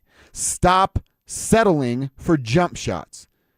You're a professional basketball team. Nikola Jokic, you're one of the better basketball players in the entire world. Why are you afraid of Rudy Gobert? Why are you afraid of the contact in the post? Why are you letting him win by taking the amount of three-pointers that you're taking? Stop settling for jump shots. Grow a pair, create contact, and go play some physical basketball. Okay. That's number one. Can they do that one? We saw them not do that for 48 minutes last night. I mean, you asked the question, can they do it? That's debatable, dude. I know. It really is I can't even give you debatable. pushback. Yeah. So, like, this is what they should do, but that doesn't mean they possess the ability to do just that, especially after getting punked. When someone takes your manhood and you show no fight, you get called out publicly and you show zero fight, how is this team not just stick a fork in them done? How are they? What else you got? All right, another one against Rudy Gobert. Okay. Now, this isn't Nikola, who seems to be terrified of Rudy. Guards, I'm specifically talking about Jamal Murray. When Jamal and Joker are looking for that switch on a screen so that Joker gets a smaller defender on him and they try to get an entry pass in and he gets into his action before a double or triple team comes. If that's not available and you can't make an entry pass, why isn't Jamal Murray backing out, coming back out of the 3-point line extension, Okay. waving everybody away from him, get the hell out of my way, clear out, it's isolation time. Okay. I'm a guard with handles and speed against Rudy Gobert, who, as I always say, if he were 6'8", he'd be making us coffee and not in the NBA. He's not fast. He's not agile. He's just tall and long. Put the dude on skates and cook his ass. You know what else that would do? Not only would you get Jamal going, you're getting some offense at the rim because you're creating spacing there. It would take some of that confidence that now I'm assuming has got to be through the roof for Rudy Gobert away from him. And you'd get a different version of him as well. So that's number 2. Jamal specifically. Stop forcing the entry pass. Joker apparently doesn't want to play in the post anyway. So when Rudy gets out on you, put the dude on ice skates and get a bucket at the rim. Okay. They can do that. I was going to say, that's something they can do.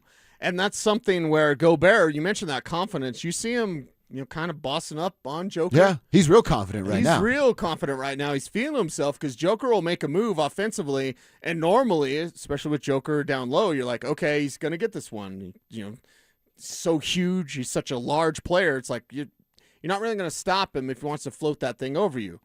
Gobert's just like bodying him up. It's not even there's no extension. There's no push there. And it's not even like a bent elbow, like hand on his chest.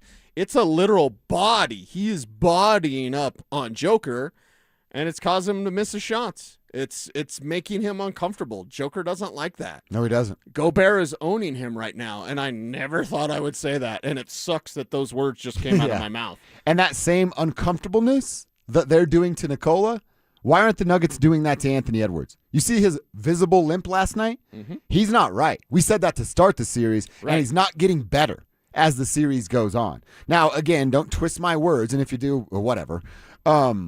I'm not saying like you go attack a guy's knee, but you're putting some extra weight on him. You got a little extra oomph on that screen when he comes your way. You want Jamal, catch, curl, shoot, shot fake, dribble. Put as much pressure, planting, cutting on that knee as humanly possible to see what it looks like when you get into crunch time. You know what I mean? You play 38 minutes and he's got the final 5 and it's a 5-point game. How healthy is that knee? How much lift does he have in those moments where maybe you can turn him into a jump shooter in the final 5 minutes of the game instead of destroying you at the rim for 48 minutes? Yeah, okay. That's something they can also do as well. Now, will they do it? That's the question. And by the way, you just went Kathy Bates on us. I did? Yeah. Waterboy's mom. Yeah, yeah. Like when they're eating the snake, you're like, what part of the snake is this? I believe that would be his knee. Yeah, hey, what part of ants are messed up? I believe that would be his knee.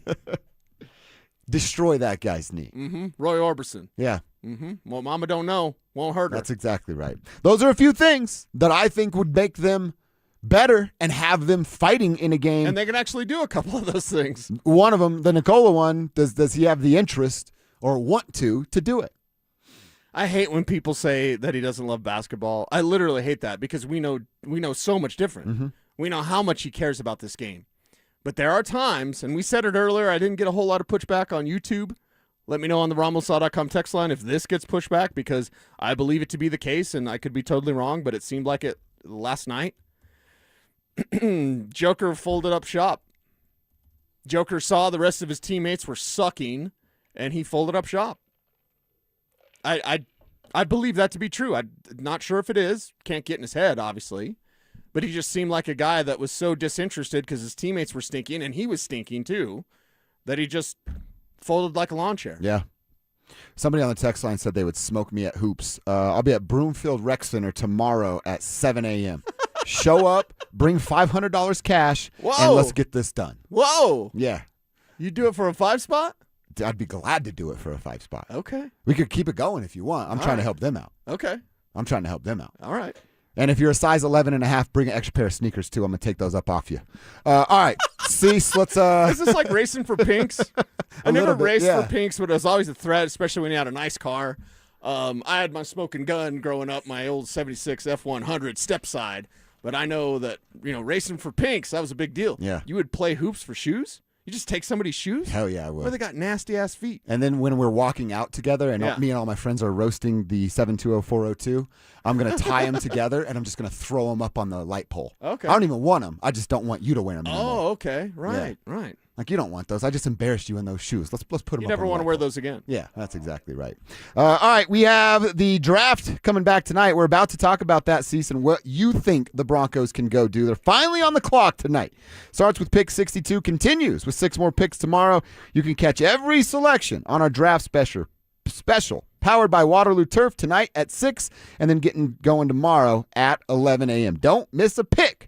I'll be right here on Denver Sports Station 104.3 The Fan. Who are the best players available for the Denver Nuggets to select at 62 tonight? Cease has got a list, and we're going over it next. The Avalanche went into Los Angeles and did what champions do. Win. Grinding, battling, surviving. Colorado takes Game 3 on the road and grabs a commanding 3-0 series lead. Every shift mattered. Every save counted. It wasn't about style points. It was about winning. Now the Avs stand 1 win from moving on. Ugly or not, the result is beautiful. Denver Sports 104.3 The Fan. Denver's playoff headquarters. Spring is here, and it's a great time to open your windows, but if your windows don't open easily, or if they leak, or they're broken, or they need repainting again, you need my friends. WindowNation.com. That's what you need. They're my buddies. WindowNation.com, and the pros at Window Nation can help you get new energy-efficient windows at a great price. And right now, the more you buy, the more you save sale is going on, where you could save up to 50% off all windows for your home. And you could get them with 0% interest financing for 5 years. Replace your old or builder-grade windows with custom-built, high-quality windows from Window Nation. Our installation crews finish the job in 1 day or less. You can enjoy the rest of the summer with minimal disruption. And getting that great glass in place with your windows, getting more window space, maximizing the visual beauty that we have here in Colorado, it's fantastic. That's why you got to get rid of those old windows. You need new windows. You need WindowNation.com. Hurry, the sale ends soon. Don't wait to put an end to your window problems. Schedule a fast, free consultation now at WindowNation.com. The biggest savings of the year from the oldest family-owned Toyota dealership in the Denver Metro, Groove Toyota. Limited time during the Over and Above sales event. Over 300 Toyota Tacomas. Only $329 a month lease. Visit GrooveToyota.com. Find your groove with 329 Tacomas at GrooveToyota.com. Start here. Go anywhere. Closed end lease for 36 months with $35.99 due at signing. 0 security deposit on approved credit. Call 720-961-4465 for complete details. Offer expires 5/4/26. Don't care for my team, ROX Rocks Heating and Air. Through April, when you install a new cold climate heat pump system with my team at ROX, you get a free whole home water filtration system. How about that? Cleaner air, cleaner water. That's a winning combination. Upgrade your home's comfort and take advantage of this huge offer while it lasts, but only from my team, ROX Rocks Heating and Air. Now play that jingle. HVAC service, installation, repair. ROX Rocks Heating and Air. When you've been hurt after a traumatic car crash, you don't need a sales pitch from an attorney with big promises and a loud voice. You need a team who fights for real results fast. That's why so many across the country choose the Berg Simpson Law Firm. Berg Simpson is nationally recognized, but is local right here in Colorado. So give us a call and let our team fight for the results you deserve today. If you've been injured, call Berg Simpson for free now at 303-790-2525. BergSimpson.com. Good lawyers changing lives. Be careful if you haven't filed taxes in a while. The IRS is going after non-filers like never before. Whether you have income taxes or payroll taxes that have not been filed, Advanced Tax Solutions can help you get back in the system and avoid trouble with the IRS before they show up or send you a scary letter. Call the people I trust, Advanced Tax Solutions. They'll help you get back into the system and off the IRS's radar. 303-753-6040 or visit AdvancedTaxSolutions.com.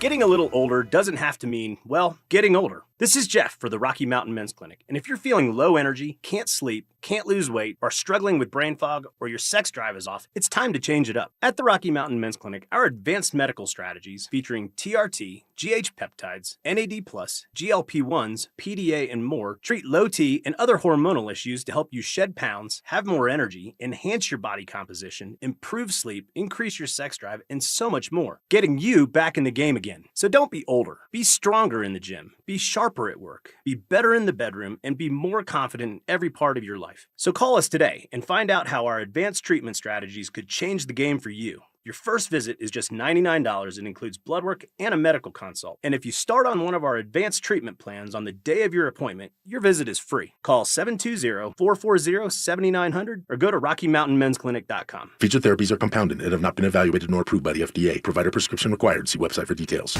Want real Broncos talk? Cecil Lammy and Andrew Mason bring the heat on Orange and Blue Today. The most passionate intelligence and in-depth Broncos coverage in the game. Weekdays at 5 p.m. on the Denver Sports 104.3 The Fan YouTube channel. Hit subscribe at Denver Sports 104.3 and never miss another take. Orange and Blue Today, powered by Ramos Law, official injury law firm partner of the Denver Broncos. Denver Sports 104.3 The Fan. It's Dover and Cecil on Denver Sports 104.3.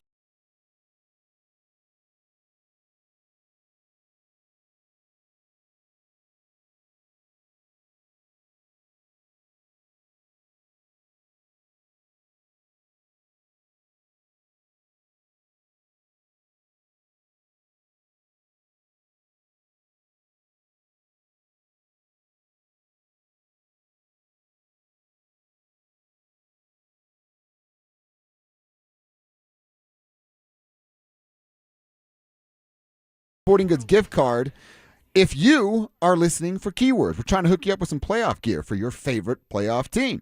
All you got to do is listen for those keywords. If you win one of those $50 Dick's Sporting Goods gift cards by texting in the keyword to 303-713-1043, you're in the running for a grand prize. That's $1,000. You get yourself a bunch of merch with that kind of coin, but you can't play if you don't win. So every time you hear a keyword between 6A and 6P, text it to 303-713-1043.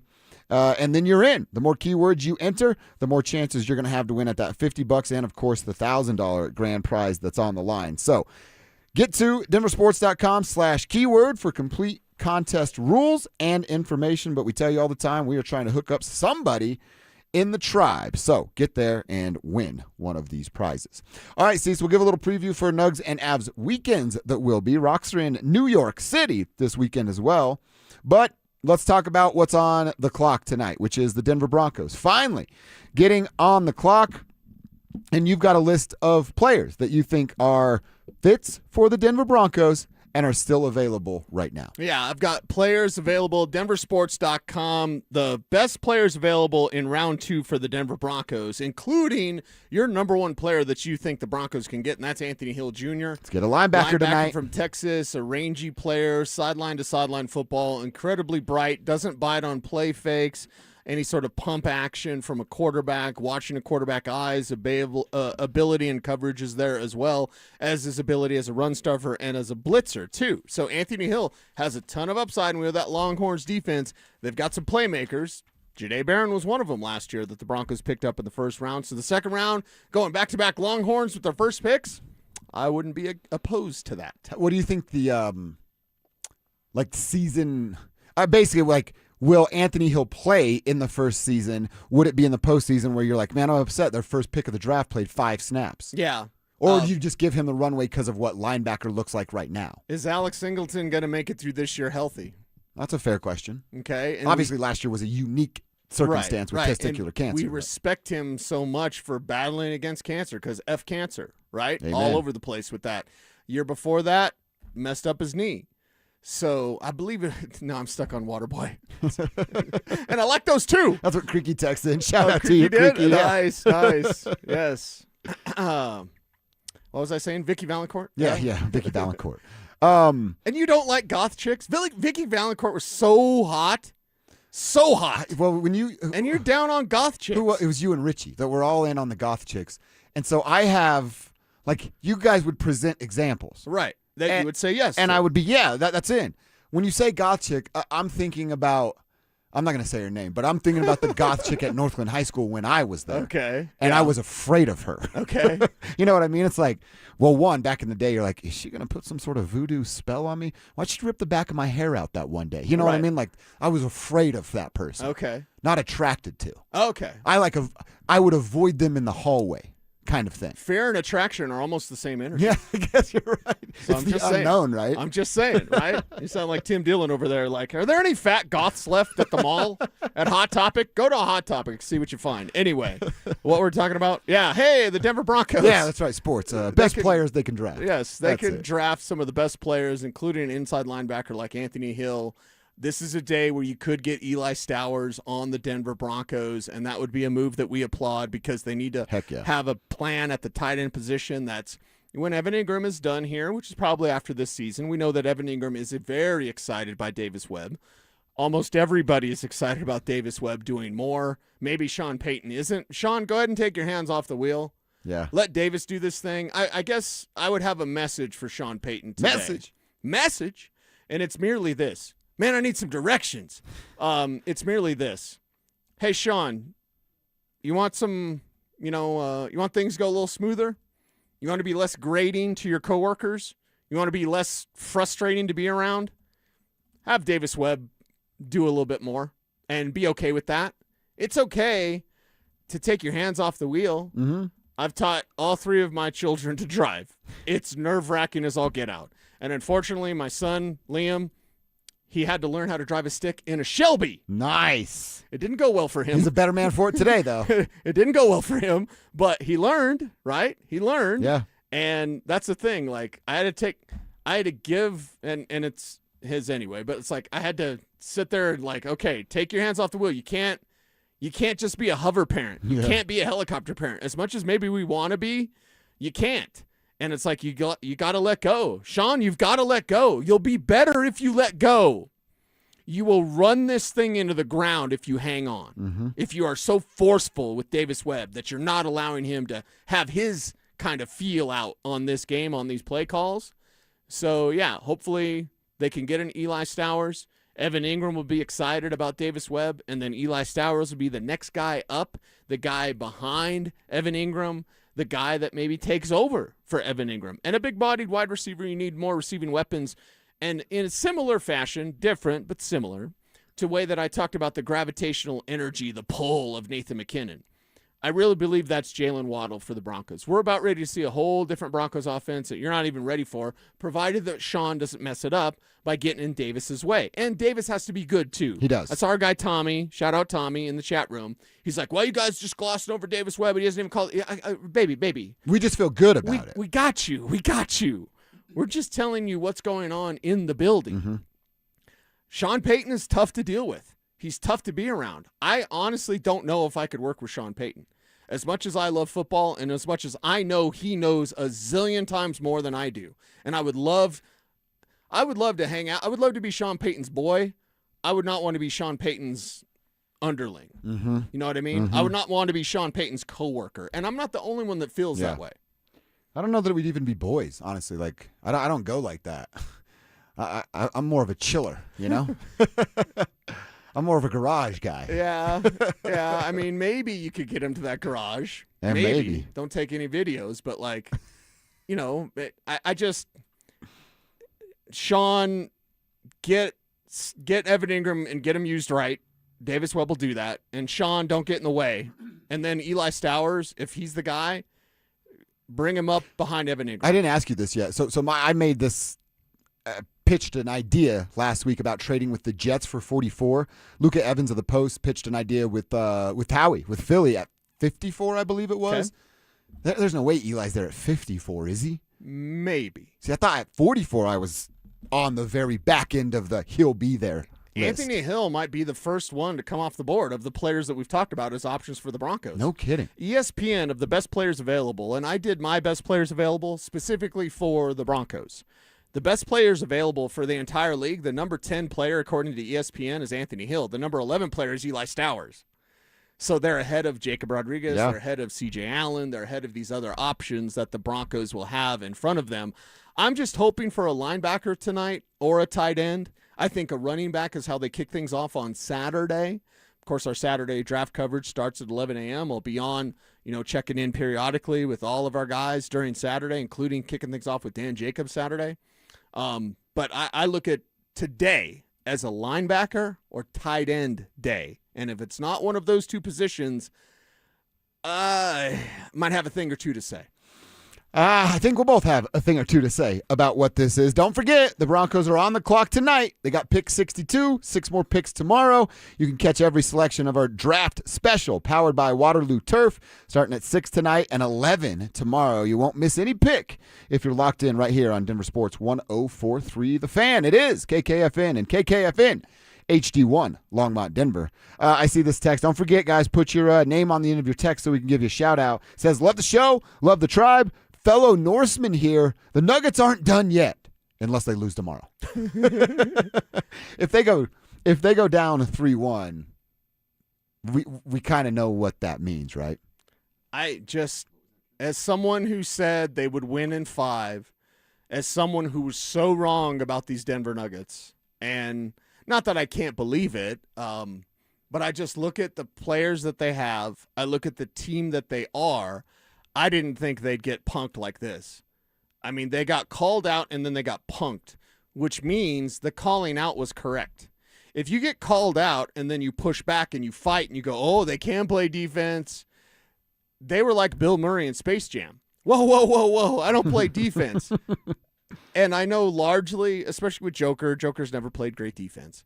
But if he's dropping 40, it's acceptable. Yeah, nobody really cares as much. And while he is the Serbian basketball god, do they play defense in Serbia? Because that's part of his game that's lacking, and it just probably forever will be. But I wanted to see more fight. I wanted to see more effort from the entire Nuggets team. The last thing I wanted to see was Zeke Naji into the first quarter. In the first half, the second quarter. Like I don't want to see Zeke Naji ever. In the playoffs? No, ever in the history of the world. Oh. I don't want to see Zeke Naji. It's just... It's as embarrassing as you thought it would be, and it's worse than that because of McDaniels calling him out. And then that's why, as weird as it is to say, and I don't like that I said it, but it rings to be true, so I must say it. The fact that I kind of admire what Minnesota did, because that's what you do in basketball. I am green with envy of Jaden McDaniels. Yeah, and that's a guy, even after he called him out, we were making fun of him because he scored 15 on 15 shots or whatever. Mm-hmm. McDaniels proved himself right, proved everyone that doubted him wrong. I mean, you had Bones out there dribble driving on Joker and just getting laid right to the hoop. I have the long Bones 3, and then the whole bench is doing his stupid little Right. Oh. Yeah, Bones Highland, not public enemy number 1 for the Nuggets, but pretty close. He's getting booed at home when he checked in. Yeah. So to have that effort, to be embarrassed like that, to be punked like that, I'm not sure how you come back from it, but it certainly is not championship basketball. I will say, bottom line. I told you throughout the show, and I'm standing on it, that I'm not done completely. Can they still come back and find a way to win this first round? I believe that they can. It's going to be a huge uphill battle.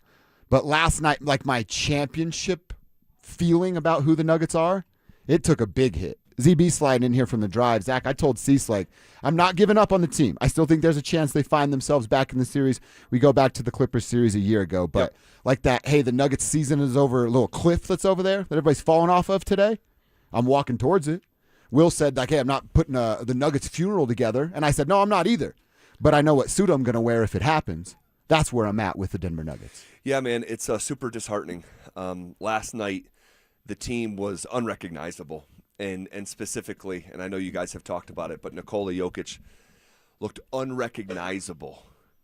And he's had some of the greatest games of his entire career against Rudy Gobert. And to watch him not only struggle, but honestly, through the level of or through the lens of expectation for what he's capable of, specifically in this matchup, he's kind of getting dominated. And I'm at a total loss. Like you, I'm not tapping out on the team just yet. We have multiple examples to point to. There was a loss against the Utah Jazz in the bubble that was oh my God, the season's over, and they came back and won that series from being down 3-1. But did it feel yes. like it did? Oh yeah. But see, we talked about the difference of the Clippers game last the year. Clippers game in the Utah game 3. and it was all this, but there wasn't the though. call out prior. Yeah, it's apples and oranges. There wasn't to a player me saying y'all are chumps because there wasn't anybody calling you out for being terrible on defense, and then you were even worse on defense. Yeah, and but no, to your like question, yeah, it did feel the same. I mean, there were people absolutely like in that Utah series, like this is over. This team is not who I thought they were. Jokic isn't who I thought they were. Last year against the Clippers, you experienced it. They lost Game 3 by 30, dude. Lost by 30, and they came back and won that series in 7. I think I'm the only person that picked the Timberwolves to win last night by double figures. I had the Nuggets getting smacked. I did, but. I said they'd lose, but not by double figures. Yeah, no, I was by double figures. Yeah, I was specific on mine at the end of the show that they were going to lose by going away and said double figures. But having lived through it and watching Jokic's approach to the game would be exactly what I wanted it to be. He took 6 shots right off rip. Yes. And missed every single one of them. Yeah, they didn't go in. Dude, they started. Joker was 1 for 7, and McDaniels was up 5-0 on the Nuggets. That's how the game started. Crazy. And that's the other thing, to watch the guy who publicly punked you in the game and then went into a microphone and punked you again. He went out and had the best playoff game he's ever had. How about the fourth quarter moment where he's still engaged with Jamal and shut his ass down? Yes. And then came back down the other end and dunked on Jokic and Spencer Jones. Yeah. After saying, even when he is down there, we're more athletic and we can finish over the top of him. And then go and do it? I mean, are you kidding me? I think this is still going to be a long series, guys. I still think this is going to be a long series. I don't think you're going to see the Nuggets roll over and die. I've never quite seen that. And with this group, every time you think they're completely bottomed out for almost a decade, they found a way to bounce back up. Is that any promise for tomorrow afternoon? It's certainly not. And if Aaron Gordon can't go, I don't know if there's a chance of winning this series anyway. But last night was I'm someone who expected to see some version of what I saw, and it was still so damning because of what I saw from Jokic. They need I'm going to steal one of Cecil's terms, one of the ones I love the most. They need a moped moment. Dumb and Dumber totally redeem themselves. Yes. They need a moped moment. Moped moment. It's his term. I got to give him the credit, but they need the moped moment of like, you did something so stupid, and now you've totally redeemed yourself. I mean, I don't know if guys, they do it without Aaron either, though. Well, that's what I'm saying. Without Aaron and Jokic saying what he said, that he knew that Aaron wasn't going to play, and it's like, okay, you knew that AG wasn't going to play. You had David Adams telling us something totally different. He said they were scrambling yesterday. Exactly. It's like, Who do you word of believe? his You're going to coaching believe tenure. Jokic, right? You're going to believe what Jokic is saying. So you don't have, let's say AG isn't playing. Jamal Murray seems like he just got locked up. Jaden Daniels has figured him out, and he's like ZB always likes to say, and I got to make sure I give him the credit. It looked like the man, Jaden McDaniels, was wearing Jamal Murray's skin. And then so you have that. You have Jokic, not the best version of himself, and he hasn't been the best version of himself yet in this series. I don't know if I can truly trust the Nuggets to pull this out in Game 7. It's hard for me to sit here and envision the Denver Nuggets winning this series right now. Right now, it looks like a team that's tired, that has no athletic ability, and right now they can't find ways to get open. They can't find ways to figure out the Minnesota Timberwolves. Well, we are going to react to what we saw. And what we saw was discouraging. It was disheartening. I mean, it looked like the team kind of quit, even at a certain point. If the second unit doesn't come in and do what they did, that could have been a 30-point loss. And the final score, what was it, 113-96? Yeah. In no way, shape, or form is reflective of just how bad the Denver Nuggets were dominated. What is that, a 17-point loss? It felt like 30 for sure, and it felt like the 45-point loss they had in Game 6. Yeah. A couple years ago. So think about that. We've seen this from this group. Like a 45-point loss is psychotic. Yeah. A 30-point loss in a Game 3 when you're tied 1-1 with Los Angeles is psychotic. But I can't say that I haven't seen this before. There's not many times where I'm going into a microphone and saying, I got the Nuggets losing by double figures. Like last night was the first time this whole year you heard something like that. But I've seen this, I've obviously been following the team for a very long time, and I've seen this sort of arc. And I'm going to try to be, to find some silver linings today while also acknowledging the very real bludgeoning that we saw last night, because it was awful. Phil, it was that was awful. It was embarrassing. It was. It was embarrassing to go out there, and even Jokic. I know Jokic tried. Like you said, right off the bat, my man was trying to be more aggressive. That's what we asked him to do. Shoot the shot. Find a way to get yourself into some rhythm. It just wasn't falling for him. But it wasn't just Jokic. It was the team in general. It seemed like they were off. Once they figured out that AG, and maybe they already knew, but like once they figured out that Aaron Gordon was not playing, it's like they decided, hey, we're going to throw the towel in and just get ready for a game 4. And it's like, dude, you guys have to play defense. You have to get the rebounds, right? That right there is effort. And the Denver Nuggets didn't show no effort whatsoever last night. No, they were missing heart, man. They were missing heart, and that's why, like, it's totally fair if, like, people are tapping out on this season based on really the last 72 hours, right? You get punked, you're up 19, you have to come back in the same half that you were up 19, and it just goes the way it goes, and then they go clown you in the post-game presser, and then you're asked about it for 2 straight days. They're asked about it in the locker room after the game because they already had that information from Jaden McDaniels. So the guys were in the locker room on what was that? That was a Monday. Was it Monday? Yeah. Damn. Okay.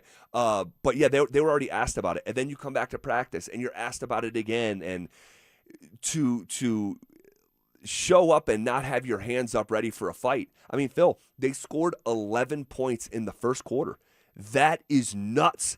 This is the number 1 offense in the entire NBA by a lot of metrics. It's one of the greatest offenses of all time.